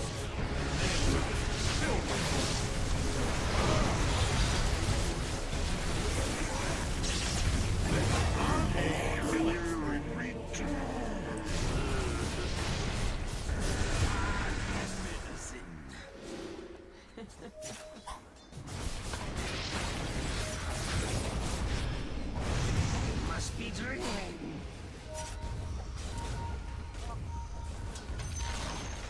Looks like they denied their bottom tower. As always next time. You all must die. You first.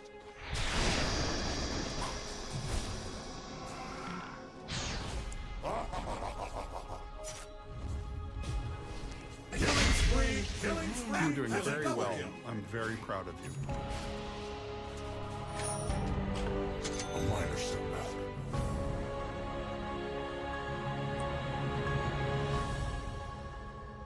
As you wish. The only outcome. I'll blade hungry.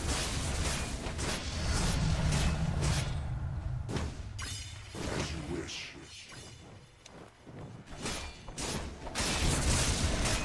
Of course.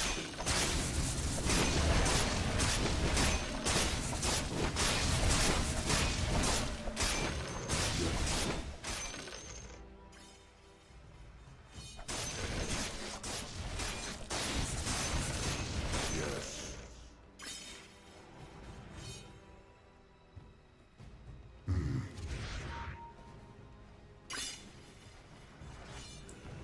Yes.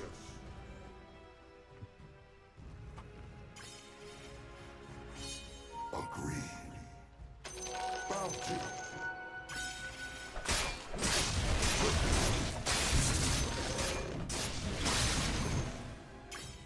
Okay.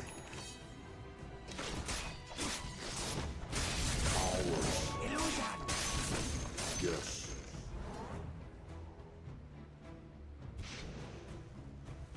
We bring our blade.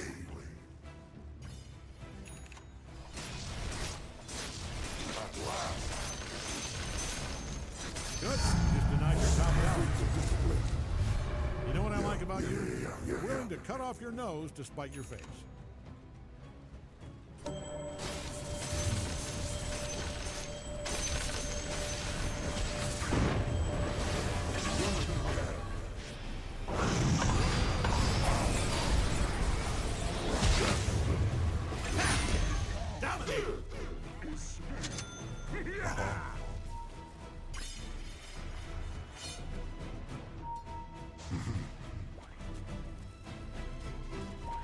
I'll blade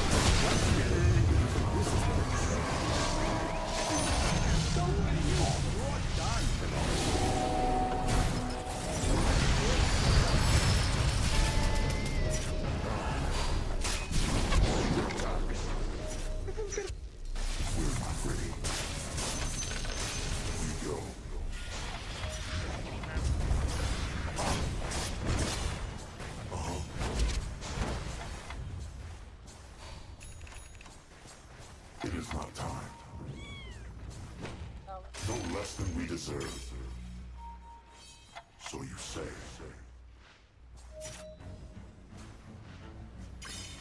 A fine idea.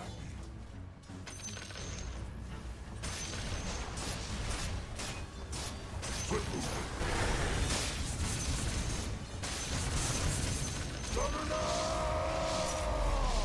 Yeah.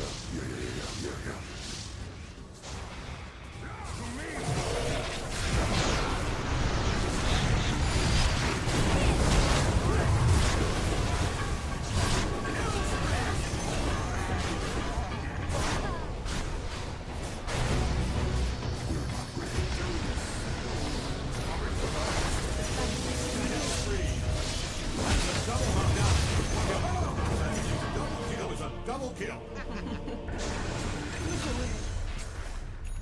Have I tainted the well of You were doing very well. I'm very proud of you.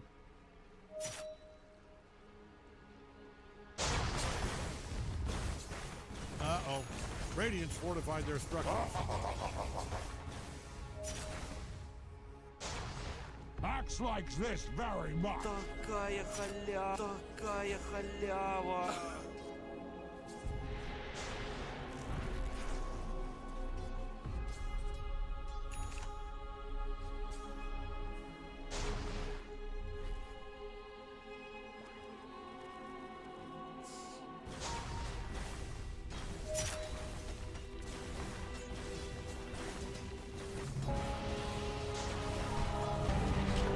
One battle is hardly a war.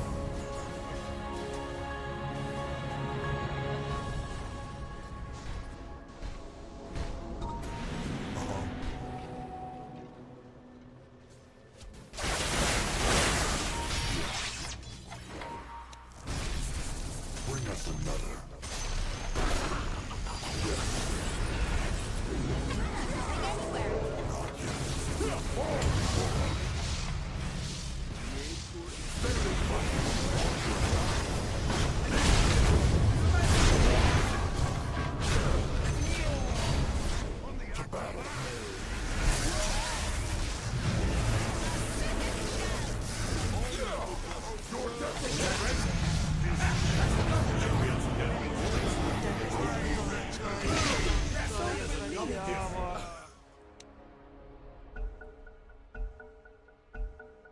And we're back.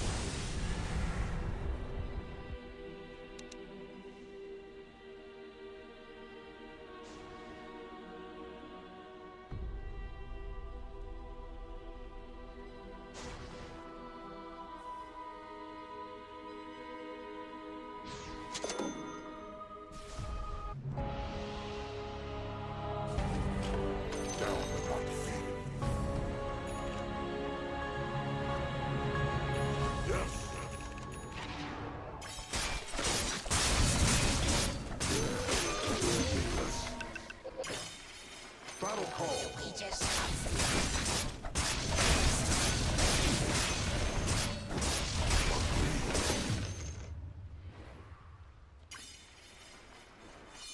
We go. As you wish.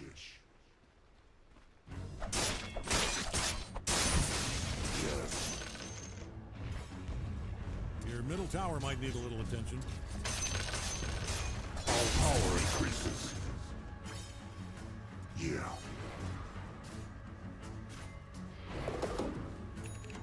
Yes. As you wish.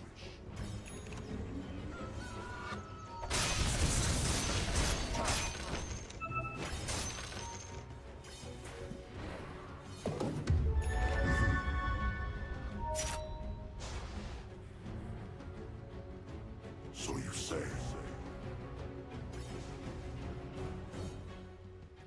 Very well.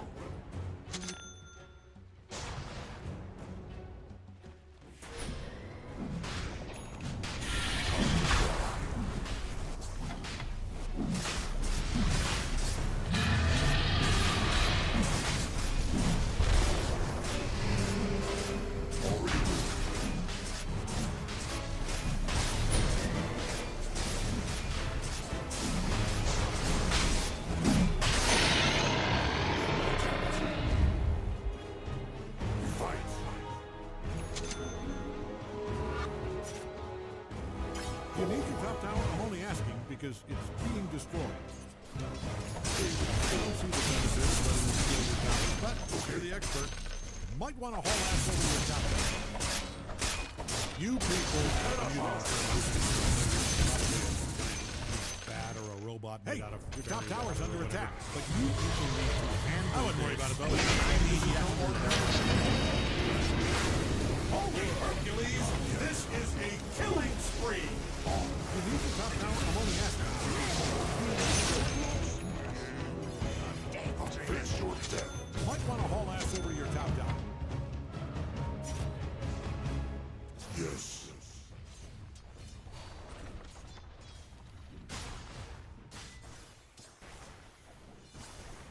Of course.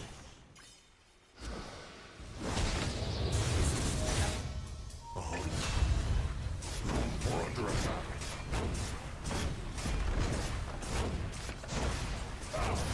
Hey, the top tower's under attack. Radiant structures look stronger than before.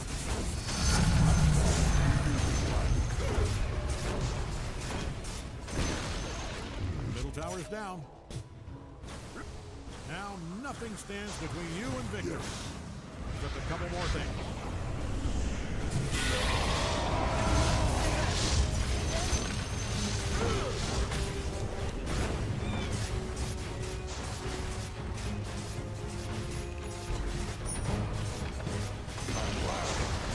Your middle tower is down. You smashed that middle barracks to pieces. You just obliterated their middle barracks. So you say.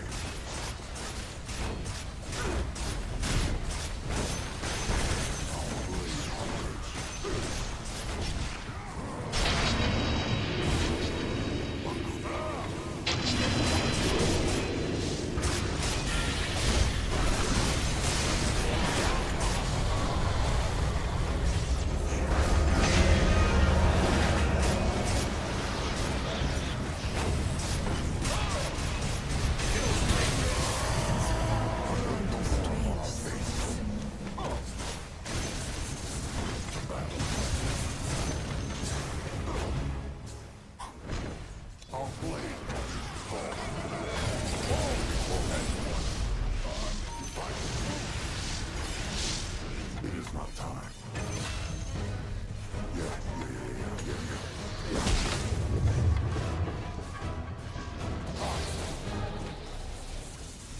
We go.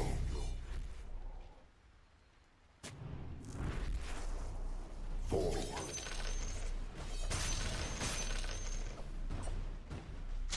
Strength is ours. Do you need your top tower? I'm only asking because it's being destroyed. Onward.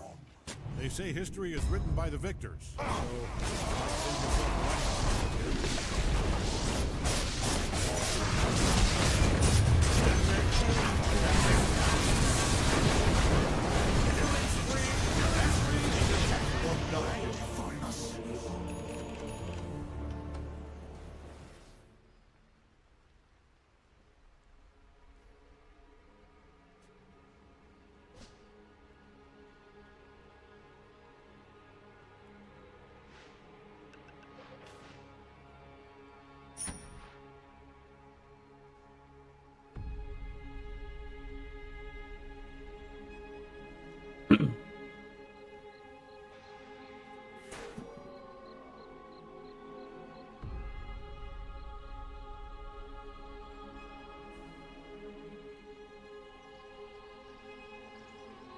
the bottom tower's under attack there.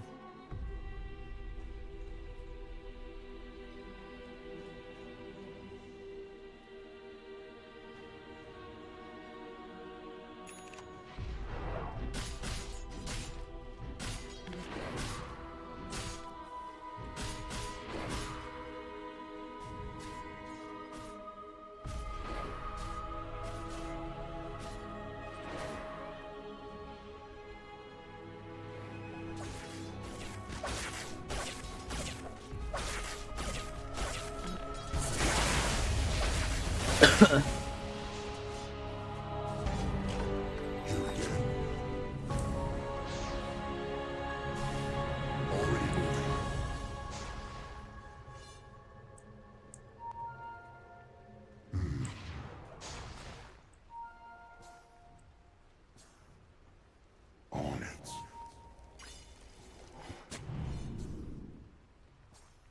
It's an honor. Haste. We're not ready. Of course.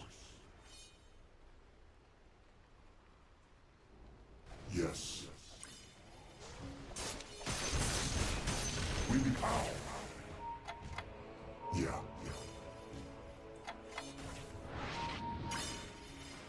Yes.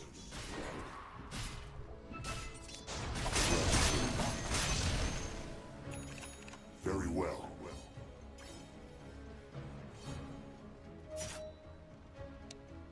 Yes.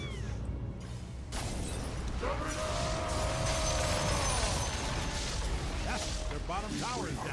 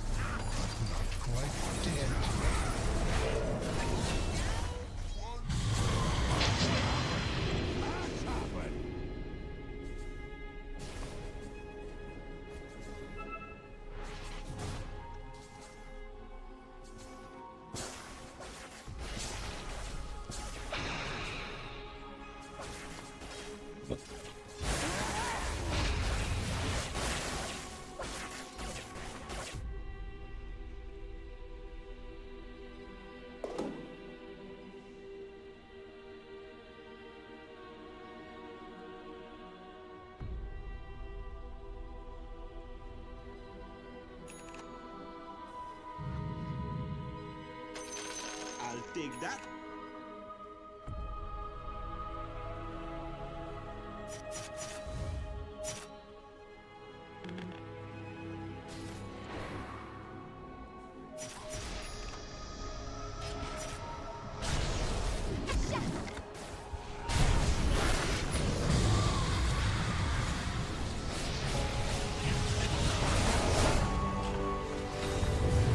Kill spree.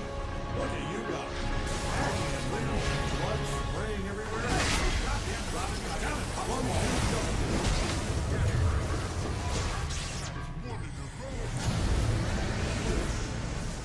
It's time.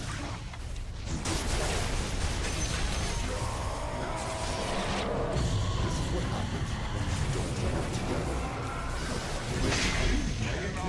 You're doing very well. I'm very proud. You covered in blood, big smile on your big dumb face. Oh, this is it. Nice. Their top tower smashed all to hell. We're not ready. Monster attack. Battle call.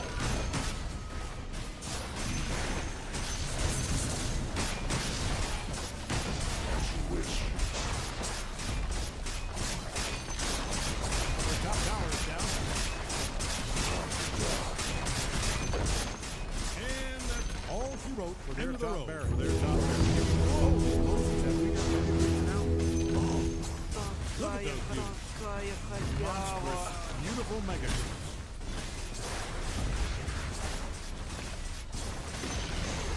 Good stuff. The middle tower's a sad pile of blood. Middle tower's down. My thanks. You laid the boots to that thing. Nice work.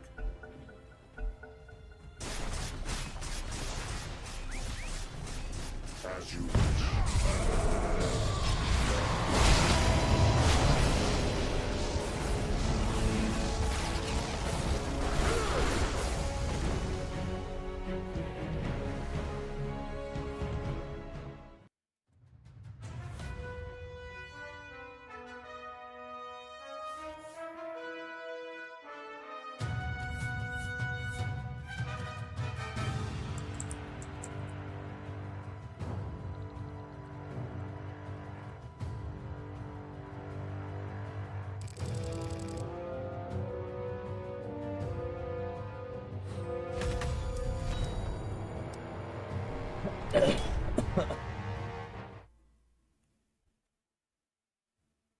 The tournaments or about some other stuff.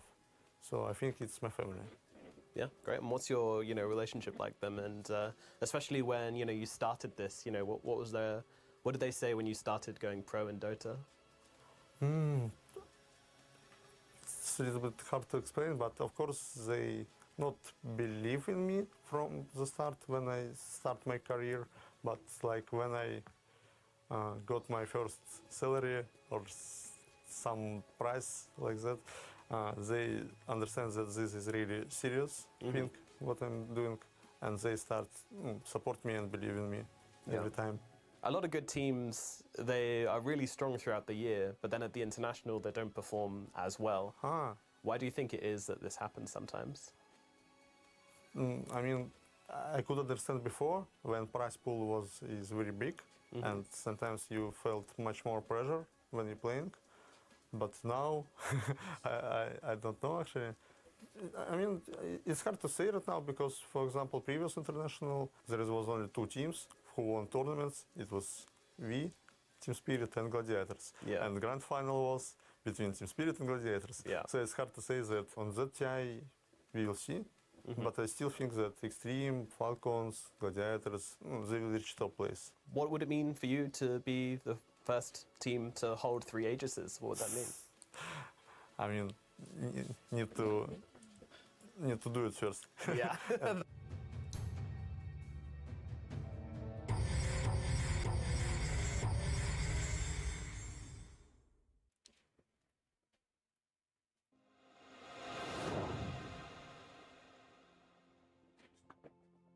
Hello, I am here with 33 from Team Liquid, the captain. Sir, how are you doing? I'm doing good, thank you. This is the 9th TI for the organization, for Team Liquid. And I've always felt that you guys are one of the better supported teams, kind of a fan favorite. Do you guys feel that as players? For sure, you feel it a bit. We just got back from Peru, and the fans there were like very, very passionate, and you could really tell that they really like the players and the team. So yeah, the support is always nice, and yeah, we are just trying our best. Last TI, you guys went out in 5th, 6th. Not me. Not me. The team went out in 5th, 6th. Obviously, things are going to change now you're here. What are you guys going to do to improve on that finish? Other than win more games, what is the sort of approach? Yeah, I would say we don't really think about it that way. Like, it's just another tournament. We just prepared for it. We had a pretty successful bootcamp, I would say. We have good ideas of what we want to play. And yeah, it just the tournament starts, and then you get to test how good your ideas really were. Yeah. And if they were good, you're probably going to do really well. If they were not so good, then it's a bit unlucky because it's not as easy to like change things up during the tournament. Yeah, of course.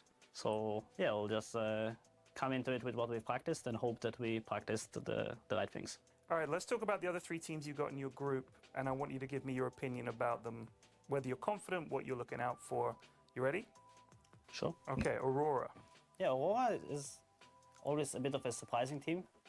I think in my career, I always kind of lost to them a lot, I think. I'm not sure, to be honest, but I have a feeling that a lot of times when I play against them, I lose. Okay. Like in group stages. I don't think I played them many times, if at all, in elimination games, but I always remember like losing to them. So they're kind of a wild card to play against, you think? Yeah, I think they're definitely a wild card. Wow. This year they haven't done as well, I think, as last year. Okay. But they always look like a strong team. I think so far this year they haven't lived up to the expectations. But I'm sure like TI is the time they will do the final push. So For sure. we'll see. Team Spirit. Spirit, obviously, everyone is always like expecting them to be like maybe not the favorites, but like at the top this year. I think they have looked very good though coming into this TI. I think in the last tournament they almost won. They ended up losing to Falcons, but apart from the finals, they looked very strong. They looked like they know what they're doing. I think Spirit, a lot of times when they are struggling, you could really tell by the drafts that they're not really sure like what type of heroes the cores should play. They have very like disoriented drafts, and I think now they have a bit of a stronger ideas of what they want to do. So they're obviously a strong team, but for myself, I'm never like intimidated by Spirit. I think I have very good record against them, at least from memory. So they're obviously a really good team, but I'm confident against them. Nice. And lastly, Beast Coast. We played against them, I think, a bunch in the last tournaments. So they are not so like unknown to us. As a lot of times you go into a tournament and there is like some South American team from the qualifier and you're not exactly sure. But these guys, I would say we know them pretty well. Boxy is a big fan of the Pulse 4 player. Right. El Mishu, I think. I hope I'm pronouncing his name right. But when we were preparing for our match against them in Riyadh, Boxy was watching the replays, and he would not stop telling me how this guy is like so good. He was telling me that he's watching him play, and he feels like he's watching himself play. Oh wow! Like he's always making the best decisions. So it was like that's a very Boxy thing to say. Yeah, right? complimenting himself a little bit, but also Mr. El Mishu. How crazy do you think this TI could be in terms of like the swing from what we see in the group stage to what the meta looks like towards the end of the tournament? Do you think it could be super wide, or do you think it's actually pretty set already? It's pretty set for now, but at least always in TI there's like some hero that everyone thinks the meta is figured out right before, and then some hero that everyone like forgot about just sneaks by, and suddenly by the end of the tournament is like the hottest hero of the tournament. So I'm not sure what hero that would be just yet, but there's probably going to be something. The group stage is a lot shorter this time. So maybe there won't be as much time for the meta to develop. I think the past TIs you played like what, 14, 16 games in the group stage? Yeah, it's a lot more. A lot more, so there was a lot more time to experiment. So yeah, we'll see how it affects the development of the meta this time. Okay, fantastic. 33, thank you so much for joining me, and it was lovely chatting to you. Best of luck in the tournament. Thank you.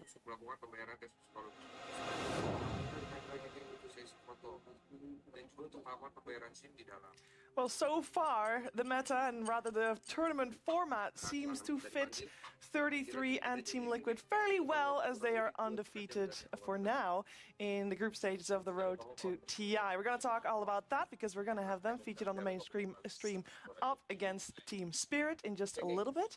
But first, let me introduce you a fresh panel as we'll take you through the rest of the day, which is not only this one more series, because tiebreakers on the horizon with already one tie guaranteed. Lacoste, do you want to make any predictions as to how many we'll have in total? On top of my head, I would say 7 teams will be included. In the tiebreakers? Yes. Okay, this is impressive. It's also a very random amount. You asked for a number. Yeah, I like, okay, over or under, Effie? Under. Under. I would say 4 teams.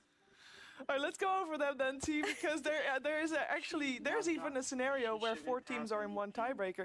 We know Group A, they're done. They don't have a tiebreaker. 1W and Heroic, they are at the bottom of their group, and it is Extreme that gets to choose which one of those 2 teams they'll face, and Cayman will be left with the remainder. But I want to look at Group B, which is not yet decided, team. Yeah, so that's the hype there. If you like chaos and like madness, then Group B has the potential, like Shiva was mentioning, for all 4 teams to actually be tied at the end of the group. The other 3 groups already have their top 2s, right? Extreme Gaming Group A, Falcon Zero Group C, and then Liquid Spirit Group D. So it's like we already know who like the top teams are. But that Group B, little bit of madness, little bit of chaos is still available, and I always like it when we finish a group stage and we don't actually know anything about that group stage. Like, let's run it back. So I'm going to be very biased for those Group B games. Yeah, there's your 4 teams right there, 3 more in other groups, and we're set with the 7, exactly. maybe even more. But I do like these mini tournaments that do happen from time to time. It's very rare, but when it happens, it is hype. It is incredibly hype. You know what I do wonder? If this group stage tiebreaker is actually beneficial to all the teams who play tiebreakers, because it's just more practice. You're playing more best of 3s for what I would argue are, this is the lowest stakes point of the tournament. There's no elimination on the line. You're just playing to choose who you're playing against. And you just get more sample size of games. You get more lessons taken along the way. More ability to play under pressure. Could be good for the teams and tiebreakers. Yeah, we already know 2 teams that will be guaranteed in tiebreakers, because in Group C, they just finished just a moment ago. Team 0 and Falcons will play a best of 3 to decide which one of those 2 teams gets to choose their opponents between Aurora and Beast Coast, because they already know who to choose from as well. So we'll have to see about that. Aurora, by the way, they 2-0'd Beast Coast earlier, so maybe that gives us a little bit of indication of who the teams might want to choose. But we'll have to wait and see for that, of course. Tiebreakers come first. And we also have to mention Group D, because tiebreakers possible still there as well, the cost. Yeah, both Team Liquid and Team Spirit are 4-0. They didn't drop a single game. And if this one is going to be a draw, they're going to play another BO3, just to, make it even more interesting to see which team is going to choose Beast Coast as their opponent. Pretty much. Because Beast Coast, after all, didn't win a single game. I mean, yeah, it's true. True. The logic is, though, if you're a first-place team last TI, every team that was first picked a 4th-place team and won. Tundra, they finished first, they picked 3rd place, they lost. So it's like, if you do win your group, logically, you do need you to take the 4th place. Like, there is some maybe like, you want to play this guy, you want to play... Just pick the weakest team from, groups, and then play it out. So, it's actually quite important to have choice. And for Team Liquid and Spirit that are in Group D and still deciding on which one of those 2 teams get to choose their opponents, they choose between Nouns and BB Team, and both of those teams have very good track records against both of those teams. And I do want to point out, T, that you mentioned Tundra chose the 3rd seed team. It was Nouns that they chose. Yeah, that's also in the interview when Ted was like, you know, 5th, 6th last year. Yeah. I forgot that 33 wasn't on team. But yeah, 33, Tundra last year, they were the only team that actually, picked away from the meta of picking the weakest team. They then lost that series and then also instantly got, eliminated from the tournament. So I think it is pretty important when you have choice that if you are to pick the non-4th place team, you need to have, like, the stats to back it up. Like, did you beat them throughout the year? Does your play style play against it? Because if you can't, find good points for that, then just take the weaker team. Like, it shouldn't be overthought too much. It shouldn't. And speaking of statistics, we actually have some statistics regarding these 2 organizations, Team Liquid and Team Spirit. They have had some very good results, especially on the Team Spirit side, Effie. Yeah, I mean, so when we talk about Team Spirit and TI form, we're just looking at their TI wins, right? They have 2 wins under their belt. In 2021, they essentially were a low-performing team that year. They were a very new org. They just started that year. They picked up Yellow Submarine. All of a sudden, around TI time, they got so good. The TI after that, the curse happened, right? Where a lot of TI winners suffer year after. But then the year after, they just hit TI form again. And here we are again at TI. The question is it going to be the same pattern? Like we saw 2021 win, 2022 bad, 2020. So at what point is it going to be a pattern, or are we just going to see Spirit in TI form one more time? The weirdest thing about Team Spirit is that they barely made to that 2021 TI. Yeah. It had 5th to go game, to, right? it had to go to Game 5 as Yellow Submarine. If they didn't qualify, guaranteed these guys would not stick together. They would go to different teams, and then we would not have this magical story of Team Spirit. Well, we'll see how far they can go this time around. As said, both of these teams having a very great start here at the road to the International undefeated. Whoever wins this series, if it is a 2-0, will get the choice of opponents for tomorrow's seeding games. But if they tie, they get to play again against each other in a best of 3. So I'm also kind of excited for that. And of course, we'll keep you entertained and informed about the matches going on the other 2 streams, which will both feature all 4 teams of Group B, also a group that is not yet decided. And we have the draft on your screen. Radiant side for Team Liquid, Dire side for Team Spirit. It is Naga Siren that is overall first phase pickup for Team Spirit, and Team Liquid, they answer with Alina. Yeah, nice response in general. I think Naga support, where it normally goes, because again, when you're first picking Naga Siren, you know, Lacoste and I talked about this yesterday, you rarely are going to flex it to carry, because teams will just naturally pick 2 or 3 heroes to deal with Naga, and then kind of the game isn't, you know, flexible for it. But for Lina here, it feels nice because a Naga 5 doesn't join smokes and break the enemy jungle, doesn't really progress the map state very quickly. It's more I secure my lane, I kind of contest the runes, I make stacks, and it's a very slow start to the game. And that's where like a Lina carry, after laning phase, she wants to have like this kind of chill entry, get my Gleipnir, get my components to BKB. Every fight is like her fight. So I like the fact that you just lock it in early just because you see one support that can't punish you. But I do want to say though that I think that this Lina first pick from Liquid is very confident because yesterday Team Spirit beat Lina 3 times. And yeah, you can make an argument that they were playing against the weaker teams in the group. It was 2 times versus Beast Coast, they beat Lina. 1 time versus Aurora, they beat Lina. And the way that they approached Lina is they had Kunkka in 2 of the 3 games and just a strong kill support on his side lane. They would X Lina and just pressure her over and over. Another approach that they had was that they picked position 4 Batrider, knocked her back, and also tried to pressure her on lane. So Team Spirit, I think, are not afraid of this Lina at this stage. So I wonder if Liquid have cooked up some kind of strategy in terms of they studied their group stage yesterday, they know what they picked against Lina, they have better heroes.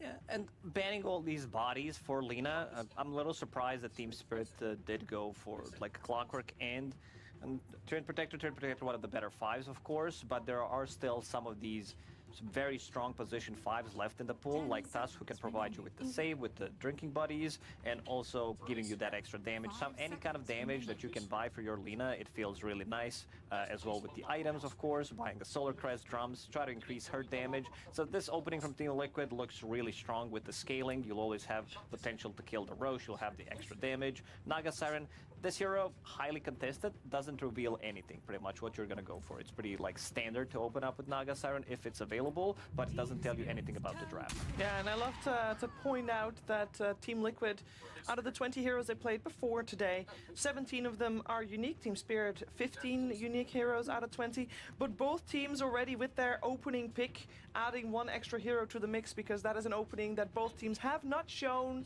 yet in these group stages. We have seen Tusk and we have seen Snapfire, but the 2 opening picks are somewhat foreign. Yeah, nice little layering. I think here, like Mars or some type of hero like this is pretty good for Spirit. We've already mentioned about the Snapfire being strong support, but they still go for the Kunkka that they did before. The reason why I was thinking Mars was just like the vision aspect of Lina.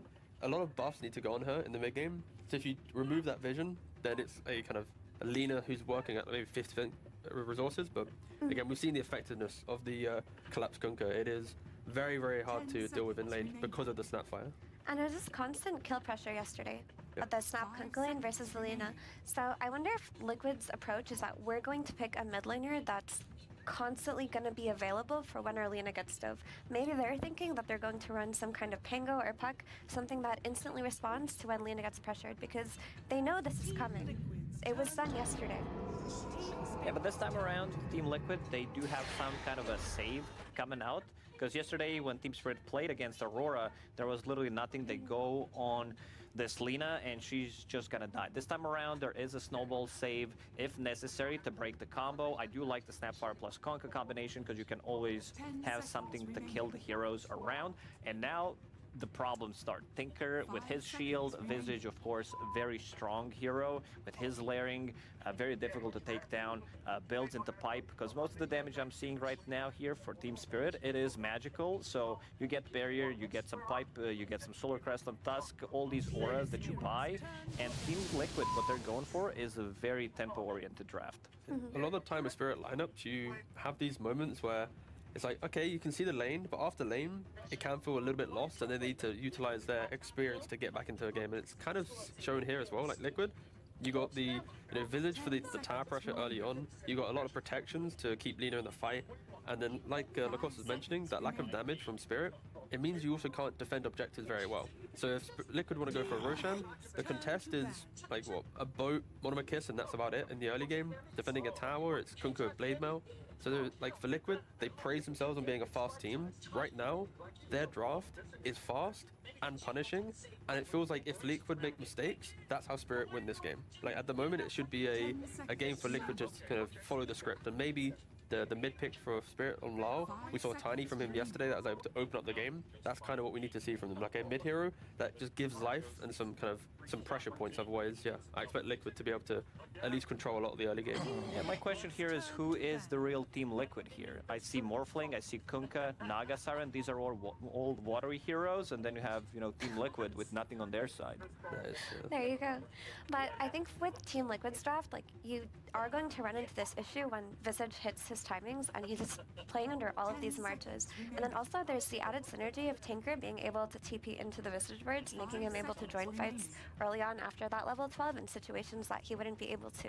So the map is going to be blown wide open for Liquid. But what I do like about this Morphling pickup from Team Spirit is out of all the carries in Dota, Morphling is very ready to join a fight around minute 20, and when he does, you can always turn it into an early Roshan.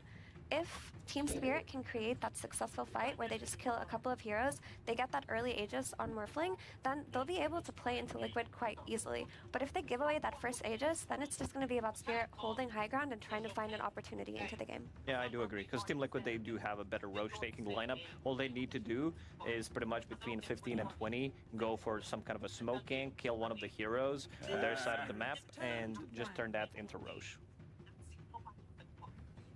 As long as Spirit's mid hero is able to find the backline, I think they'll be pretty happy with the draft that they have, because they have all the team fight tools, the big picture stuff that the Spirit likes to play on. But Storm's ban, Invoker's ban, we don't really see Earth Spirit too much. Pangalier's in and out of favor, but anyone that has a little bit of chaotic fight early on to draw the attention of Liquid, to buy time for the farm of Morphling, is pretty much what I want to see. I do really like the Tiny idea still, because the tossback on Lina would be so helpful here. And you are playing with a Naga on Team Spirit, right? Your support Naga is going to be able to sleep and set up on the backlines and find them. So you need a hero that can instantly capitalize on that, because Kunkka doesn't really do that from the offlane. He does have an X, but it's not like he just jumps in and starts a fight. You need a hero from the mid lane that's going to jump in, and Storm and Invoker are both taken out. So maybe something even like a Magnus from mid could work here. Poor old Collapse, he went from being like the super high skill mag player winning TIs to now playing Kunkka, where he presses Blade Mail on both, walks around in circles in the fight. It really is a fall from grace. It's the puck. Yeah, but you get to use like Crimson, Pipe maybe, and stuff like Yeah, that's so cool. I can't wait to watch the the montages that you get at TI. How many I like Real of Joy. I will say that it seems like the games we've watched so far, we do talk a lot about the offlaners, because even though they might not play the big team fight ultimates, they are incredibly important to how the team plays, and it will be the Magnus in the mid lane. Yeah, I like Magnus a lot here. I mean, you could be collapsed. You could still run it on offlane too and play Kunkka mid. That is the beauty of the flex. But Magnus is a very valuable hero versus turret type carries like Lina and Medusa, because you just relocate them back into your team and you kill them fast. But also, like I mentioned, you're going to have the song set up on the backlines. You're going to have the ability to pick and choose your targets if this Naga has good vision set up and isn't being jumped on herself. I'm just thinking what they're going to go with the mid lane. I'm thinking Shaker, because they need something, because right now they're very limited how they're going to kill this Morphling. If they get any kind of a cookie, some skewer, RP, song, they need to be able to burst down this Morphling. And with these heroes, like, they can't do it immediately. Somebody needs to start a fight. Tusk nowadays, he doesn't build into a Blink Dagger anymore. It's more about building the auras, the drums, the Solar Crest, and it could be very potent. You're either playing against Magnus, you're either playing against Kunkka, and we've seen him bang out that Earthshaker yesterday. Yeah, I think it'd be pretty helpful. Because like right now, Liquid, they're already happy with everything in the first 20 minutes. It's just that hero that can really overwhelm that. Because if Spirit force themselves into the, we need to hit that RP with that skewer, or we need to hit that song, that pressure, it can punish them. And yeah, I think Shaker was really nice. I think both teams had very, very good last picks. It really kind of answered some of the problems that the drafts needed. And it will be the collapse mag. Yeah, and I think it's very nice. I think putting the Kunkka to mid, you now have, Kunkka versus Shaker, both push out the lanes. Shaker can actually do really well in that lane, so Kunkka needs to be maybe a little bit careful.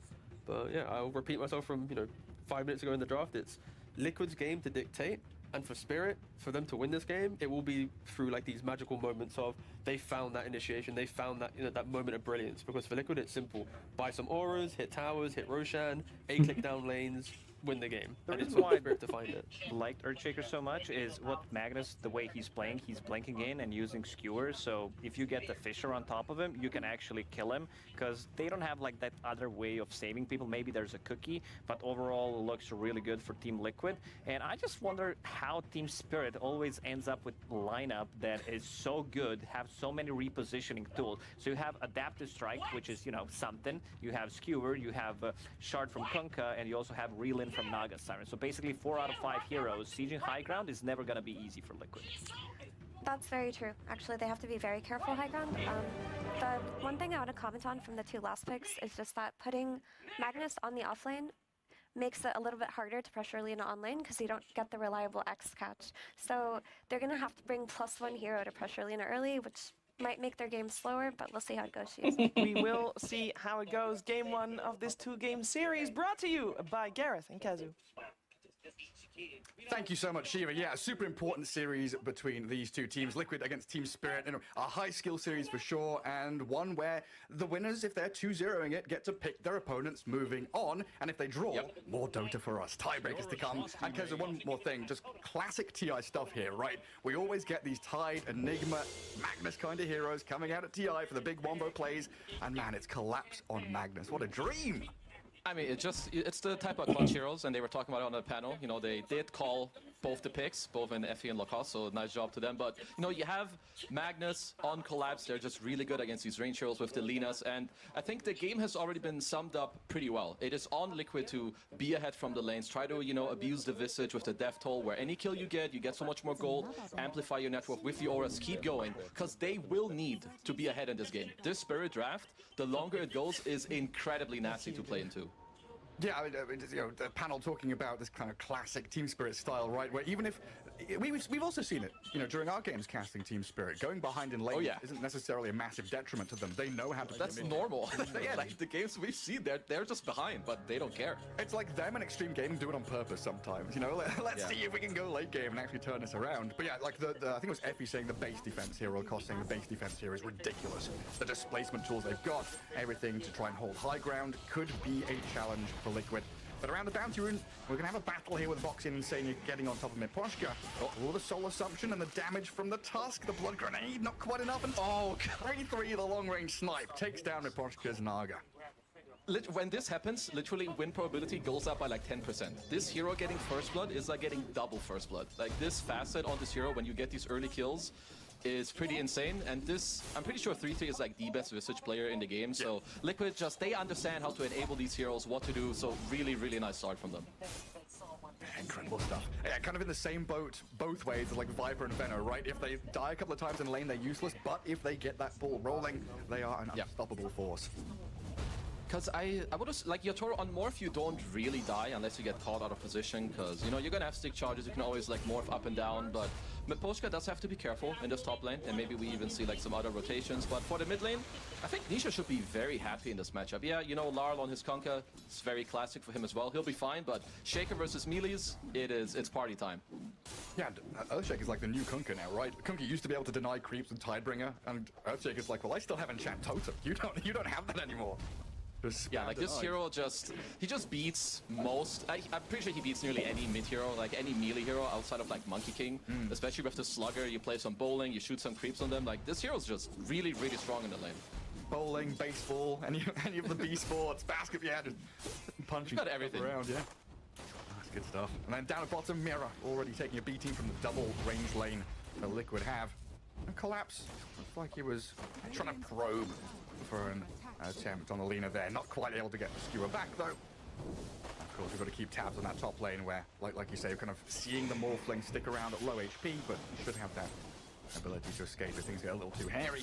But it's like level 2 Tusk and Visage is nasty business. Yeah, like they're level 2 Power Spike, and then also like level 3 on like Visage with the level 2 Soul Assumption.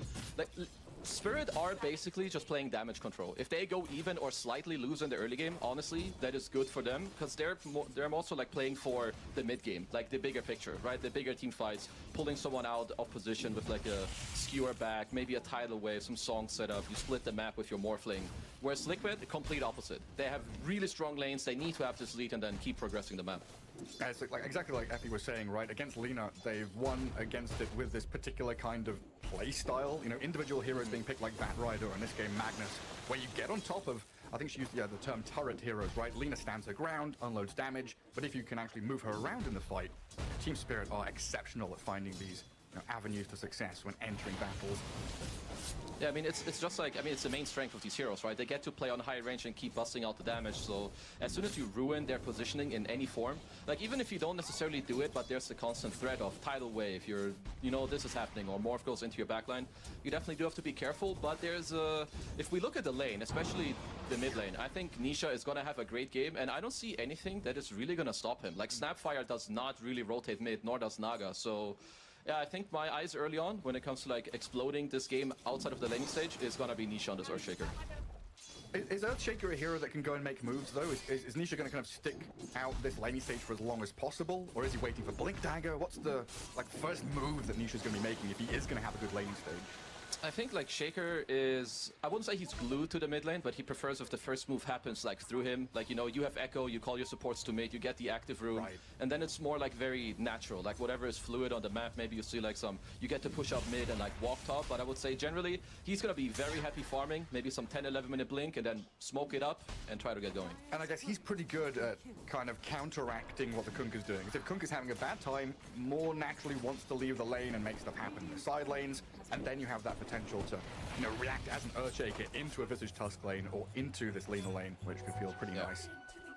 And also, like, it's just not easy for a Kunkka later on to pressure an Earthshaker. Like, generally, when you get both, you want to be the one to pressure mid. Like, you want to call your supports mid, but I think definitely laning stage-wise. Oh, Mickey. Nice. Skewer back. Looking at the skewer. Oh, they've got it. The damage. It looks like should be enough here. Mirror and Collapse. They hit level 3. They get the displacement tools going. And the Tinker, yes, is like a healing, kind of saving hero once we get into the mid-game team fights, once he's got Holy Locker and March of the Machines. But in the lane, Tinker is primarily just trading hits, not able to really protect the Lina that much. No, this is a really, really nice lane, and this is, I mean, it is very classic for like Team Spirit. They've played this lane many, many times, like even years ago. And yeah, when you are a hero like Lina, Tinker doesn't protect you the best. Maybe there's repair bots and you can like try to fight through it. Like even with Raindrop 15-6.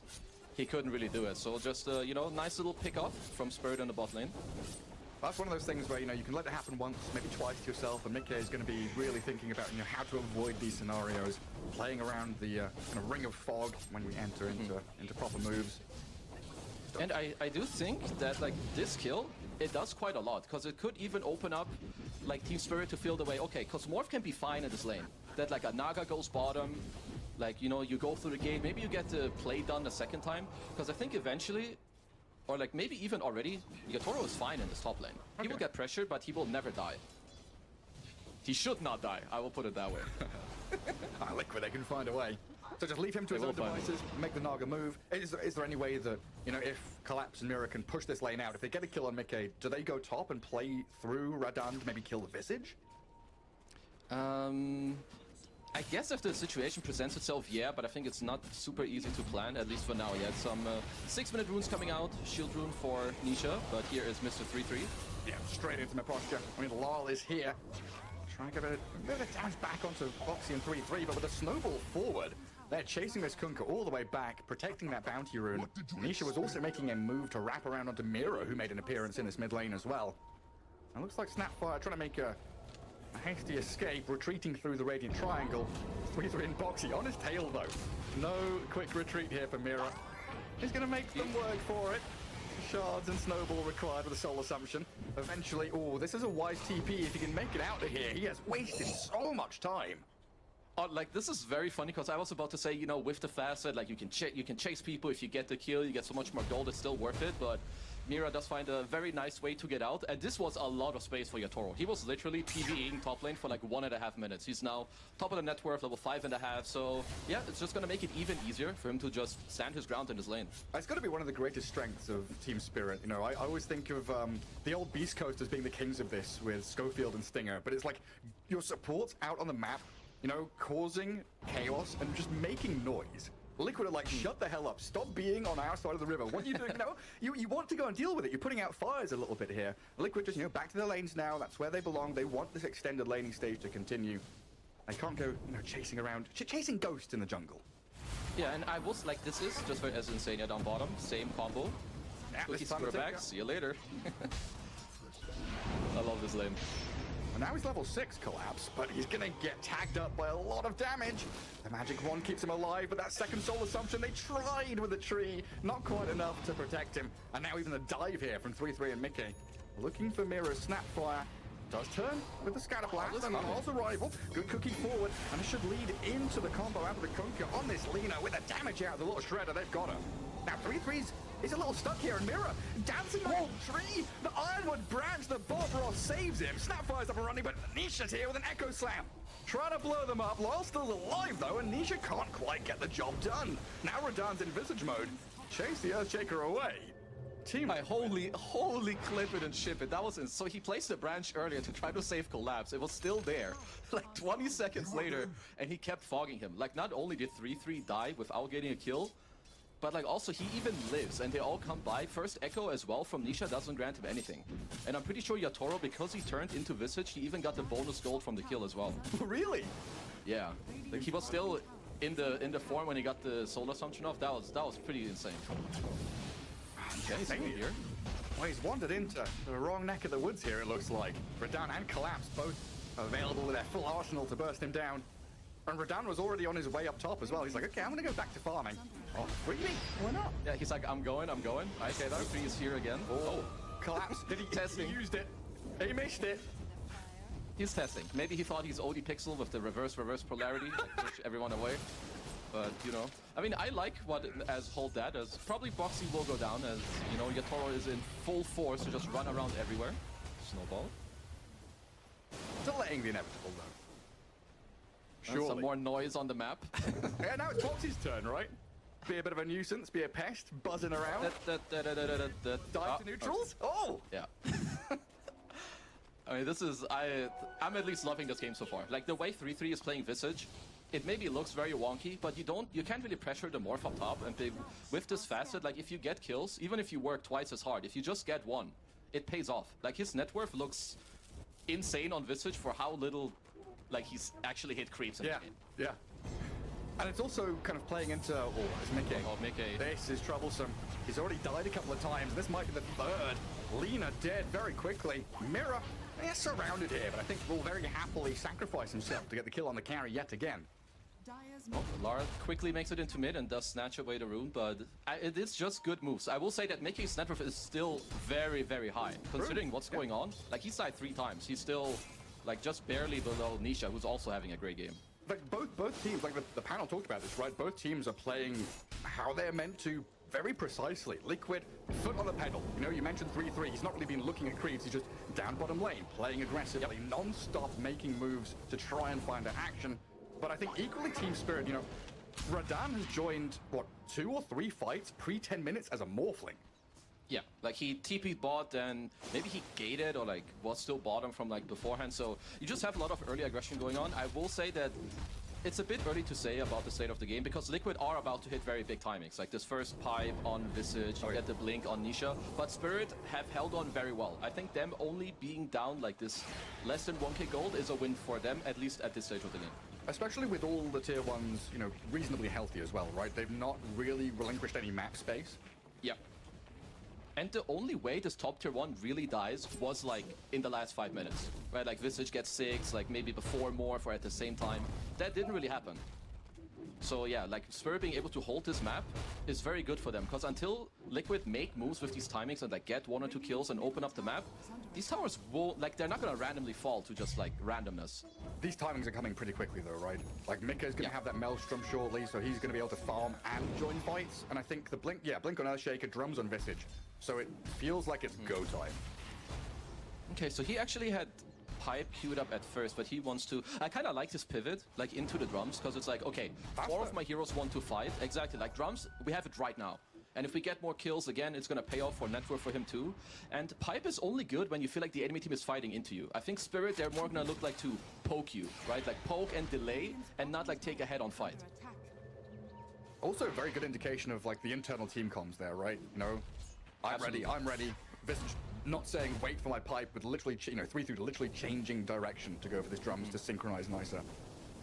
Because now it's more about like how do they create the play on the map? Because yeah, you do have your timings, you have your blink on the shaker for Nisha, but how do you like set up the map in a way where when you make this move that it's not just incredibly obvious?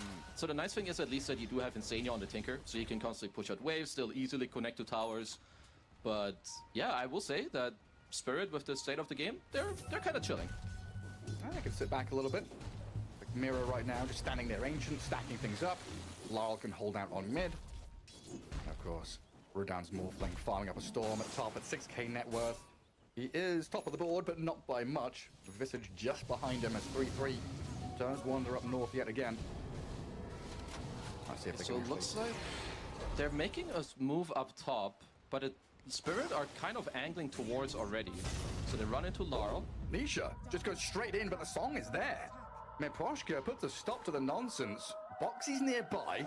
Team Spirit looking to fight this, though. They brought the numbers with the kisses, but the nice save. Into the boat. It's not going to connect. Snowball onto the Nagasar and punch it down, but in comes Collapse. Big move to take down 2, but the heal. Can I keep them alive? Insania's fallen, and so is Nisha. They cannot keep the Liquid Heroes up and running with the heals. Now 3-3's being eyed up. Mira and Radan, the sole assumption from the Morphling in Visage mode. I don't know if they've got enough damage quite, because 3-3, reasonably tanky. Radan still waveforming forward to try and finish him off. 3-3 is far too beefy to break through. Okay, yeah, so they're gonna live. That was a really nice save from Boxy initially. As hold for a moment, Collapse, he's sniffing out the dirty Boxy man, but seems like he's gonna be okay. Like this is why the positioning of POS 5s just matters so much. Like Mipochka just being around, immediately songing to just like put a stop to the play. And I will say it again, this is one of the strongest early game timings that Liquid have, and it does not pay off for them. It's going to be pretty devastating for Nisha, right? You buy the Blink, your debut of that big jump with the Echo Slam on a core, and it's just a Naga song. Stops it all. Honestly, again, just like props to Team Spirit for the way they're reacting, right? Like it wasn't just a defend and save a hero, it was save a hero, make the call for all 5 of them to meet up and fight in that top jungle. Yeah, and just like understanding who needs to be close to who. Like Naga playing like in between the Morph and the Conquer, kind of like the 2 pressure points, like both mid and top, that he's in between, and if he has the correct read, he's there on the instant, he can song and yeah, like just put a stop to it. And now Spirit kind of have their own timings, right? The Blink was or is available on Collapse, RP is up in 30, they have high levels, and Yotoro has Manta. I don't see Yotoro dying unless he gets surprise Echo Slammed out of a smoke. What, for the rest of the game? Like the next 15 minutes at least. Like maybe 2 more items Lina, you know, it's a different story. But right now, it's chilling mode for him. Fair enough. Smoking and making a move mid. Insania's tucked away in the trees, so not an easy pick there. And top tier 1 are going to drop to 3-3's push, so finally getting that objective off the map.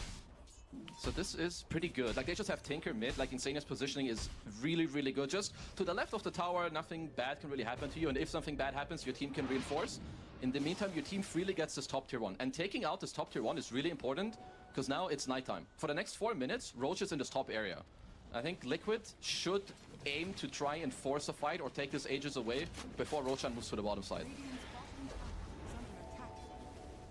So if they try and force it, is that something Team Spirit will come and react to? It probably just depends a lot on what Spirit like see on the map. Like how obvious is it? How long does Spirit like actually have to move there? I think if they have like easy way of setting up, they will definitely go. Like they have Naga illusions to scout. You can even like pop a snap ult from high range. Hell, you can even like go and just song and like delay it. So Liquid will have to just find a way, because I do think if you're not taking it in the next 4 minutes, Spirit will happily take it at minute 20 when it goes bottom. Yeah. I mean, you can see what Meposhka's doing right now. Naga illusion, scouting out Visage and Tusk. Just a position 5, holding a lane, scouting and forcing this kind of zone of control out of the hands of Liquid. Such a great hero to have. I mean, I will say that at this point, Liquid are also okay with slowing it down a little bit, because I think like some of their timings have tapered off.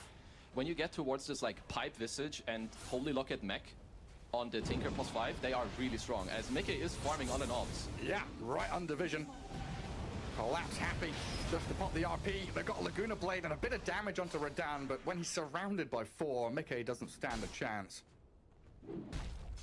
Didn't even need to pop a smoke for it, because I don't know exactly who got to place that ward earlier, but that is just, that's a really nice aggressive observer ward, just makes it so simple. Your Magnus, you know, Collapse walks in, he's like, yo, I see this guy RP skewer, and see you later. Oh, Radan. Oh, Nisha trying for it, not quite enough. Radan is going to turn and maybe even just get this kill. Nisha needs back up as quickly as possible. X-Mark bow combo coming right in onto his head, and the Earthshaker pays the price. And this is okay. Collapse. Hold on, as it's not over yet. Just a blind blink forward. He does spot 3-3. Visage going for the TP with the familiar stuns. He has got away from there.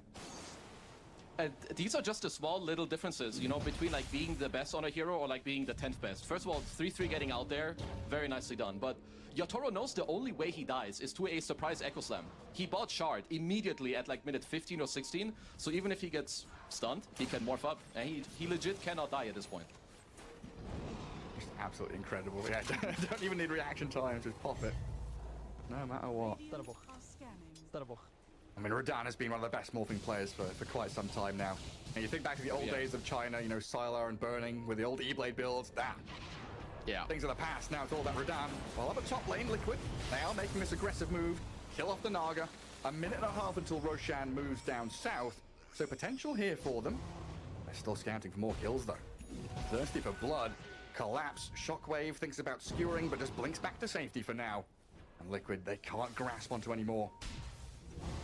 Oh, this is very good, especially also from Liquid. So the pipe was completed. They do get to push out the Naga and now like push in mid, push in top. But even Spirit, like look at kind of like their discipline and where they're lingering. All their 3 heroes, they linger around the top tier 2 and they scan Roche. Had Liquid gone Roche, it would pop red, Naga will just TP top and they can form in smoke and go straight back to it. But looks like Liquid, you know, they're just chilling for now. They're happy. Maybe you also get this BKB on the Shaker, keep farming up on the Tinker, because yeah, I will say again, Tinker +5 is a very special beast.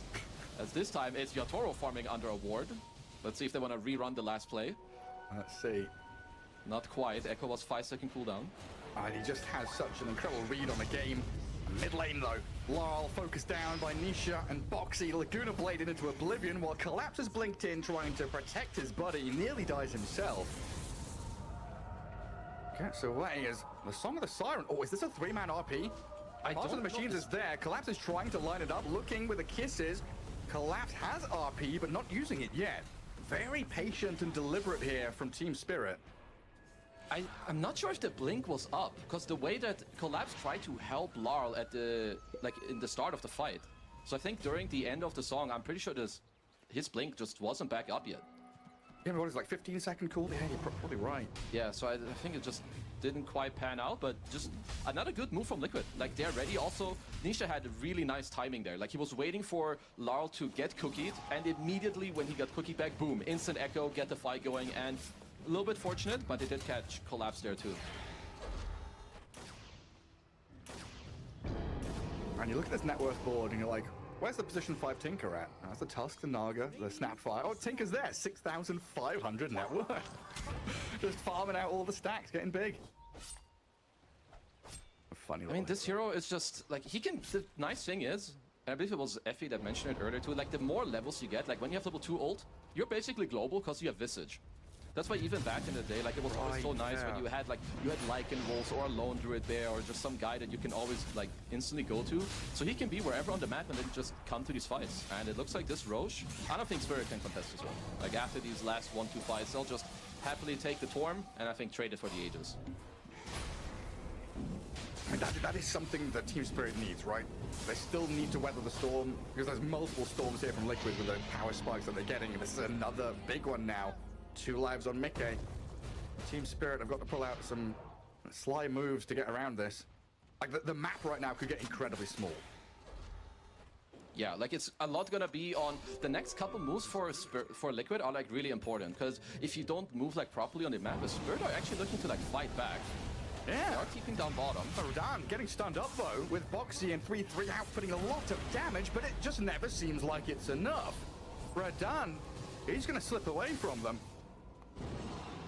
And I realized quickly, like, this guy, like you said, Kezu, he shouldn't be dying, and he's not. He's just not. Okay, but even though he TP's bottom, this is not very good for their map. Like, now they're kind of, like, all here, lingering. I don't know if they want to take this fight. I feel like being able to take this fight is more on them coming up with, like, a really nice play or Liquid misplaying, because you don't have BKB yet on Yatoro. I don't know how amazing he feels to, like, currently take this fight, so we'll have to see what happens here. And you don't have that much vision either. And they're trying to play around in their Ancients here with a smoke out of Dire Ancients area to come in around Team Liquid. Nisha, you still smoked from that earlier move, and he's going to spot them now. Rodan shows. X-Mark comes out from Laurel, bring the Shaker back, but Nisha's too quick for your business. Gets away with a blink.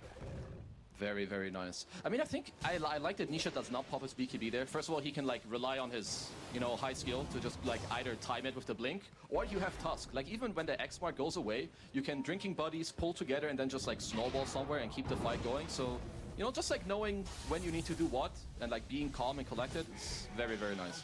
It's also a pretty cool situation where, like, Liquid were getting ready to press the right-hand side of the map, right? They were going through the Wisdom Rune area, looking at that tier 2 bottom, and then they have that angle in towards Ancients and in towards mid. And Team Spirit just dragged them away from this prime objective across the river, back onto Liquid side of the river, just, you know, wasting a good minute there. Yeah. They literally bought themselves a minute of time with that smoke. Like, maybe they wanted to fight, but I think dodging is equally as good. Yeah, like, they dodged aggressiveness by, like, making their own aggro move, which sometimes, you know, it is just your best defensiveness by being aggro, as they are on Insania down bottom. I'm not sure how much time left Insania has on this map. There's a lot of damage out of the Morphling. He's just healing and healing back up a fair amount. The Vampire Fangs are paying off big time for him there. But Rodan dominating now. Okay, so it's still a... I mean, I will say that the game is still, like, very even. We have touched on it, and so did the panel pre-game, that the scaling and, like, the longer the game drags, I will say that Spirit, they are gonna have more and more tools to try and deal with what Liquid have, right? Like, getting them out of position, because Liquid very much want to play on, like, a ball with all these auras in the repair bots, high range Alina. The longer the game drags, you get more tools from Spirit to, like, get items to go in the backline, pull people out. So it's... they need to try to keep up the pace. Now, you really just need to be pressing as much as possible. Tinker, like you say, definitely helps against this Naga Siren, who even from a position 5 role, he collapsed trying again. Naga, you know, still kind of pushing out lanes, causing a bit of havoc. Liquid are really going for this. Gunning for Collapse and Mirror, but they've already made their run back behind the tier 2. Let's see. I mean, Spirit are happy to just delay this, and this is one of the things that makes them, like, such a good team. They're gonna keep farming, but they're never gonna fully give up a tower. You know, there's always, like, threat. There's some torrent flying in. They're, like, looking to create situations. Yeah, you just get clipped by a torrent, just like that. Skew it back. 3-3. Oh, Echo. The Echo Slam. 3 caught up in it with a Life Strike Ray from Mickey. Snowball across. Collapse is dead. The Morphling is to be kept alive. Miposhka helps. Lol. He's stuck around here with the Kisses, not really doing too much. They're still looking at this Lina with an RP from Collapse. They might just have her. The pipe, the protection, try and heal up Mickey. They've got the first life cracked, though. Lina down and Rodan still going. He's in Earthshaker mode now. They've torrented the Tinker. The Fisher lined up decently, stunning the... dying.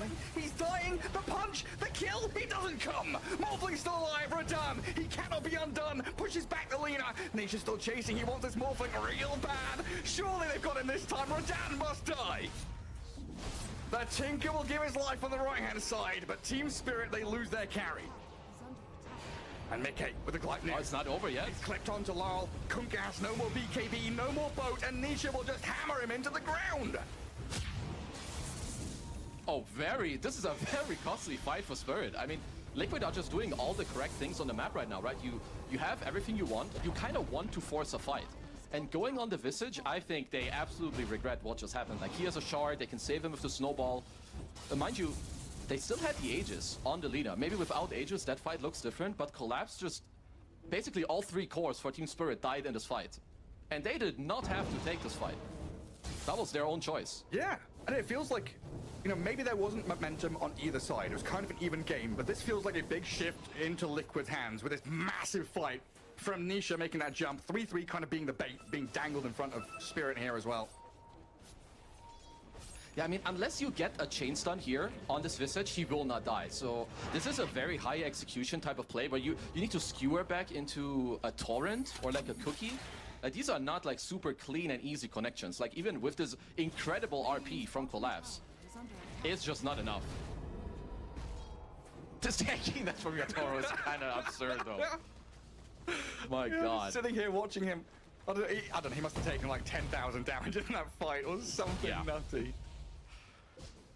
I mean, there is also one thing that I didn't touch on yet. He can always turn into the Earthshaker, and of course, Enchant Totem Morphling is quite nasty. But yeah, they will have to rethink how to take these next fights. Nisha, just toying with your Toro. Very high skill. Okay, I see what you're doing there. He's making fun of me for calling things high skill. My bad, guys. I have a love for the game and for good gameplay. It's Kez's catchphrase. No, but I mean, seriously, we're at TI. We've got Team Spirit against Liquid. Like, in all seriousness, this is one of the highest skill games and series we're going to see. There's also, I don't know if 12,000 healing already. I mean, welcome to Mr. Taker. Ooh. It's items, repair bots. He's just kind of chill. That's also another thing. I'm pretty sure he had defense matrix as Insania. Okay, he lives. That's a Chad Fisher. All right, well done. Keep the Tinker alive, and Tinker, back to Fountain. He can pop back out into action very quickly. That's look at Lyle just BKB TP. Damn. The Earthshaker was coming. Let's be real. He was on his way. This is, and I love what Liquid are doing. Like, sure, they got out, but they used 2 of their BKBs. This is like a 90-second window where if you take a fight, Spirit are feeling horrible if they're forced into anything. So you just try to smoke across the map. Where are we Roche-wise? 30 seconds until fast spawn. Just a minute until we shift into daytime. So it's going to be in this bottom right-hand corner. And some pings there on tier 2 mid and bottom for Liquid. Both teams have a lot of aggressive wards. Like, look top. Larl has no BKB. I'm pretty sure his TP's on cooldown too. He's farming under an Observer ward. Yeah, and he should just go straight in on top of him. Team Spirit have 4 heroes around, and they're coming in quickly. Larl isn't the fastest kill to get. The snowball comes, try and dodge the boat, succeeds here as Liquid. They're diving deep, looking for Larl, and this gives them the opportunity. RP and the damage. Take down Boxy. Mira has traded his life for this though, but they've kept Larl alive. And if they can get out with the rest of their heroes, Team Spirit are going to be pretty happy. They don't want to get out though, Kezu. I think they do. I think they do. Okay. They turned around for a second and I'm going, hang on a second, what you doing? I will give it to you that did look sus for like 2 seconds. I think someone was making a call and someone rightfully so did shut it down. I think it's very wise to not continue fighting. I wonder who that was. It's like, can we kill them? And someone, Miposhka's just like, no. You know, the Bugs Bunny meme. No. I'm pretty sure, and I hope it's one of your cores. Because, you know, as the Naga, you song and you hope that someone will tell you what's up. You don't really make the choice. I think your Toro's like, no, guys, I have no BKB. Let me get the state of this. Like, now I would say next fight, they have a bit more fighting power again. Team Spirit have just been held on their side of the river for a good 5 minutes now, though. And you're kind of stuck here, Miposhka and Mira waiting by their tier 3s. And Liquid, are they ready to go high ground? I mean, 3-3 says, yes, I am ready. I'm going for I like this forcing, but you need to be very clear how you're doing this. I mean, we push the displacement tools they've got. Okay, I think once you see this tidal wave, you back off now. I was saying I like the force. I think, like, you know, going up the high ground and just like seeing what's up, you know, you look across like your neighbor's fence. You're like, oh, I don't want any of that. You back off. You see everyone, they have all their stuff. I'm out. Actually, knock. Anyone home? Oh, yeah. Everyone's here. Okay, bye. Tidal wave and torrent and skewer. Okay, so it's gonna be about the second Roach, and both teams, they're on the money. Like, look where both teams are. Liquid's bottom on their side, but Spirit are also here, and they're smoked. And they've got vision. They see Boxy, and the task is a pretty good kill to get. If they can find it quickly, he's rooted and killed with no buyback available. This is very good, and I like the discipline there. Remember earlier they did the skewer back and people got their spells off? Yatoro turned into Boxy just to snowball him while he's getting skewered in, just to make sure there's no snowball shenanigans delaying this play into like some disaster. Just easy and clean. You know, take what you can get. Oh, Nisha. I thought he was eyeing up the mid lane, but he's seen the double damage rune. The X jumps away, dodges the tidal wave, escaping this guy but collapse. He's got the RP through the BKB. Let's see if they've got the physical damage with the little shredder and the morphling. No, Team Spirit.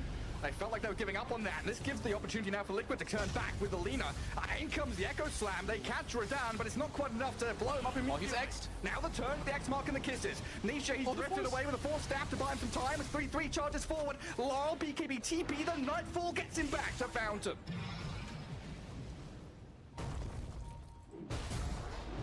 Okay, Mira, more bouncing. Mira dead. I think Nisha could have died there. So the thing is, first of all, they nerfed X-Mark. It's only 3 seconds long. Nisha was defense matrixed, which means the X-Mark lasts even less time. So this X-Boat, it can never connect on heroes that are defense matrix. And then a nice Force Staff as well to bail him out.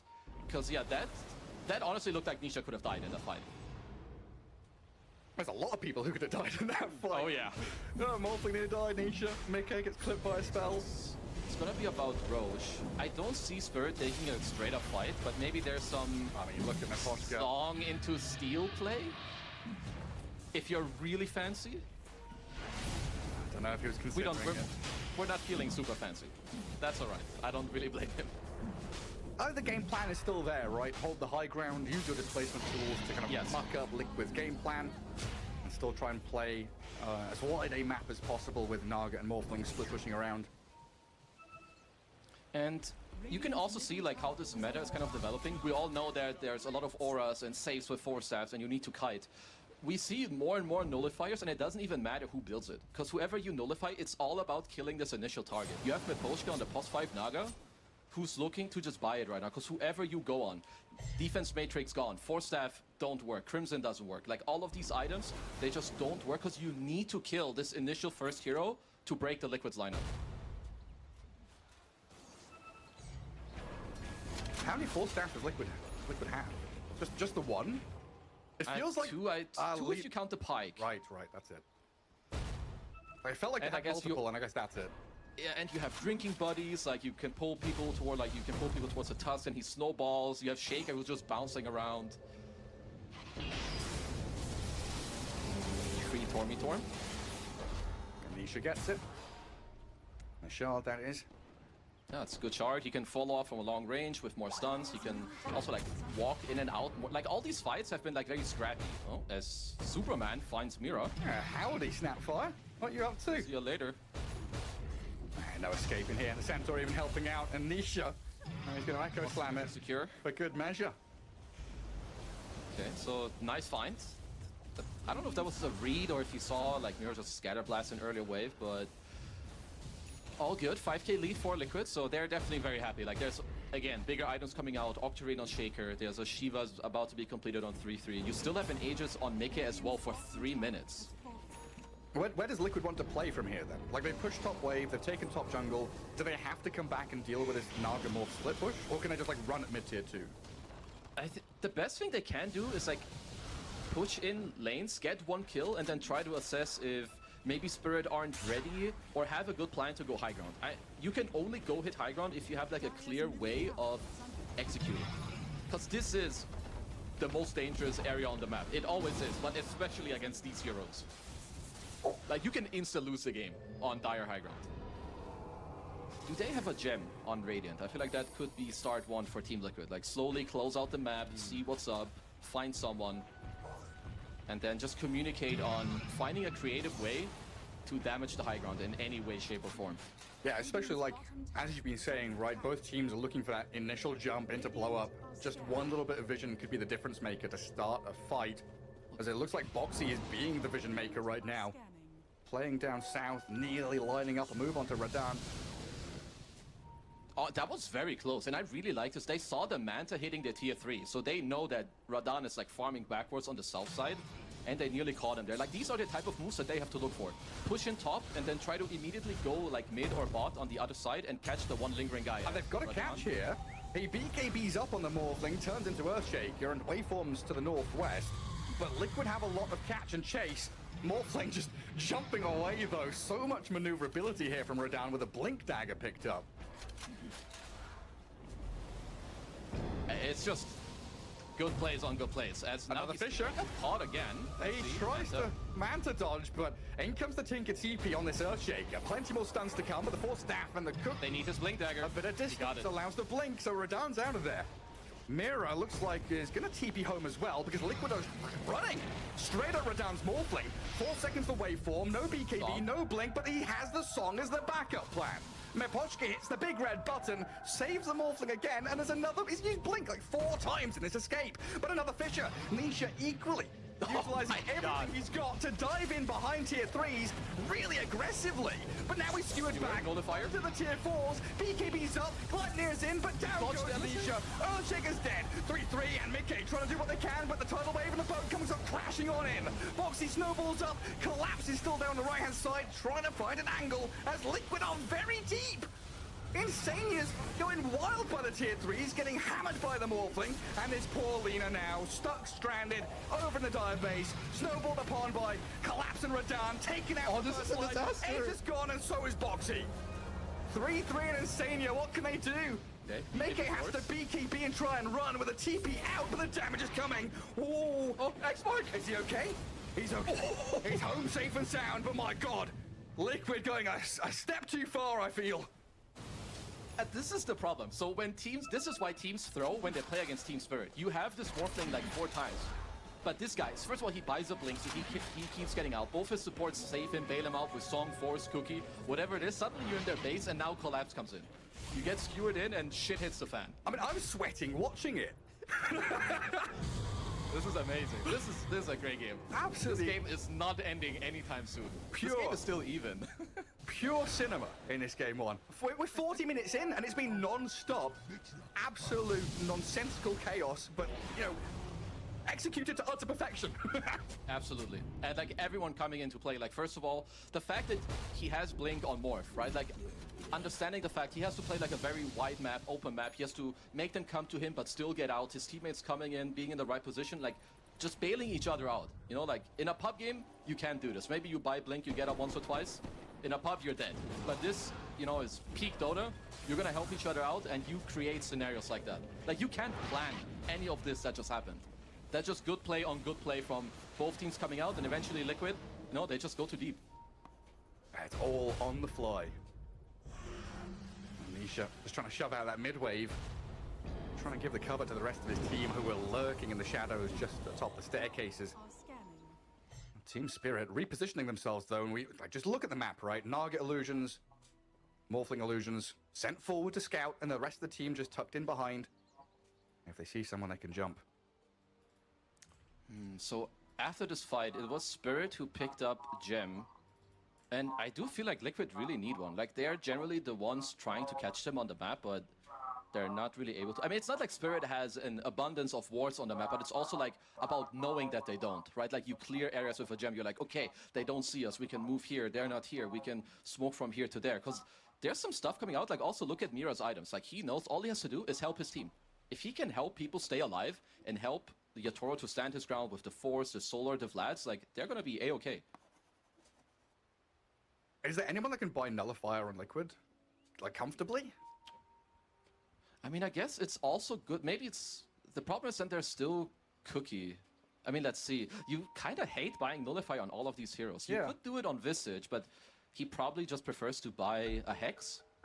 I mean, right now it's really important what Liquid are talking about. And I honestly can't really put my mind on what it is, but they need to talk about how to fight. Because going on the Morphling doesn't seem to be working out. I think there's too many ways for it to take forever and not work out, right? There's Cookie, Tidal Wave, Song, defensive Force Staffs, and like maybe you need to go around and kill the subs. I'm not sure, but it's not getting easy for them to play. It's like, you know, as a pea-brained play-by-play caster, I often talk about ease of execution, right? But there's also that topic of finding what the execution is meant to be, finding that angle, finding that line of play. And Team Spirit right now, the line of play is find Lina, right? Find Lina, kill her off, displace Meke as quickly as possible with Skewer and RP kill her off, and Liquid, like you're saying, have so many targets to go for. That line of play is very difficult. Like another way to like look at, I think Spirit are very happy if a fight drags out, right? Like they keep forcing around. Eventually, someone from Liquid will be out of position, and that's when you get the Lina. That's when you get the Tinker. Whereas I think Liquid rely a lot more on the first 2 seconds being like explosive. No, the blink echo into the follow-up and just blast someone out of the game. Oh, Nisha. Trailing Nisha. He's trying to run away. Doesn't want to be involved in this relay race where Collapse is trying to pass the baton on to him, but nearly finds him. What did he get stunned by there? Collapse. He gets tagged up, but now Nisha has been X'd, holding the BKB, not wanting to expend it. In comes Radan though, forces the BKB. He's under tier 3 as the Morphling. Trying to unload the damage onto Insania, but finding that Mickey offers quite some resistance. The Cookie and the Force Staff get him the distance, and away they go. The BKB trading, that should be a win for Liquid, but the overall map state is not that great for them. Okay, so Roach respawn is at least longer. Never mind, though. I thought Roach just respawned, which could have been disastrous, but it's a very long respawn. Also, did Collapse get stunned by that Centaur in the camp? Something stunned. I don't... Was it like some weird aftershock? I don't know. I don't know why, because I don't think there were 3 units for the Centaur. No, I don't think so either. Oh well, let's see if whatever happens in this fight, because Liquid, well, they don't know that Roach isn't up, so they kind of need to go here in case it is. And Spirit just scanned all of them. Now Liquid are scrambling and a smoke breaks. Collapse. Collapse in position. Skirting the very edges of this team fight as it starts to break out. They see Lol on the high ground. Gleipnir is there with a Laguna Blade too, but they've got a Cookie and his BKB still ready to press. Roxy blinks forward, trying to find a little bit more vision. Nisha makes a move, has to blink away though, and Collapse comes in with a nice blink skewer. Shaker, he's got his BKB up, stuns back onto the Magnus and the Snapfire. A lot of poking and prodding from both teams, but Maposhka again. Oh god. He's got this song, and let's see what Collapse can do with it, because Mickey and 3-3, they're all stuck together. Radan moves forward, Collapse still waiting, looking for his moment to shine. As the kisses come raining like hellfire down on top of 3-3, Collapse finds them. Michaelina and just evaporates her. 3-3's visage also not long for this world, and Team Liquid have just been picked apart by a classic Team Spirit move. From start to like even both teams. Like first of all, the illusion that was put on the like fountain, like the Lotus pool with Collapse breaking it, everyone kiting back. They get this initial BKB out of Nisha, kite back again. But it was also good from Liquid until that point to like retake this positioning. But yeah, if the longer these fights go, the more vision that comes out, eventually it just takes one skewer. Lina's out of position, immediately the fight is over. Now it is Daedalus Morphling. I think Kunkka just bought a Daedalus as well, so they are not lacking damage whatsoever. Okay, yeah, they're definitely not. Like, especially, so at this point of the game, I kind of like this Daedalus. Right, like, so it's not, you have like your spell casting with the axe, the tidal wave, but the longer this game goes now, eventually it's nice if he can help out Mr. Yatoro to deal some more damage, and he has Empower. Like, Empower Conquer late game, no joke. So Yatoro has only died once this game. That was quite early on, wasn't it? I think so. It feels like he's had a solid 30 minutes of just prime Yatoro gameplay. And that should be not very surprising. Yeah, we are at TI after all. There's Team Spirit TI form, and then there's Yatoro form. I think they might both be aligning. And he's got a hairstyle as well. Whether it's bald or blonde, Yatoro pops off. Hair doesn't matter anymore. I think that only worked once. You can keep on trying. Sure. It's a small sample size, you know? You gotta keep going. Test the waters. And that really feels like what this game has been, right? Is both teams testing where that line in the sand is. You know, whether Liquid cross it going into that tier 3 aggressive move up top in the Dire base. And so far, Team Spirit have been very much towing the line. Yeah, and I'm just looking because a lot of the times, yeah, you're gonna run into problems, but you can itemize or maybe find creative ways to go about it to make it easier. Like for Liquid, they have a Linken's on like Tinker, but it's really hard for me to like figure out a way. Maybe you just play for some refresher on Nisha. Like you just play for a Giga late game. You let everyone scale, you get like multiple Echo Slams and just go around. As Nisha should be okay. Because, yeah, like the scaling on Spirit is just still insane. Like even Mipochka has an Axe now. He can net people in BKB. And this is really annoying for Shaker. I'm pretty sure I said the same thing yesterday. We also saw in the Snaga Shaker matchup.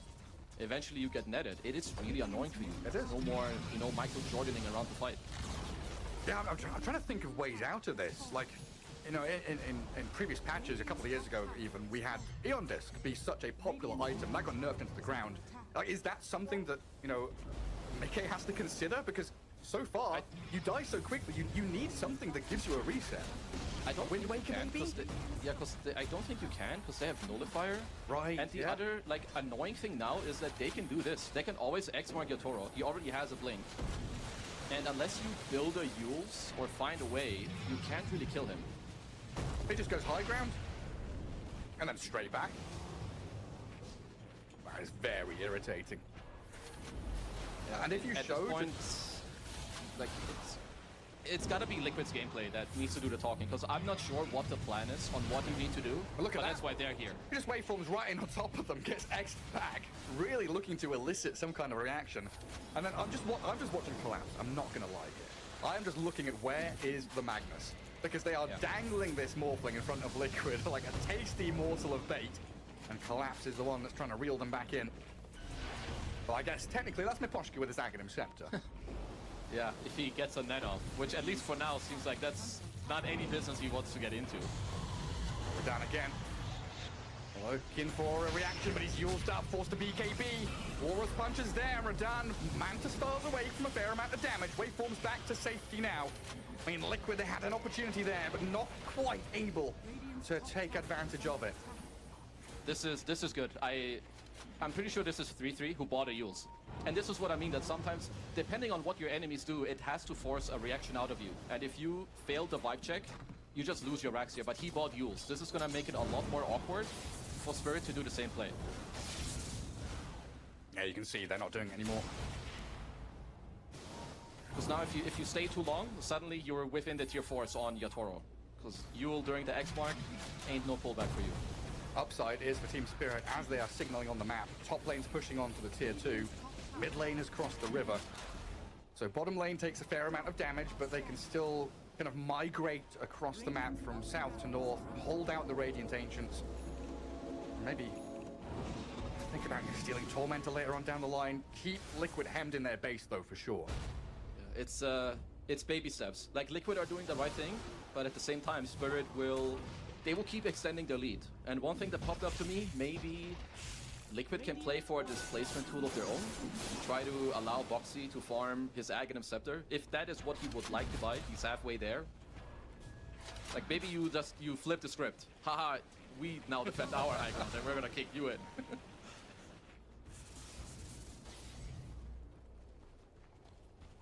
Right now, Liquid don't seem particularly happy with the situation they're in, just hunkering down in their base. No one really going down the staircases. Team Spirit, all the freedom in the world right now, as Mira grabs up a scythe of Vice. Even more control. Level 25 nearly here for Laurel as well.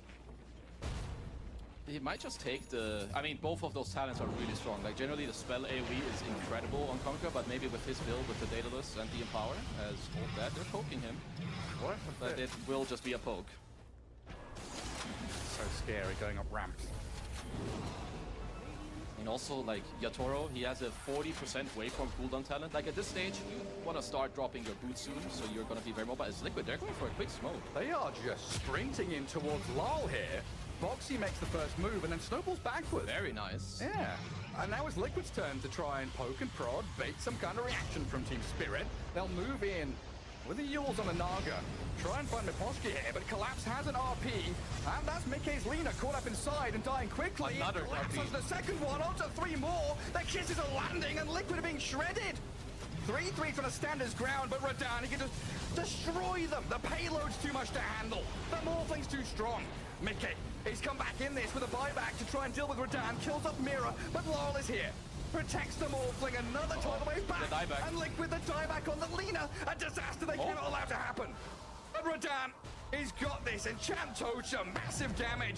Blows up Mickey a second time. And 3-3 in some serious trouble as well. An ultra kill for Radan. And Liquid look down and out in game 1. Wow. That was just like a lot of good. Like, first of all, they go in, they try to like bait out if the punch, snowball back, get in there, but a double RP from Collapse on like, what, 2-3 heroes? And even with the buyback on Mickey, it's just not enough for them to stand their ground. I think it was 4. It was 2 on the first RP and then 4 on the second one. Yeah, that was nasty. And also with Poshka at the end, he songed both, but then moved in a way where then only Mickey was freed, so they can kill him and then still keep 3-3 in the song to then kill him after. But incredibly enough, Liquid haven't lost their base yet, you know, after this team fight. Boxy has done a great job of pushing out that top wave until, unfortunately, he does die there. And we can see Insania's Tinker as he's pushed out mid, Yeah, pushing out bottom. He's definitely on Tinker mode. There's also a 3-3's Courier died, which means that he was out and about somewhere, dragging some waves. Of course he was. But look at Team Spirit. They are right on your tier 4s, even through backdoor regen. Base protection? Who cares? Radan is there. They're gonna have to do his 3v4. Visage They Tinker. left Cliff. And the Earthshaker. A Yule's up for now. Radan BKBs. He's hitting the throne. Liquid, what can you do about this? Can you stop the Waterman from destroying your base? With a Glyph for now, they can. Radan being stunned up a little bit with a Blink the Echo. Nisha trying to finish off his man, but the cookie is there. Mira, again, saves the day. And Collapse was looking for another angle there to maybe find one of these big dieback kills. And Poshka, the sing-song sends him to sleep. The 3-3 into gargoyle mode, but he's being eyed up. The throne sat around half HP. Echo. In we go with Nisha. Not enough damage, though, to kill Radan. Stays alive. And Lol, as BKB, offers that bodyguard and protection. 3-3's down. Radan with a monster kill. And you still don't have your Tusk. Your Lina has just respawned. It looks like no Team Spirit respecting Liquid with their respawns. Not going for the throne, aiming for the barracks instead. Until Radan, he shifts forward into 5th gear. He's done with this game. Laguna plays there, but it's nowhere enough. Wow. Okay, if game 2 can be anything like game 1, then my god, we're in for a treat. Because this was really, really well played from both teams. Like, I think Liquid tried to like press their advantage for a long time in this game.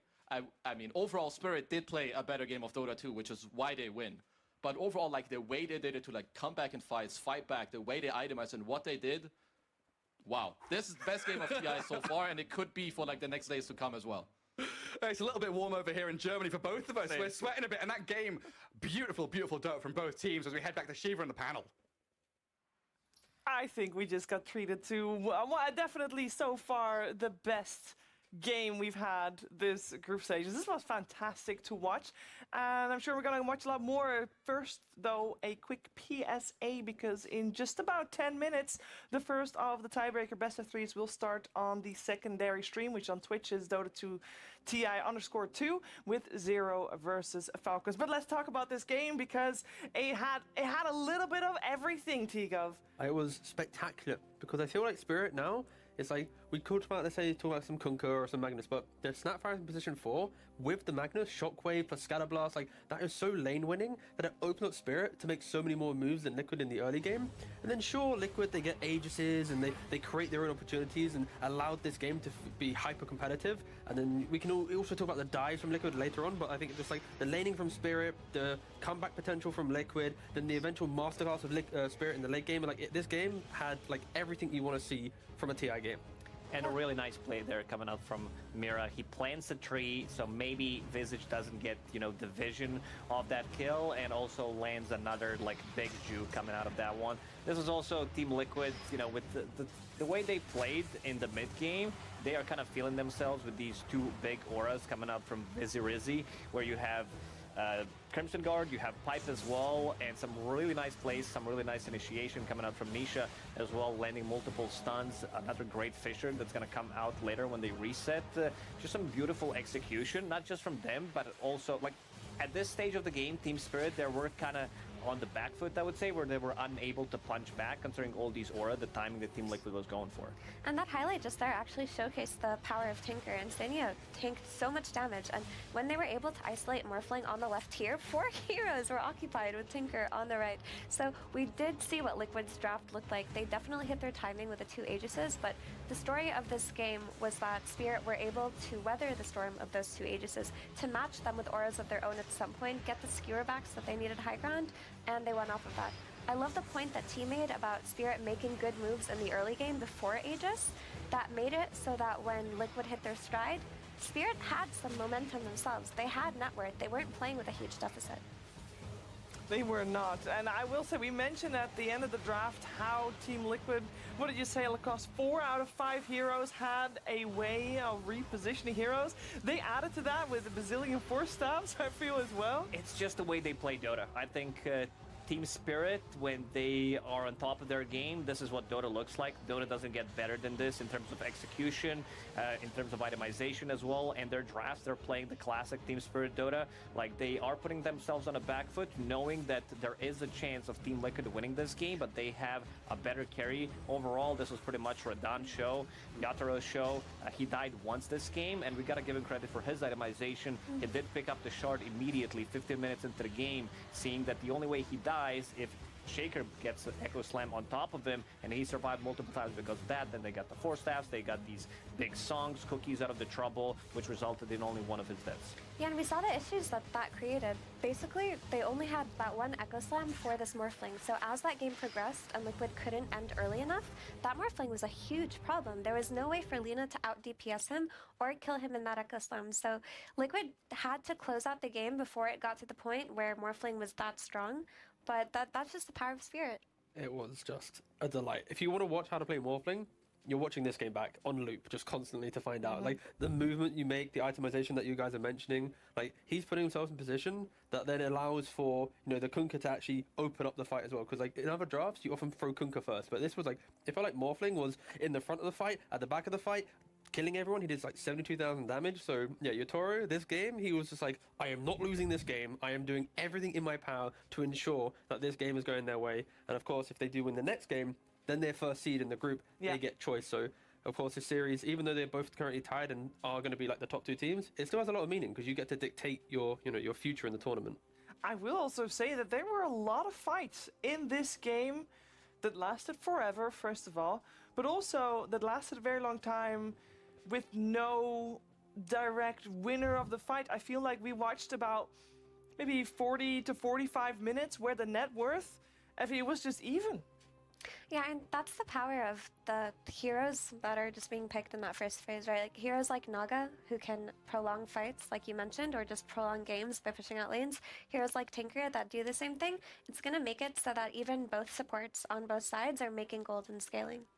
Also, players like Nisha, who dive tier 4 and Shaker, also kind of prolongs the game potentially a little bit. Well, he didn't always do it by himself. Sometimes he had a little bit of help from Collapse's Magnus. Yeah, about 4 totems deep, and his team's like, we can't fall here, you know? Like, you need everyone on your team to have Blink, Force, Refreshers to keep up with how quick he was, you know, diving the base. But, like, moments like that is like with Liquid drafts, it's like that one moment, that one play. I'm not saying they're going to win the game if they don't make that dive, but it's like you can't make that dive and not find some kills, because they're ones that compound into we can never touch them again, right? And yeah, Liquid is like, if you get carried away with their style of play, that's when you get these games. And I think that's why they sometimes struggle throughout the year, because, you know, small moments like that are replicated quite often. Yeah, and now we have a game very different than some of the games that both of these teams played before. Because I remember yesterday when we saw both of these teams play against Aurora, and we had like, yeah, you know, they played the perfect game. What can you really learn off a game like this? This time, I feel like Lacoste, there's a lot to learn from a game like this, because I feel like both teams, they got to play their draft. They got to have moments where everything was working great. And also moments where it wasn't as great. So what are the takeaways for the teams? Let's start with Team Liquid, obviously losing here this first game. Yeah, to me, it's going to be these repositioning tools. Like Team Spirit, they will always try to find something to use. Like if everything is banned, they're going to pick Spirit Breaker, take the other facet, and just push you back into the base if necessary. These guys, they're thinking outside of the box. But I like what they did, because they were picking some like really late game oriented draft, and they knew that they can stall. They can just hold, and with these repositioning abilities, there's always going to be a threat. When you're going for the high ground, you're never going to feel comfortable going in, sieging the tower. You get skewered back, there's a high chance that you're going to die. And also, I got to point out the itemization coming out from Miposhka. He did pick up relatively early Nullifier from this Naga Siren position 5, which worked out really well against Tinker. It's great to remove his barrier. You remove the Crimson Guard, Solar Crest, all these buffs that make you super tanky and annoying. Once you reposition them away from the team, they're just straight up dead. So I think for Team Liquid, they need to start thinking as well how they're going to match some super late game if it comes down to that. I would say that's definitely something to consider, but looking at that game, they should kind of inspect the early game before they hit their Aegis timing around minute 20. I think that the early game that they played could have been cleaner because they were giving away kills. They were diving with Lina and Visage at some point where Kunkka TP'd in, got return kills. They took that fight in the Dire jungle, was it, T, around minute 13? Yeah, it was pretty despair the early game for Liquid. Then it's like the early moves, like the 33 diving your enemy's offlane tier 1 tower. That's not expected normally. Normally you go to the Visage, but also for me, like laning setups. Like I kind of agree with Effie, it's less about the mid game, whatever. It's more like you put Tinker on 5 roll and you put your Tusk away from your Lina. So then against a high magic damage burst lane, you're not putting your kill threat Tusk to maybe tank some of those spells and give kill opportunity for Lina. You sacrifice it by putting your Tinker there, so Lina's under threat. So it's like, I think if Tusk is with Lina, your bot lane doesn't go as bad, your first Aegis is better used, and the game feels better. So I think if they swap the supports around, they probably could win this game. So I think that's a tactical flaw that actually hurt them a lot in this game. Because if they got their first Aegis with, let's say, like a 5k, 6k net worth lead, which is often what we see during a first Aegis, maybe 3k even, and not even net worth, they would have had much better tools to maybe end earlier. But if you're playing your tempo on an even net worth, it gets a lot harder and a lot more mistakes can be made.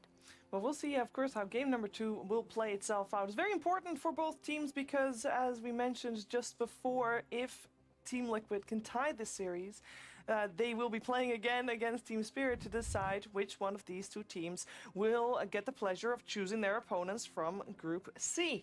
And if Team Spirit takes this 2-0, then that will be decided already with that. Slight update, because we also had Group B closing out while we were talking. I say closing out, but Cloud9 and Talon are still playing against each other, but the most important one that is still going on is Tundra, or that is not going on, is Tundra versus G2IG. They tied, and therefore they tied. And therefore, their tiebreaker, best of 3 between the two, because Cloud9 already did win Game 1 against Talon. But the tiebreaker for Tundra versus G2IG will start in about 20 to 25 minutes on the 3rd stream. So make sure to check that out as well. Just to recap, we got a tiebreaker going on for Group C between Zero and Falcon, starting right about now, probably math. Yes, right about now. And we also have the other one, as I just mentioned, on the 3rd stream. A lot of Dota still to watch, and we could potentially have an extension to Team Liquid versus Team Spirit if these two teams tie. Now, we talked a lot about what Team Liquid could potentially be doing better in the laning setup. Team Spirit, they won, and then that's great. But it was not the cleanest game that they've ever played. It was really fun to watch. Don't get me wrong. This is great. I would love a game like this again. But there's a lot to take away for Team Spirit as well, I would think. Yeah, I'd argue that the success of their offlane gives some of their drafts more life than it should do. Where if they don't find pressure on the enemy carry and they don't kind of utilize mirror and collapse into the game, then most of these games will be completely different. So I think it's less about the big picture for Spirit. Like, yes, the big mag plays and stuff, we've seen them do it multiple times, but if you don't win your safe lane against collapse and mirror, then I think that's when Spirit look their best. So that is my key thing for Liquid or any other team coming into this tournament now. It's like, if you can shut them down, then suddenly like a Kunkka mid and a Morph carry and a lack of damage in the early to mid game is going to be punished. But again, I feel like they are just doing so well on this offlane that it threatens a lot of teams. And I think that that's just the nature of their draft. They had a later timing, and they were playing off of good skewers and good RPs. Maybe some of their heroes got picked in places they shouldn't have after the Aegis, but that's the nature of what happens like during huge map play. Like, and in Aegis, you don't want to have all of your heroes on one lane. Obviously, people are going to be taking what they can where they can, so they could definitely look towards maybe playing cleaner between minute 20 and 30, but I think Spirit overall played incredibly well to their draft. Yeah, there's one more question then, because we're heading into the draft of game number 3 very soon. game number 2. Don't worry, you didn't miss one. I'm getting ahead Spoilers. of myself. The answer is yes, Shiver, to that question. Yeah, double yes. What was I gonna ask? Yes. You're gonna ask if they're gonna ban Magnus in the first phase. The answer is yes. Oh, You no. really think no, so? No. Yes. Yes, they need to make some. That was not my question, by the way, but do continue. That's like grand finals level draft. Yeah, I mean, they're in their heads. Like, right now, the game does matter. I mean, they're still, going to be able to choose between the 3rd and 4th place. You don't get to choose, you get what's left. But overall, there's a lot here on the stake. Maybe the only reason if they don't ban it, if Team Liquid is like, you know what, we can try to beat it one more time just for the sake of the tournament later on if we're going to meet against Team Spirit, if they're going to be stubborn. But let's say this game was played, in the upper bracket of the TI, they would definitely ban it. And I still think they're going to remove it because it is a very powerful tool. Considering what they banned in the previous game, Sanking for Team Spirit doesn't look as strong. We saw them play Sanking during Riyadh Masters. It didn't look as strong. They're looking better right now. But if you had to choose like which poison you're going to take, I think Sanking over Magnus, definitely. I'll make a case for Magnus being so strong because they first faced Lena, and this is now Spirit's 4th Lena that they beat in this group stage. They have a very good success rate against Lena. They haven't lost a game to it. So maybe Liquid going into this game too, they just sack the Lena idea because they tried it. They didn't beat Spirit with Lena. Just go for your other strategies, your Razors and whatnot. Yeah, so we want to see a different opening, at least for Team I would Liquid. like to. I would imagine we also want to see a different opening on the side of Team Spirit, or are you quite happy with the Naga opening? No, I think Spirit have shown that they respect and understand quite a lot of these openings. So if they have other, strategy that they want to show us, then please do. But also if they do lose this game, then they have to play a best of 3 against Liquid, which then turns it into kind of like a best of 5 against Liquid in one day. So it's like, how much information do you really want to give? Because like this game was such high quality that like other teams can actually learn a lot from it. And if suddenly they, we have to play 5 games potentially of this, it's like, that's a lot of good resource that you're just handing out to other teams for free. Well, we heard 33 before the series started. We had 33 talking about previous TIs and how the format differed, and therefore this format is overall a total less amount of games for the teams. Maybe Team Liquid just wants to play more games.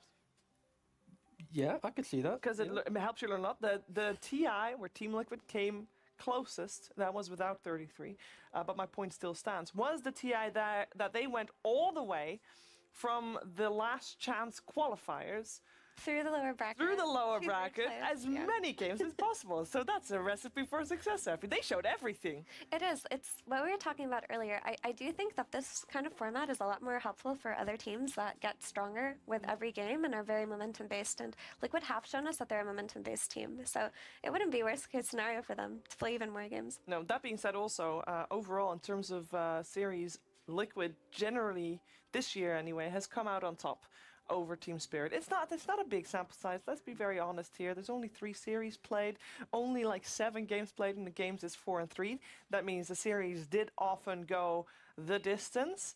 That means we are setting ourselves up for not just a tie in the groups, but a potential grand picture, best of 5. And who can really complain about that? Because the game that we just witnessed, and I really hope Game 2 lives up to the hype right now, because I feel like we're setting up for this tremendous, exciting game number 2 coming out, and there is a chance that it will fall flat a little bit, but I'm having high hopes that it will come out on top. And I want to actually focus a little bit more on a comparison, as we see here, the head-to-heads, but I actually want to focus on a comparison between players, and mostly player styles, because Tigov, we talk a lot about offlaners, and we talk about Ace, and we talk about 33.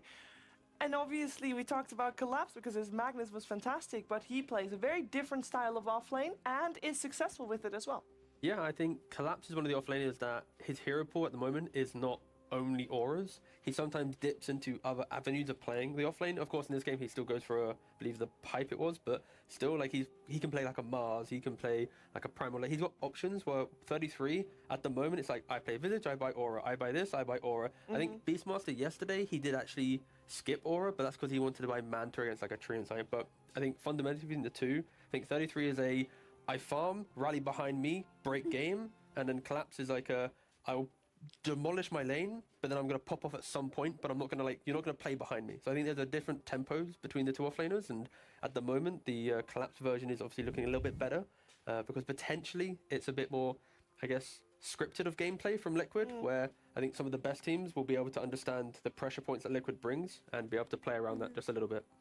Yeah, they are two very different offlaners in terms of style, because 3-3, you look at him and he's kind of this rally behind me. I'm going to farm an item timing, play behind me, we're going to take every tower on this map. That's always been his style, even before this meta, all the way back to this 100 days. Whereas Collapse, like, without a doubt, he is the best initiating offlaner in Dota. And that was actually bad for Spirit at some point when the meta shifted and your initiating offlaners weren't what you were looking for. You were looking for those farm-oriented ones. You were looking for those aura buyers, but he's had so much time to adjust and learn how to do both. And now he does both very well, so it's very scary for other teams. Yeah, I would say that the Collapse is not so farm heavy compared to 33. A lot of the times when 33 gets the hands on his heroes, he's going to stay on top of the net worth, even compared to carries, to mid laners, and he's going to dominate the game by having that extra net worth. We talked about his hero pools, heroes that can create the gold. He plays Visage with the Death Toll. He plays Doom, who creates gold out of nothing, that extra gold, and he turns that gold into auras for his team, so they hit slightly earlier timing. An earlier time. We'll see what kind of impact that has, because it also feels like it's something that maybe Team Liquid can, I wouldn't say abuse, but use against them, right? Yeah, they definitely could, knowing that they have like good maybe 2-3 minutes depending on the draft. But let's see the top 3 combos coming out. So Kunkka Snapfire, we've seen that combo being very popular by Team Spirit, knowing that you always have a kill threat. Didn't see like as much execution as yesterday. We also seen some like fails early on with the Naga Siren Sleep into Kisses, no real follow-up coming out from Magnus or Kunkka. So that can always be better, but it was a really clutch game from both teams, and looking forward to the second one, maybe even the 5th one, depending who wins this one. Let's see, we are in the draft. We got ourselves Team Spirit this time on the Radiant side, Team Liquid on the Dire side. With the first pick going the way of Team Spirit again, I believe. So that is the same. No, I'm wrong. The first pick going to Liquid, so that also flipped like it did previous game. 5 seconds remaining. So we'll see if that Magnus gets banned out, Lacoste, because I believe you've got us all doubting if that will indeed happen. So far, a lot of offlaners are targeted already by Team Spirit with the Doom and the Sand King. In terms of previous game, it is very similar. I would be all those heroes banned as well. Incredibly surprised if they were to first phase ban it. The fact that like it was the first pick Magnus of the tournament, that is like some TI memes for sure. That's the power of TI though. Yeah, I mean, the power of Team Spirit too. I know, I agree, but that's where also the question is like if this narrative happens and it's like, did Spirit show it too early? Should have this been held? But either way, it shouldn't happen. You can't waste the ban on Magnus. No, I agree. There's no way. No. The thing is, it's the Lina that put them in a situation where they could really suffer versus repositioning heroes. In the combo graphic that we just saw, Wind Ranger plus Treant Protector, maybe go back to that. That's pretty awesome, and it's a lot more reliable right now than the first phase Lina. Yeah, we saw Wind Ranger banned out by Team Spirit previous game. Is the only one not banned yet that is different from previous game. For now, Team Liquid could still opt to ban it right here instead of pick it. Also, I think when I think about Liquid, I think about how Insania gets to leave the safe lane, pair up with Boxy, you secure mid runes, you bring Nisha into the game. It's you're just chaotic. And then when I see a Tinker, it kind of feels like it's opposite to the the first 15-20 minutes of the Liquid playstyle, and maybe personal preference, but them to steer away from that just a little bit. And of course, they do go for the Windrunner. Some of the big staples for Liquid so far in the group stage have been removed by Spirit in the ban phase. I kind of do feel like this is Team Spirit letting them have the Wind Ranger, so I kind of would imagine that they've got something planned for it, something specific. When you play against Wind Ranger, knowing most likely that it's going to be a core, it's a strong position but you still want to use that hero's real power, that whirlwind facet. You need to have an early Crimson Guard buyer, and that's exactly what Kunkka is. If it's going to be played from the off lane, maybe throw in a casual Blade Mail to have something to farm, which also is going to be nice against Wind Ranger, her uncontrollable damage. So good pickup here from Team Spirit. Yeah, and I love Blade Mail versus Whirlwind, because it's not like the old Focus Fire where you could just redirect your attack to a target and you stop if the target presses Blade Mail. You're committed to the Whirlwind, so you suffer very heavily versus Blade Mails, and it was Purge actually who showed us the Blade Mail interaction with Kunkka and his new Rum, how he gets double more value from his Blade Mail than other heroes. Very true. So maybe enough to bump the Wind Ranger down in priority, or is that not the case, even with the Kunkka being as good against it as we say? I think it's so. Go ahead. No, I'd say it just rarely happens. Like when you look at the bans from Liquid, like unless they're using bans to kind of fake out Spirit and go like most of these bans are targeted towards Winona being a core. Like you've got the Dispels of SD, Ench, you've got Morph and DK, high armor that can kind of brush off the damage of a Winona early on. So all the bans dictate this to be a carry, and teams don't really waste bans to then flex a core or flex a hero too often. When I was checking Dota Pro tracker of position 4 players here at the Road to TI, it was a lot of Wind Ranger. Everybody was practicing this hero because I've seen 7 up to 10 games in the last 8 days, because you want to keep it as a flex, but in a pub you're going to get the hands on the hero, but in a pub game, you know, it's different. You will be able to play it in a professional game, you will not be able to get hands on the Wind Ranger as much as you would. Is Spirit just going to like continue the whole if we have Snap, we pick Snap situation? Or, they just take the tree. Cool, I like that. What melees are available? Well, to be fair, you're still Tusk, but now because you have Tree and Protector, Tusk loses value a little bit because you have Living Armor to deal with the bonus physical damage that Tusk provides. So yeah. Tusk, Marcy, these type of heroes. I like Marcy because if you play against Kunkka, you have a little bit of a like repositioning tool for your allies, and you also have that life steal coming out, so you don't take as much damage from the blade mail that we talked about. There's also ET and Clockwork, although they're slightly less popular than Tusk and Mercy right now. I'm just already envisioning the early fight from Spirit is so scary to go into. Like we spoke about the tankiness of Kunkka with then a Tree and Protector. Like Windrunner by herself is not going to do any damage in these fights. They do go for one of the melee heroes that we're mentioning, and it's like, I think if Liquid wants to take a tower, they're going to have to try and find a way to accept, like, they're going to go through a 2,000 plus HP Kunkka plus damage behind that, and they aren't really providing that damage at the moment. So we'll see what the upcoming heroes are to fix that, because they are not going near a tower at the moment with these heroes. 5 seconds remaining. Yeah, that Kunkka pick, very strong still, even after the answer that Team Liquid has now with the Clockwork on the potential lane against it. They get a sniper. Sorry, T-Gov. It's still a thing. No, it's fine. I no, good for lane. Yeah. Falls off an absolute cliff after the lane, but sure. You know, if Liquid got a parachute, I'm sure they'll be fine.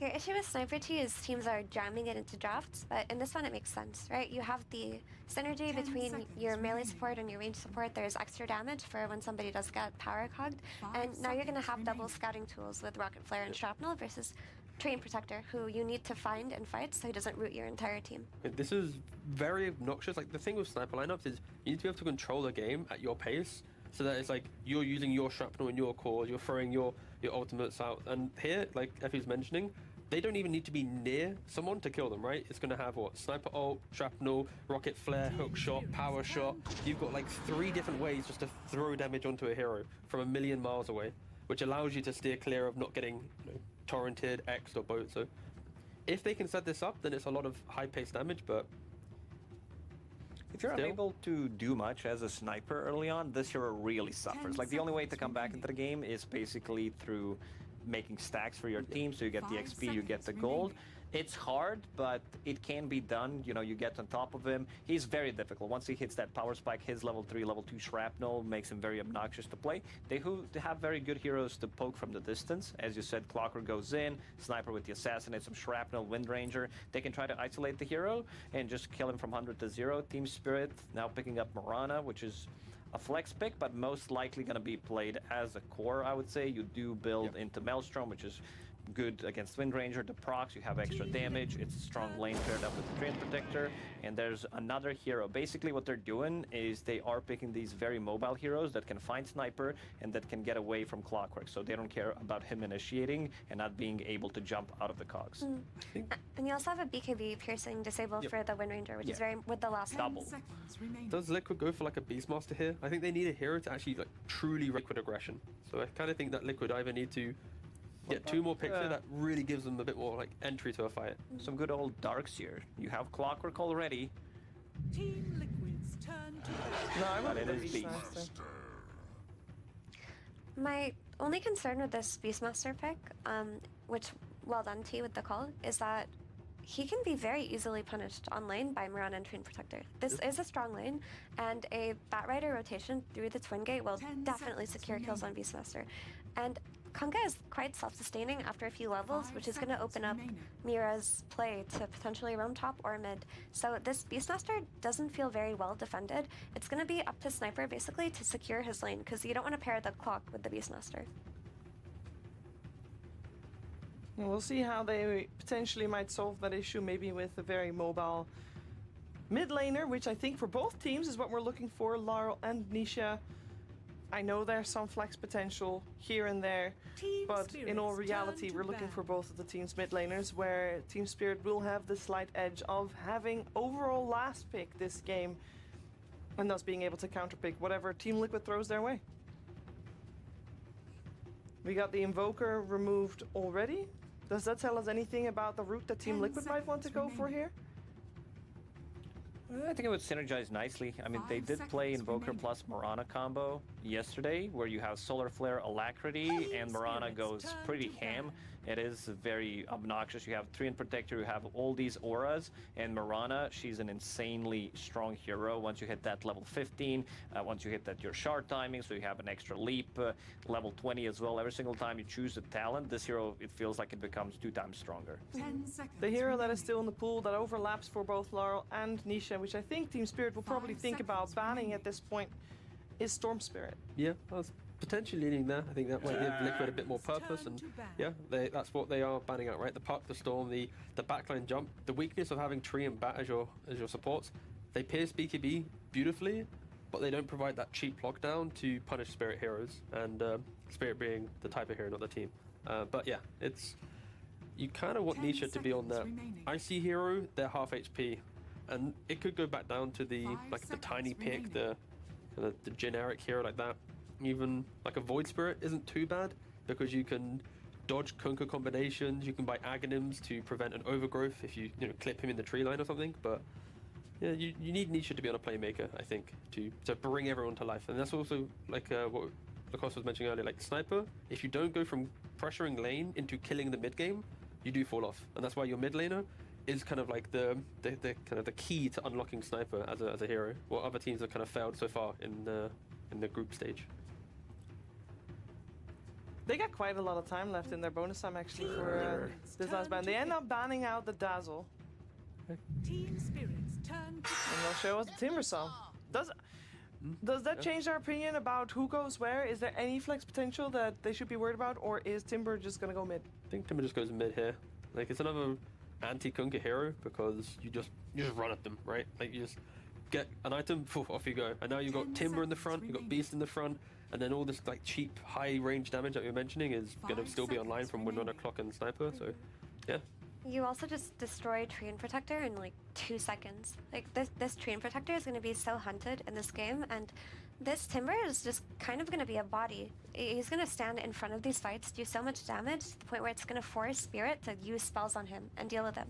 And if you ever expend your lasso on this Timbersaw, then your Wind Ranger has free reign in a team fight. now select your hero. So, like, I wish Bat was still able to be a core, because if you rewound like Dota by like a year or two, like you put Bat mid here and it's like free Bat game, but that isn't really a thing. It's a support now more often, and we get to see Queen of Pain. I haven't really seen too much of it on our stream, at least. Seen it at all. Like everybody was playing this hero coming into TI. Everybody's trying to theory craft, because the hero feels really good, especially with the Dagon build, where you have some extra lifesteal. With the Facet and Innate, of course, you're gonna need that. But another hero that can jump away from the cogs, another mobile hero, and having a little bit of extra, pure damage to deal with the Timbersaw, that burst damage that you have.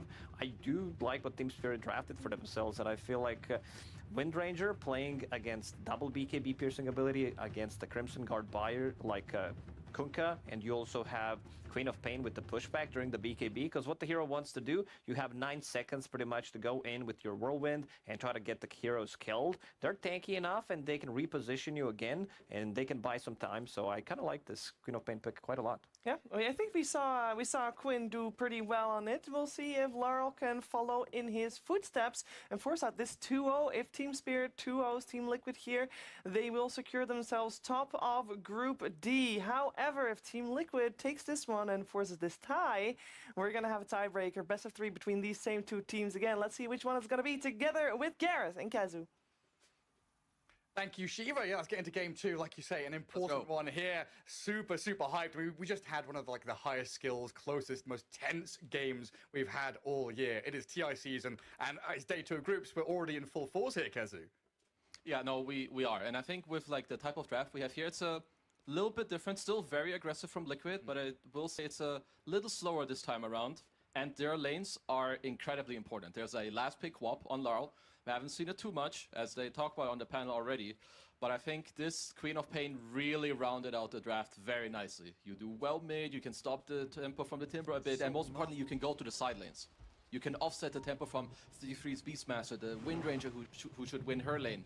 So early game for Liquid, as important as ever. Absolutely. I mean, through the draft, it felt like Team Spirit kind of reacting and counter-picking what Liquid were bringing to the table, and like you say, kind of rounding things out very nicely with that Queen of Pain last pick, finding the hero that we were kind of struggling. You know, we're talking to each other while the draft is going on. We're like, what are they going to go for? What are they going to lane against this? You know, the Timber Saw. What are they going to do that can make the tempo happen for Spirit? Let's see if they can do it with actually some early smokes as well.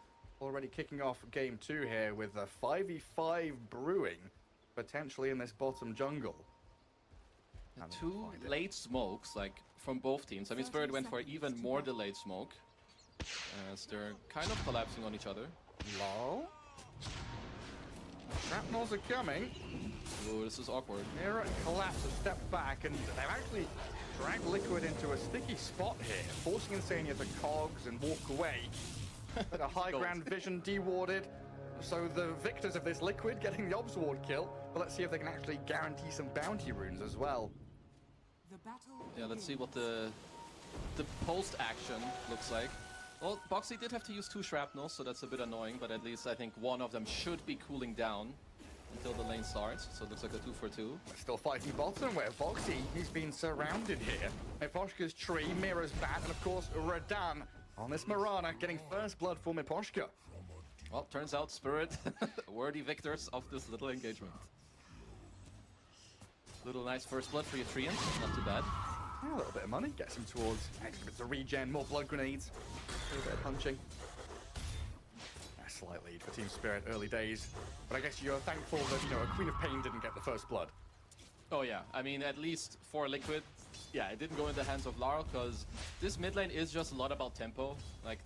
Laurel's job is more to slow down the Timber, and then if he can also apply pressure himself, it's like a really nice added bonus. But just to quickly touch on the draft, I think it's very obvious what Spirit's idea is about the TI meta so far of the range carries. They have Bad Riders or Magnus, Hungus that can pull you out of position.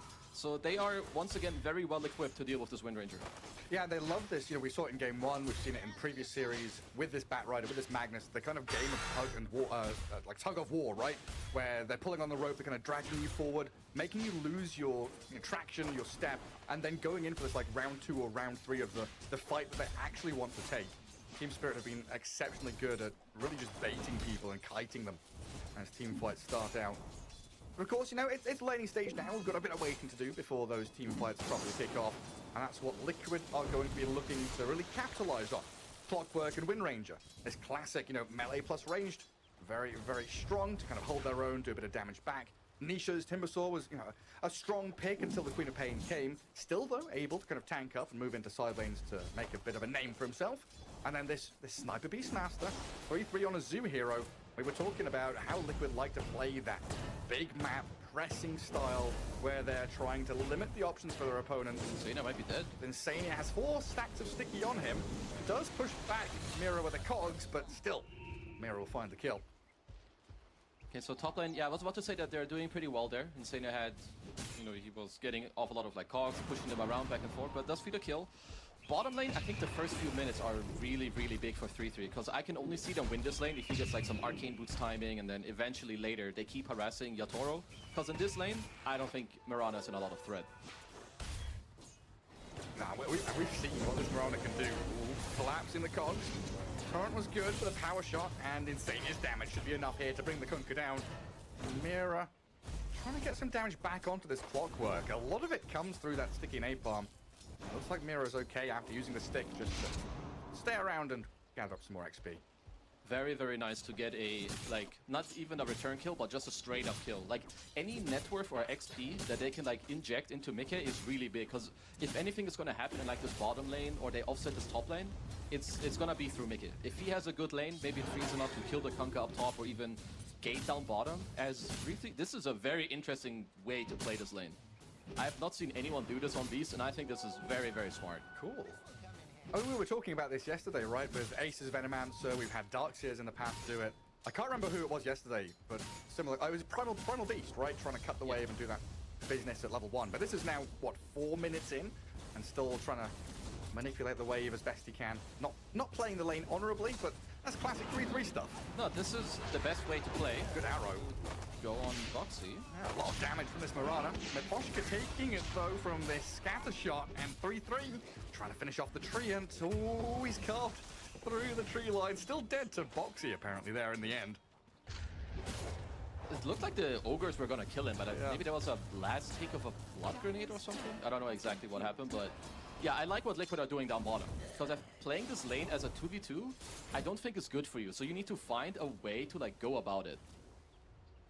Blood grenade. It's like the little 10 magical damage. Did that before? Ah, whatever. Well, he died. I'm not gonna ask questions. He died. Good kill for Liquid. Yeah. Mira. Well, shackle shot from Mickey, trying to line it up, it looked like, between the two of them. Insania just going right for his man. But Mira has the backup of Collapse here with an Axe Torrent. It might actually be Insania who's in trouble. The sticky with that flame break and blood grenade gives Collapse the cross kills, so trading 1-for-1 and still keeping pressure on Mickey. Right, that's the important thing. You go 1-for-1, but it's still the Wind Ranger who's uncomfortable. Yeah, honestly, like, I think both teams are pretty okay with this. I will say that I like the choice of bottom. The leap on the tower. I mean, they can be very aggressive, right? Like, you have double slow from the tree, and you can always get on top of them with the Mirana, with some lead Starstorm. Because, yeah, it is a big deal, just as, like, down bottom. They're gonna need Ancient Stacks as well for 3-3. But I wanted to touch on Collapse's choice of his facet. He went for the, basically, where whoever you X around it, you're gonna give them Rum. And I think that helped them a lot in the last fight. A lot of protection, and now aggressively playing onto Mickey. They need Insania to get here quicker, but Mickey just being burnt alive. No chance for any kind of, TP reaction to save your Wind Ranger. You are just in this lane, stuck in a 2v2. And now Insania being gonna clap back behind his tier 1. Okay, this top lane is getting a little bit out of control, just for the simple reason. Kunkka is level 5 now. He can keep Tidebringering, like, Mickey down, which is very, very annoying for these range heroes to deal with. I will say, though, Nisha seems to be doing fairly well. He is level 6 at, like, nearly the same time, and he can bully Larl in this lane now. What is it, Haste Rune? Yeah, 6 minutes comes. Haste Rune down bottom, but up atop in the lane, Insania stepping up and facing off against Collapse. Torrent is there, and Mira again just has this overwhelming damage. But their hasted Timbersaw has arrived, looking for a bit of retribution for Team Liquid to gather up a kill. Down bottom, 3-3. Yeah, I mean, Radan comes straight back in, and the damage is overwhelming. This is just not an easy beast lane.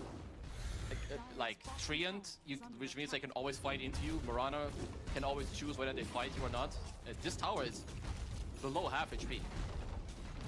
Yeah, minute 7. It might just be dead with a catapult wave. Yeah, this is very unusual, because this only happens out of, like, from a laning stage play. Well, should be able to get the Wisdom. Beastmaster getting a taste of his own medicine. Insania still being contested around the Wisdom Rune, though. A couple of seconds till it spawns, where Boxy is waiting to grab it up. 3-3, thinking about the turn onto Miposhka, but Mira, he went quite deep there, looking for the Wisdom Rune, but now he's actually found a pocket of space to get over the top of 3-3 with the damage. He brings it, kills him on the they got him. Radan, he's dived in, but now he's trapped in the cogs. No more leads remaining, and Insania, he's got the kill! The Mirana's dead! Alright, saving grace, because that looked like the beginning of the end. But Insania getting this kill is huge. Like, he has suffered, and now getting this big kill, not only net worth, but most importantly, the XP. He's level 5 now. He could get a, like, 9-minute hookshot potentially, and, like, try to offset some of the things that have happened in this game. And then there's Laurel, who's like, yeah, all this noise on the side lanes. Free lane for me in the mid. Still a little behind the Timber. Like, these Timber moves have paid off. 600 net worth lead currently for Nisha over Laurel. There's Boxy. Boxy mid. Sonic Wave will take him out. Well, at least that means he can't really go to a side lane, but Laurel is very happy with that. Like, he was behind the Timber, so some injection of gold. But Nisha does get the shield rune, and just like Game 1, I am looking at Nisha to try and bring it back, because they are about to have a really, really tough time on this map. They've lost bot tier 1 minute 7, they're losing top tier 1 minute 8. Yeah, we don't even have the second catapult waves coming, which is... Yeah, like this is no, like, you know, you're not playing against some Visage who hits level 6 or a carry Brood. This is Kanka, Mirana, cores in their side lanes. Liquid just taking a step back here to farm jungle, but Mickey is under vision. And of course, this Kunkka, you know, pre-win range of BKB is always going to find these connections. Flame break, the damage from the Firefly. Mickey should be dying here. The Cogs attempting to save his life. Mickey barely kept alive. Turns with a power shot. Takes down Mira and stays alive. They did not quite connect on their spells. Like, I had the pleasure of playing Kunkka myself. You can't just, like, X, boat, and then Torrent at the end. Like, you need to be a bit more fancy, because the Torrent was off the mark, but nice rotations from Liquid to get another really important kill. Like, even if it's just a bad rider, like, they're over-leveled right now, so killing them is helping you a lot. Still a lot of freedom bottom for Mirana anyway. 3-3 stuck behind his tier 2. Radan and Maposhka now moving across through the enemy ancients and back towards mid. Laurel doesn't quite have Sonic Wave ready yet, and he blinks forward. The hook shot there from Insania, like you said, offering the initiation for Liquid to turn back the aggression from Spirit onto themselves. Now Nisha's the focal point though. A lot of damage coming out of Mira and Radan. The Timbersaw dies. Okay, well, that is a good move by Spirit, but I like that Liquid were here. Like, Insania being here. Like, they trade 1 for 1, but at least some of their cores get to recover. Because 3-3 is currently, he's not a hero. He's gonna need time. And what I said last game about Yotoro not dying for a while, I think we're in the same boat. Until there's like some Gleipnir or Atos or some Blink beast, I don't see bottom dying unless Yotoro has a huge blunder. Like leaping onto tier 2, 1v3? Yeah, or like, you know, maybe we have something like yesterday, enemy player comes in your room, confesses his love to you, you get up, somehow the rest kill you. He was a big, beautiful dragon in that game. He really was. Deary me. Well, Laurel, Arcane Rune ready. Moving quickly towards the Dagon. We've seen in our pubs this Dagon Queen of Pain pop off, and hell, Panel was even talking about, you know, other players doing it at the tournament as well. So what are like... I'm looking at the best points of attack for Liquid. I believe 3-3 needs to farm. It's really hard to play through the spot lane unless they have a good smoke, because Mirana can always like arrow the big creep, you can always just leap out. Like a no boots beast isn't just gonna walk up and roar you. Which means Liquid's best play, I feel like, is to smoke top, maybe kill some bat or Conquer with the clock hookshot. Whereas Spirit, they have a very open map. I think any place they go, they have plays.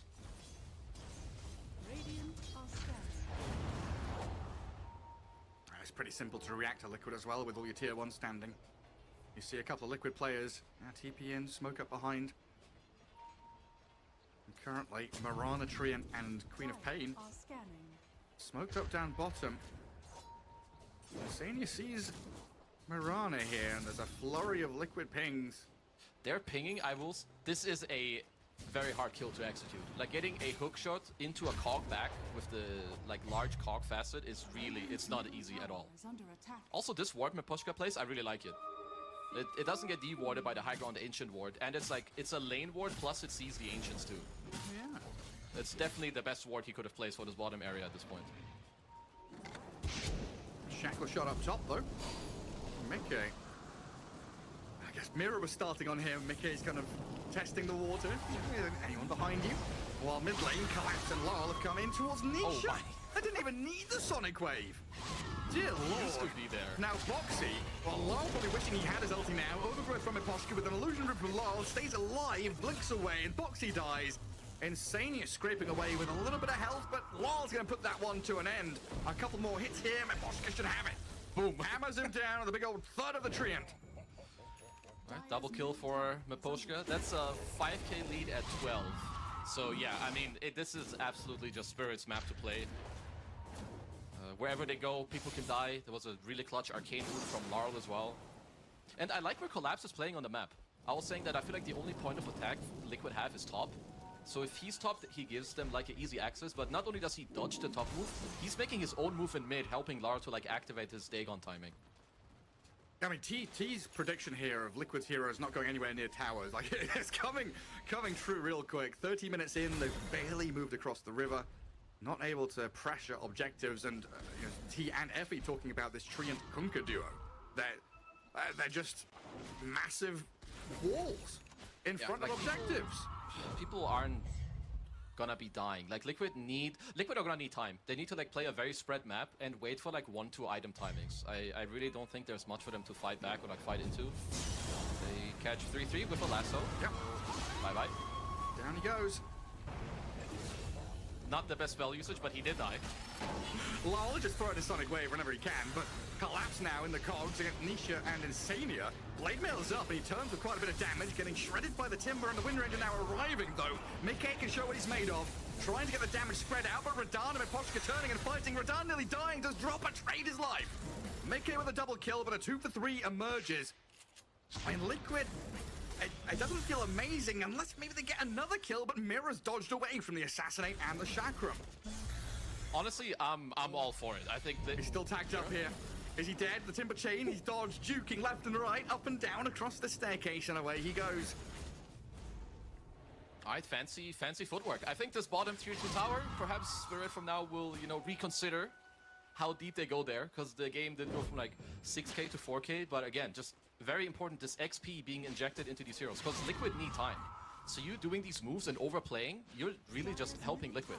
Because I think it's really hard for Liquid to make moves unless you overplay, and then it's basically you just handing it to them. So this is very big for them. It's like in a vacuum, that kind of fight, you know, doesn't feel good for Liquid, but in this game where they're behind, getting any kind of equal trade, right, is a win. Yeah, because it's also like, like if you're in this game as Liquid, you're not feeling good. Like even if the fight is like even, but this fight was good for them. Like it isn't just good for you, it also feels good, because this game is like closing in on like some despair moment where everyone can feel like, okay, what are we gonna do? But you know, Mickey gets to dish out a lot of damage, they get a lot of levels, and most importantly, they got to push out quite a lot of lanes and retake the bot area. It's just a matter of time until, well, I guess it's already time when people are just solo insta-dying to the Queen of Pain. We need some auras, we need some protection. Because at this point, whoever Spirit go on, the heroes will die if it's like in a fairly okay position. Whereas if Liquid go on the Spirit heroes, they don't really get kills all that easily. So like Liquid just really need these couple next items to come out. They've like, I don't know who said it in the draft panel, but they've like completely neutered Insania as well with these picks. The Bat, Queen of Pain, the Mirana, all having maneuverability to get around cogs. Yeah. Makes it very difficult for Insania to really get the job done. He's had a good crack at it in these past couple of team fights. Nisha just holds out on mid, gets away from that attempt of Mira. Well, Liquid are definitely playing the map in a very, very nice way right now. Like just a good split, like 2-2-1, everyone is trying to get to farm. But Miposhka has his eyes on Mickey, with both teams placing the same ward. Little mud golem running around into each other. Miposhka tries it. He saw some creeps moving, thought he could get an overgrowth in. There is nobody here though, buddy. Well, he will get the farm in easy camp. I'm curious. Well, this is a completed Gleipnir, and there's like no real items yet on the Spirit side to like really offset it. You know, there's no Yules completed, no BKB on Yotoro. So, you know, a game that didn't look as good 3-4 minutes ago. I think it was heavily stabilized by Liquid. Yeah, for sure. Yeah, the hits and timings here. Solar Crest, Gleipnir, all sorts of good stuff. It's just a matter of making that move and actually finding something meaningful. Which is always, again, just coming back to that point, right? It's so difficult when the map is this closed because you haven't really touched the tier 1s. You know, Helm of the Overlord is coming pretty quickly for 3-3. Maybe this will be the opportunity to, you know, make a smoke, get a kill, pressure an objective. Even thinking about Roshan. Yeah. Like the Overlord, it will help a lot with like, not just the fighting, but also like the map state. Spirit don't have the best heroes to clear it out. I feel like it's just Yotoro really, as Miposhka up top. Yeah, Hookshot and Timber Chain right in on top of the Treant. And he is all on his lonesome up here. They are trailing 3-3 down bottom.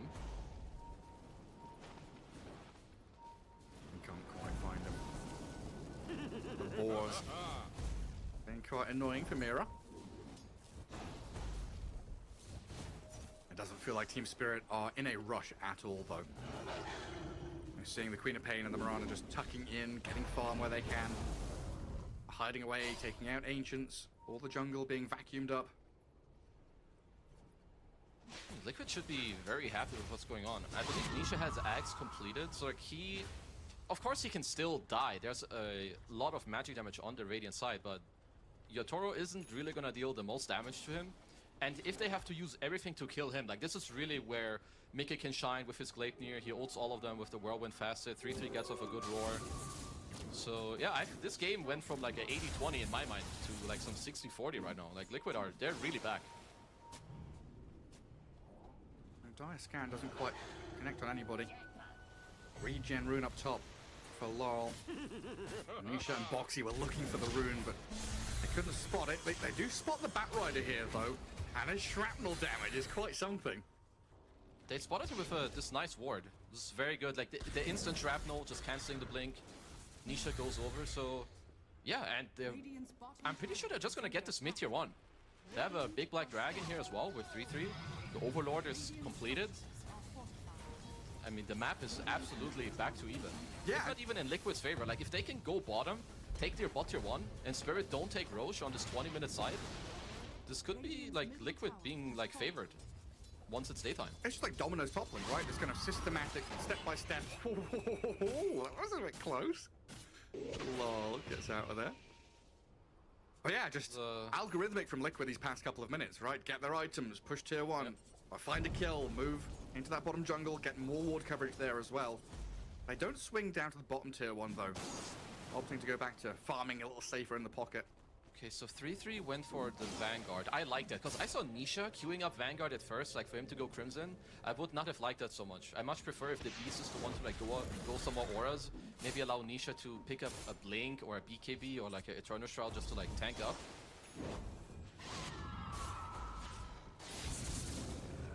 How many Solar Crests do we need? Liquid have 30 seconds. They have 30 seconds to kill this Roche. They don't have Mickey there, but I feel like they could do it. They've got 2 Solar Crests, you know? Boxy's got one. Insania's got one. Let's get in there. Put your buff. Yeah, I'm pretty sure they're getting this. Kill off Roche. Straight up gone. Yeah, this is huge. Beautiful. That sequence of play, like literally 2 minutes of perfection from Team Liquid. I see Collapse kind of smirking. I feel like he's not very happy with what's going on. They all know that they were giga up in this game. I feel like it's not very often you see Spirit lose grip of the mid game like this. Perhaps it's with the nature of the heroes and how Liquid were moving. Like, it's not super simple, I guess, with some X-Mark. You only have the lasso. Like, is anyone at fault, particularly?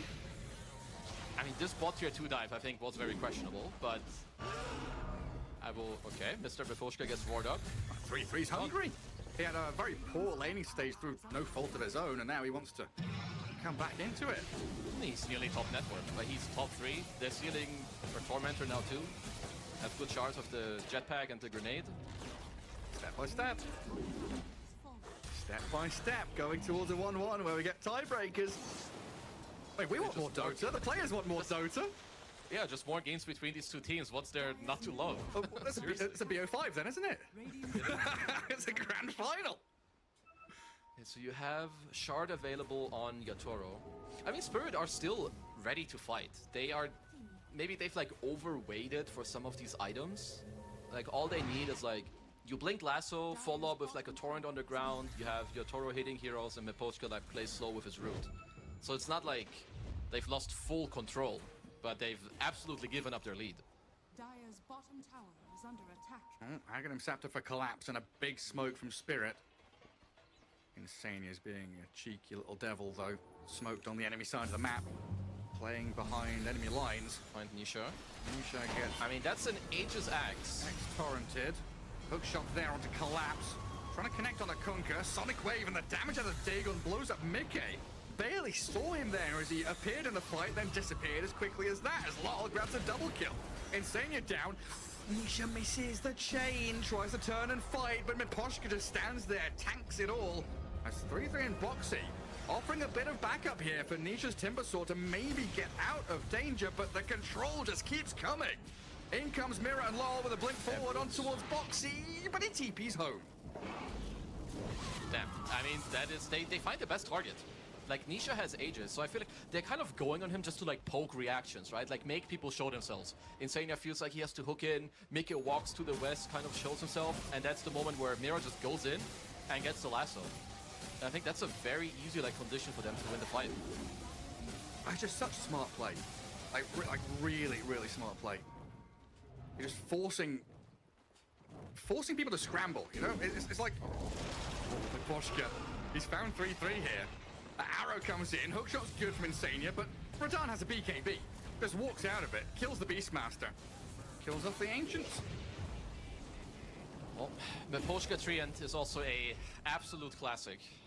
Literally won TI Grand Finals with this already before. Okay, so now Spirit seem to be slightly in the driving seat, especially with... They did pick up 2 big Aghanim Scepters. Like, they had this mid-game where some of the heroes just tapered off a bit until, like, their next round of items come out, but now Queen of Pain Ags, Kunkka Ags is available. I guess if you're Liquid, you want to be the ones to start the fight. You need to allow Mickey to just not get lassoed. Maybe he even needs to think about a Linken's. Because him and Nisha, they need to be the damage dealers in this game. What even happened in that fight mid? Because I saw Mickey appear for like 2 seconds at the bottom of my screen, and then he died. He just got lassoed into Torrent boats and Sonic Wave died. See ya later. Yeah, like if he gets gone on, he's dead. There's no snowball save. There's no Abaddon shield. Right. Like he's gone. So the condition of him not being jumped on needs to be met in every fight. Such a difficult thing to do though when you are such a large chunk of Liquid's damage. At some point you have to show. I will say both teams, the support players have some incredible warding. Like where Mipochka has been in the last like 5 to 10 minutes and like placing vision to do stuff.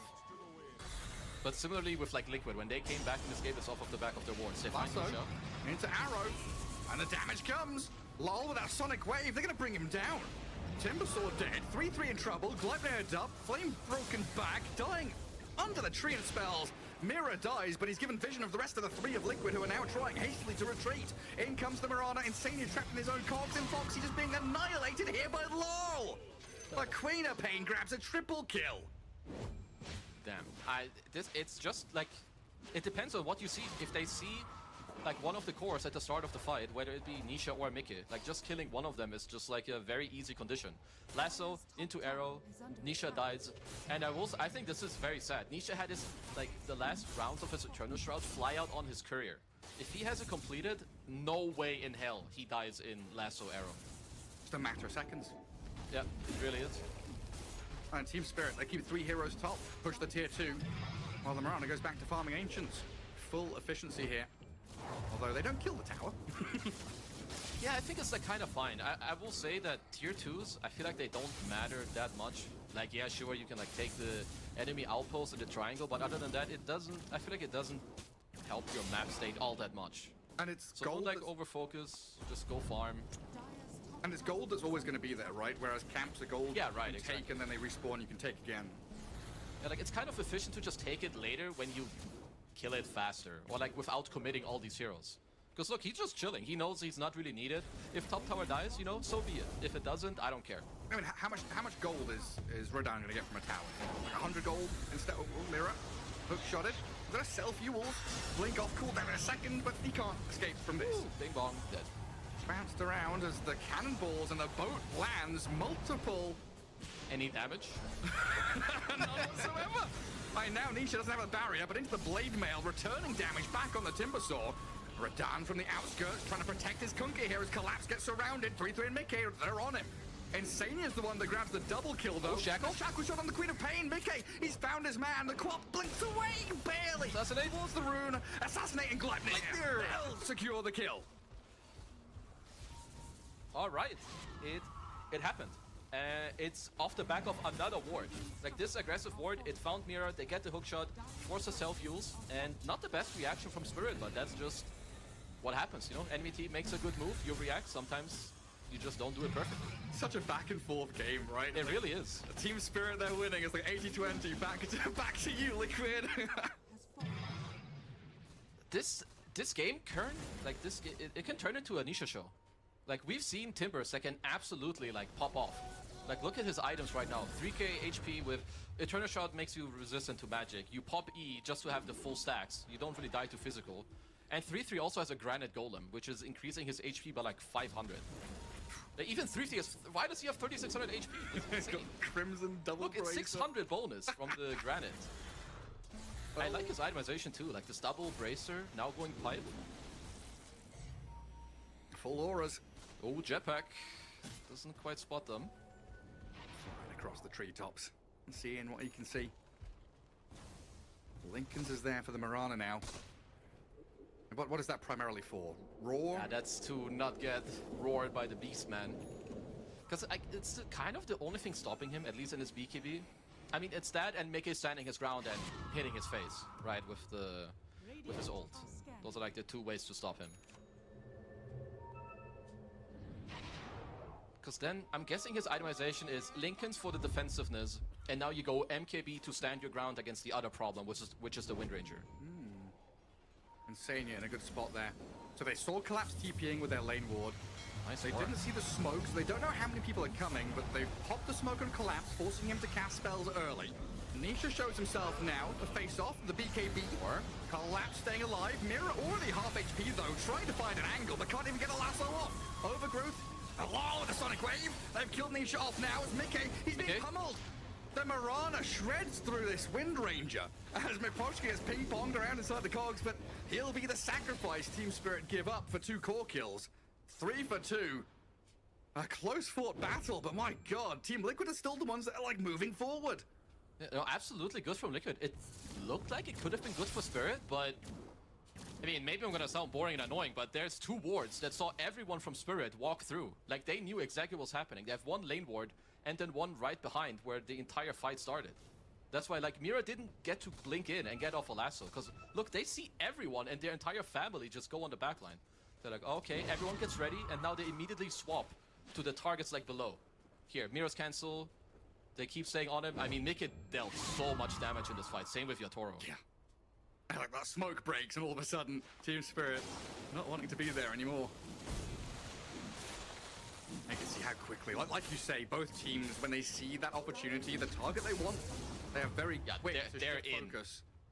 It's like full locked in. And like they're not afraid to change the play at any moment. Right? It's like, this is our target, and then 1 second later, reassess the situation, this guy. So they find ward number 1. There's still a second ward that did spot all of them. Oh, are they gating from... No, okay, they're not. They were about to. Uh-oh, but are... Hey, hello? Hello. Oh, Mira. Lassos up the sniper. What's next, though? He's got Yules and maybe a blink, but he's just dying, getting peeped. The Sonic Wave comes in. Lol, without the Starstorm, they've killed the sniper and the Beastmaster. The Radana is coming clutch to destroy 2 of them. Now he's going to get away from Nisha, though. The Timber Saw giving chase. Forcing Laurel back. Team Spirit still in position to fight with Collapse and Miposhka. Eyeing up a potential move, but they can't break past this front line of Nisha. They can't look towards the back line. The Wind Ranger very nicely obscuring herself from the fight, coming in from the southern side. Mira nearly dying a second time. Laurel's being found by Insania now. And Liquid still on the run forward, but can't quite latch onto any more targets. Okay, so really, really good buyback from Boxy. And clutch from Nisha to, like, understand the situation that he can chain into them. Like, 3v5, go into them and understand there's no Sonic Wave, there's no boat. I can just go in and tank everything and make them go away. Like, some of these damage numbers are crazy. It's not just their spells, it's also Solar Flare. Like, Queen of Pain with 80 bonus damage and attack speed, no joke. Again, it is really strong. Yeah. Hey, it's still Liquid, though, getting the objective. Roshan for Mickey, it looks like. Got that Aegis in his hands. It's got to be Mickey, right? There's no way Nisha needs this. Yeah, I don't think Nisha needs it. You could argue Nisha's the one, like, going high ground. JK. We're both wrong? Caster's being wrong? Caster's being idiots. There's nothing new here, okay? It's just normal. Ah, there it is. You got it. You got your daily snort out of me. There you go. The one quota of the day. Oh my god. Okay, so perhaps Nisha, like Mickey just doesn't feel like he can really die. And it just, like, Nisha going in and giving vision is more like the condition of how they want to fight. I can see that. As Miposhka being as annoying as ever.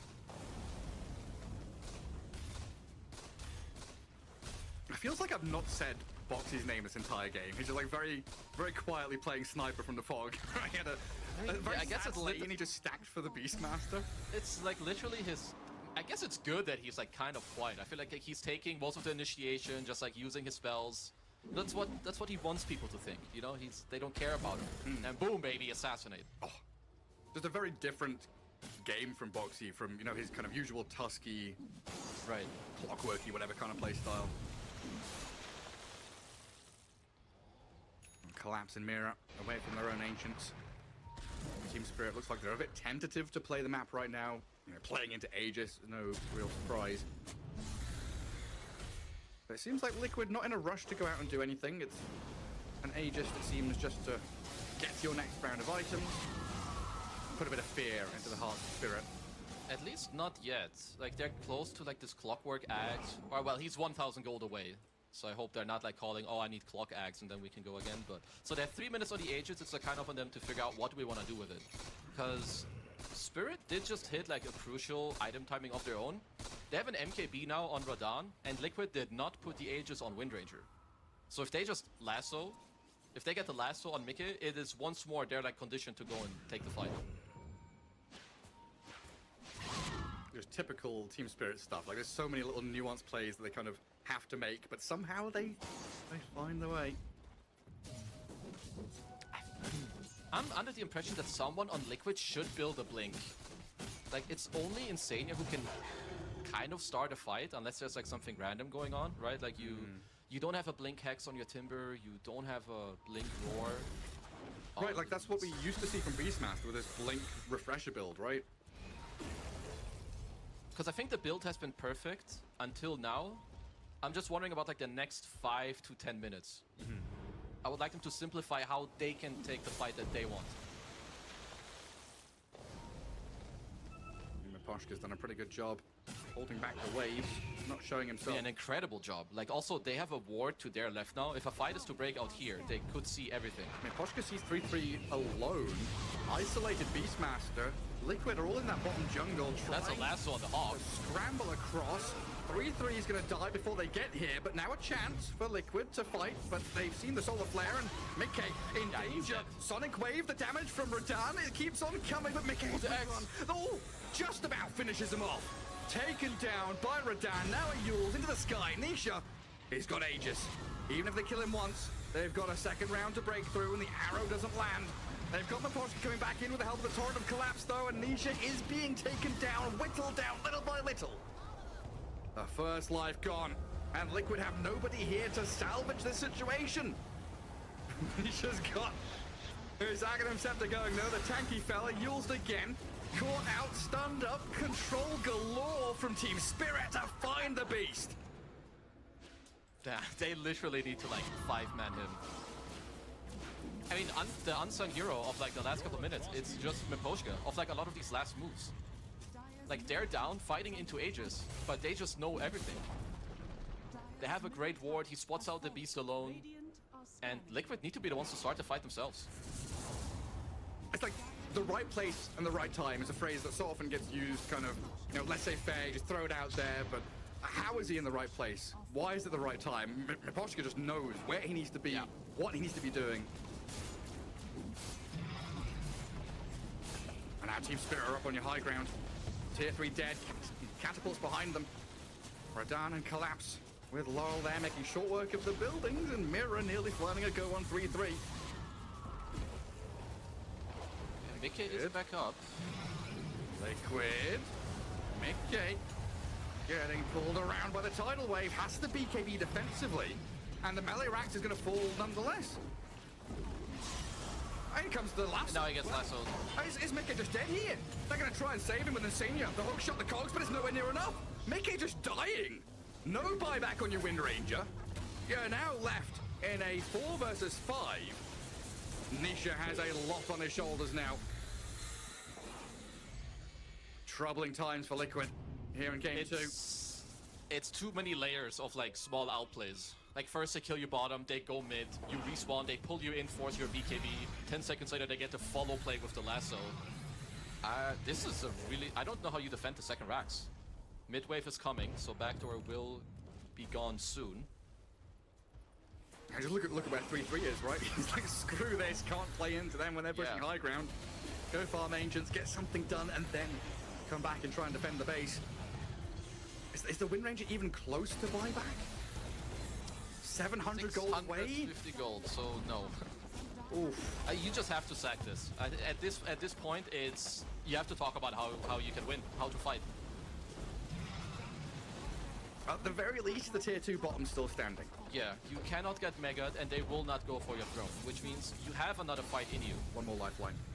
Yeah. Because the sad part is you have given up like a 16,000 net worth swing without a fight. Like realistically, you've just been outplayed on the map and you've been caught, which now means, yeah, you have one play left. They're gonna have to give it their all and come up with the best solution and the best way to take this next fight. It just really is classic Spirit, right? Finding the moment, finding that, you know, individual set of plays, that sequence of events that leads them to a team fight win. Yeah. What is it? Luck is when preparation meets opportunity. Team Spirit are the luckiest team in the world. Sure they are, because they just know, and, you know, they just make their own luck. I know you have if you fight into this is an amplified damage rune. I don't know if they know, but the moment they see it. Yeah, it's not. You better back the hell out. They are smoked up as 4 liquid now. They want to make something of this. And it's got to pay off. They need the big payout from this fight. High ground vision is here for the Radiant, though. Team Spirit have that slight... Oh, it's expired. Oh, their ward just died, which means they don't actually know that Liquid are smoking like this. It gets a little bit spicy. I mean, Boxy knows exactly where they are. Like, he's literally scribbling on the map with what's going on. Lol shows himself. I think the smokes are all gone. It's gonna be more and more obvious because top is pushing in. Miposhka has a really nice position here. This is a secondary smoke from Liquid. It is. But Miposhka, like you say, right in position, sees Insania coming, and now with a massive scramble back to a high ground. Look for that terrain advantage. Miposhka collapse. BKB's out of the glide near, but he's roared up. In comes Nisha. Damage onto Laurel is good. The hook shot nice from Insania. Catching Collapse and Laurel inside. But Collapse has Blade Mail BKB. Still probably going to take a lot of damage from this Mickey Wind Ranger. But now Mickey's lassoed up and disappears. Radan yet again. The Marana comes out of the woodwork. Slays 2 of Team Liquid. And Nisha once more kind of left stranded here. Trying to contend with Team Spirit's strength and prowess. 2 down on Liquid. Nisha looks like he's about to drop here as well to Radan and Laurel. The damage just keeps on coming, and Nisha, he's gonna fall. Miposhka with an overgrowth, clips onto 2 of them. And a Clockwork, even inside his own cogs, tries to hold out, but dead to Radan. Yeah, that's a beyond godlike Potom who is never going to die, I think, at this point. He has to tank. This is a double buyback at least. Laurel? He's dropping. 1, 2, 3. Ooh, he TP his own. Meanwhile, your throne. Oh yeah, your throne is exposed. That's a sad one. Okay, he's got Butterfly available on Yatoro if he wants to. Yeah, look, I mean, look at this damage number on Marana. This is 5 digits. Mental. Real nutty numbers being put up by Radan. Double Sonic Wave as well. Talent and all your cooldowns just being close to 0. I mean, Liquid still have something to play towards, right? Tier 3 bottom still standing. Roshan's going to be alive in about 30 seconds. So, another chance, another lifeline for them to maybe find that fight they need. It's just really hard, and you can tell, because they took a really nice angle. Like, this was one of the best ways for them to try to fight, right? Like, try to go around, get a good position, but Spirit's positioning is very good. Even towards the end, they lured them into their own Observer Ward, into the high ground. And I feel like Mickey just can't play. He can stand his ground to the bottom. He doesn't have a Linken's against the lasso. It's tough city. And Nisha, he's trying to make another move. He knows he's the strongest hero that Liquid has on the map right now, but he's jumped into the middle of 3. Dieback. Insania looks like he's dying to Laurel towards the northern side of this fight as well as it breaks out with 3-3 roaring the Queen of Pain. But this is a last-ditch effort from Liquid, and it looks like it's nowhere near enough. Team Spirit wiped the floor with them, and GG is called. Another very good game. It looked like it was going to be kind of easy for Spirit. They were up by a lot. Liquid did a really nice job at like coming back in the mid-game. But I think eventually, I will have to say that this, to me, comes down a lot to your itemization and like this game is gonna boil down to how do you start a fight? Spirit can always choose. We have a lasso, we have this. Like, it seems too hard for Liquid to play because I feel like their gameplay was very good, but they made it hard on themselves. Yeah, I mean, a lot of back and forth in the first 20 minutes as well, right? We're thinking, it's going this way, it's going that way. We couldn't quite get a read on what was happening. Liquid looked like they had a lot of opportunities, but trying to out Team Spirit in the last moments of that game, very challenging as we head back to Shiva and the panel. Thank you very much. This second game wasn't as explosive and back and forth as the first one in this series, but definitely a very satisfying one to watch, especially for the Team Spirit fans, as Team Spirit is now #1 in their group. They will not have to play any tiebreakers, and they get to choose between BB Team and Nouns. One of them will be their opponent. I'm getting ahead of myself, though, because let's break down this second game first. Effie, I feel like this game, we kind of saw the writing on the wall after the first 10 minutes already. Yeah, I think Spirit have shown us in this series in particular that their laning state has gotten a lot better throughout the year because, yeah, at some point Liquid did get those Aegises, did bring it back, did have that tempo for a while, but because their laning was so solid in this game too, and in that game 1, and they managed to successfully pressure the Wind Ranger. They killed her one time, they were always like diving her in the jungle looking for her, and because the mid lane went well, they were never in a position where they couldn't fight back when Liquid did get those Aegises. Yep, there's also like the moves that Spirit make, because the lanes go so well, they're able to dictate where Liquid is on the map. Like in an equal state, Nisha can then identify like when to TP to an engagement, when to kind of turn around the tides for them. But in this game, it's like when you think about some of the early moves, Spirit takes a fight top, Nisha TPs in, Spirit runs away. They take a fight bottom, but then at that point, they've already got such an advantage that these TPs aren't high value turnaround moves. It's just kind of scrambling to hope to get something. And again, like Spirit, 15 minutes in the game, they do so much that even when Liquid creates some opportunities, like the foundation of Spirit winning the game like 30 minutes later is already set in stone, and it is teams against Spirit, they have to try and find a way to beat them in lanes to give themselves a better chance, because Liquid in these 2 games, they didn't do enough in the lanes to give themselves much hope. And Mira popped off in this one completely. Really happy to see him play, some of his Siggies, playing the Batrider. And one thing I noticed, on these position 4 Batriders, they are taking the Arsonist one, the facet that allows you to kill the towers early on. Sure, you can kill tier 1, tier 2 tower, tier 3 is going to be much harder, but he was involved in quite a lot of kills early on, making the right moves, going through the twin gates, getting the kills, and most importantly, getting a lot of farm. At one point, he was almost as farm as his offlane Kunkka, as his Beastmaster, and this time around, there were not as many stacks. Team Liquid being a team that stacks a lot, for a Beastmaster, one of the best heroes in the game to clear the stacks with, they didn't have that many stacks. Because they lost that lane so badly. So they, Mirana and Treant Protector had early access to Dire's Triangle to the point where I think it was actually a good call to not make those sacks because they could have been invaded really early on. And I want to give credit actually to 33 for pivoting in his item build. He ended up going for that helm because he recognized that his axe timing would have been too late. It would have been too hard to play into with all of that range damage and all of that poke. So he went for the really old school helm build. They tried to get some map control with it. They tried to get some towers, but ultimately Spirit did overwhelm them. Yeah, and another game that Spirit also picked up a nullifier. Yeah. Like in the previous game, Aposhka went for it on the Naga Siren. This time around, Kunkka's going for it.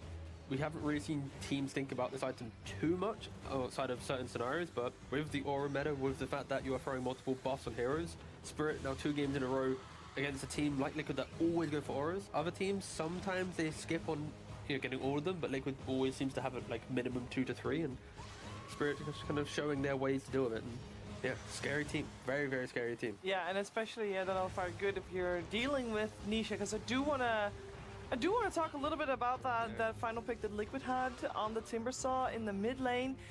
I feel like Nisha did his job, Lacoste, in terms of not being very easy to kill. He was very tanky, but why do you feel like he couldn't do more?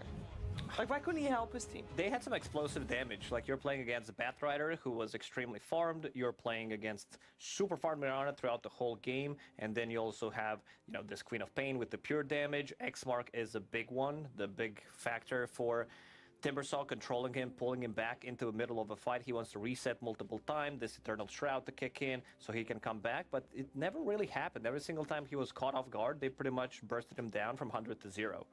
And also there's the factor of, so Timber was this like body that took a long time to kill, but who's doing the damage while he's soaking up all of this attention? Because both side lanes went so badly for Liquid, where Wind Ranger was playing catch up because she got very pressured in lane, Beastmaster was playing catch up and ended up not making Ags. Who of the two cores that aren't Timbersaw were providing the damage when he was locked down? There wasn't really anybody.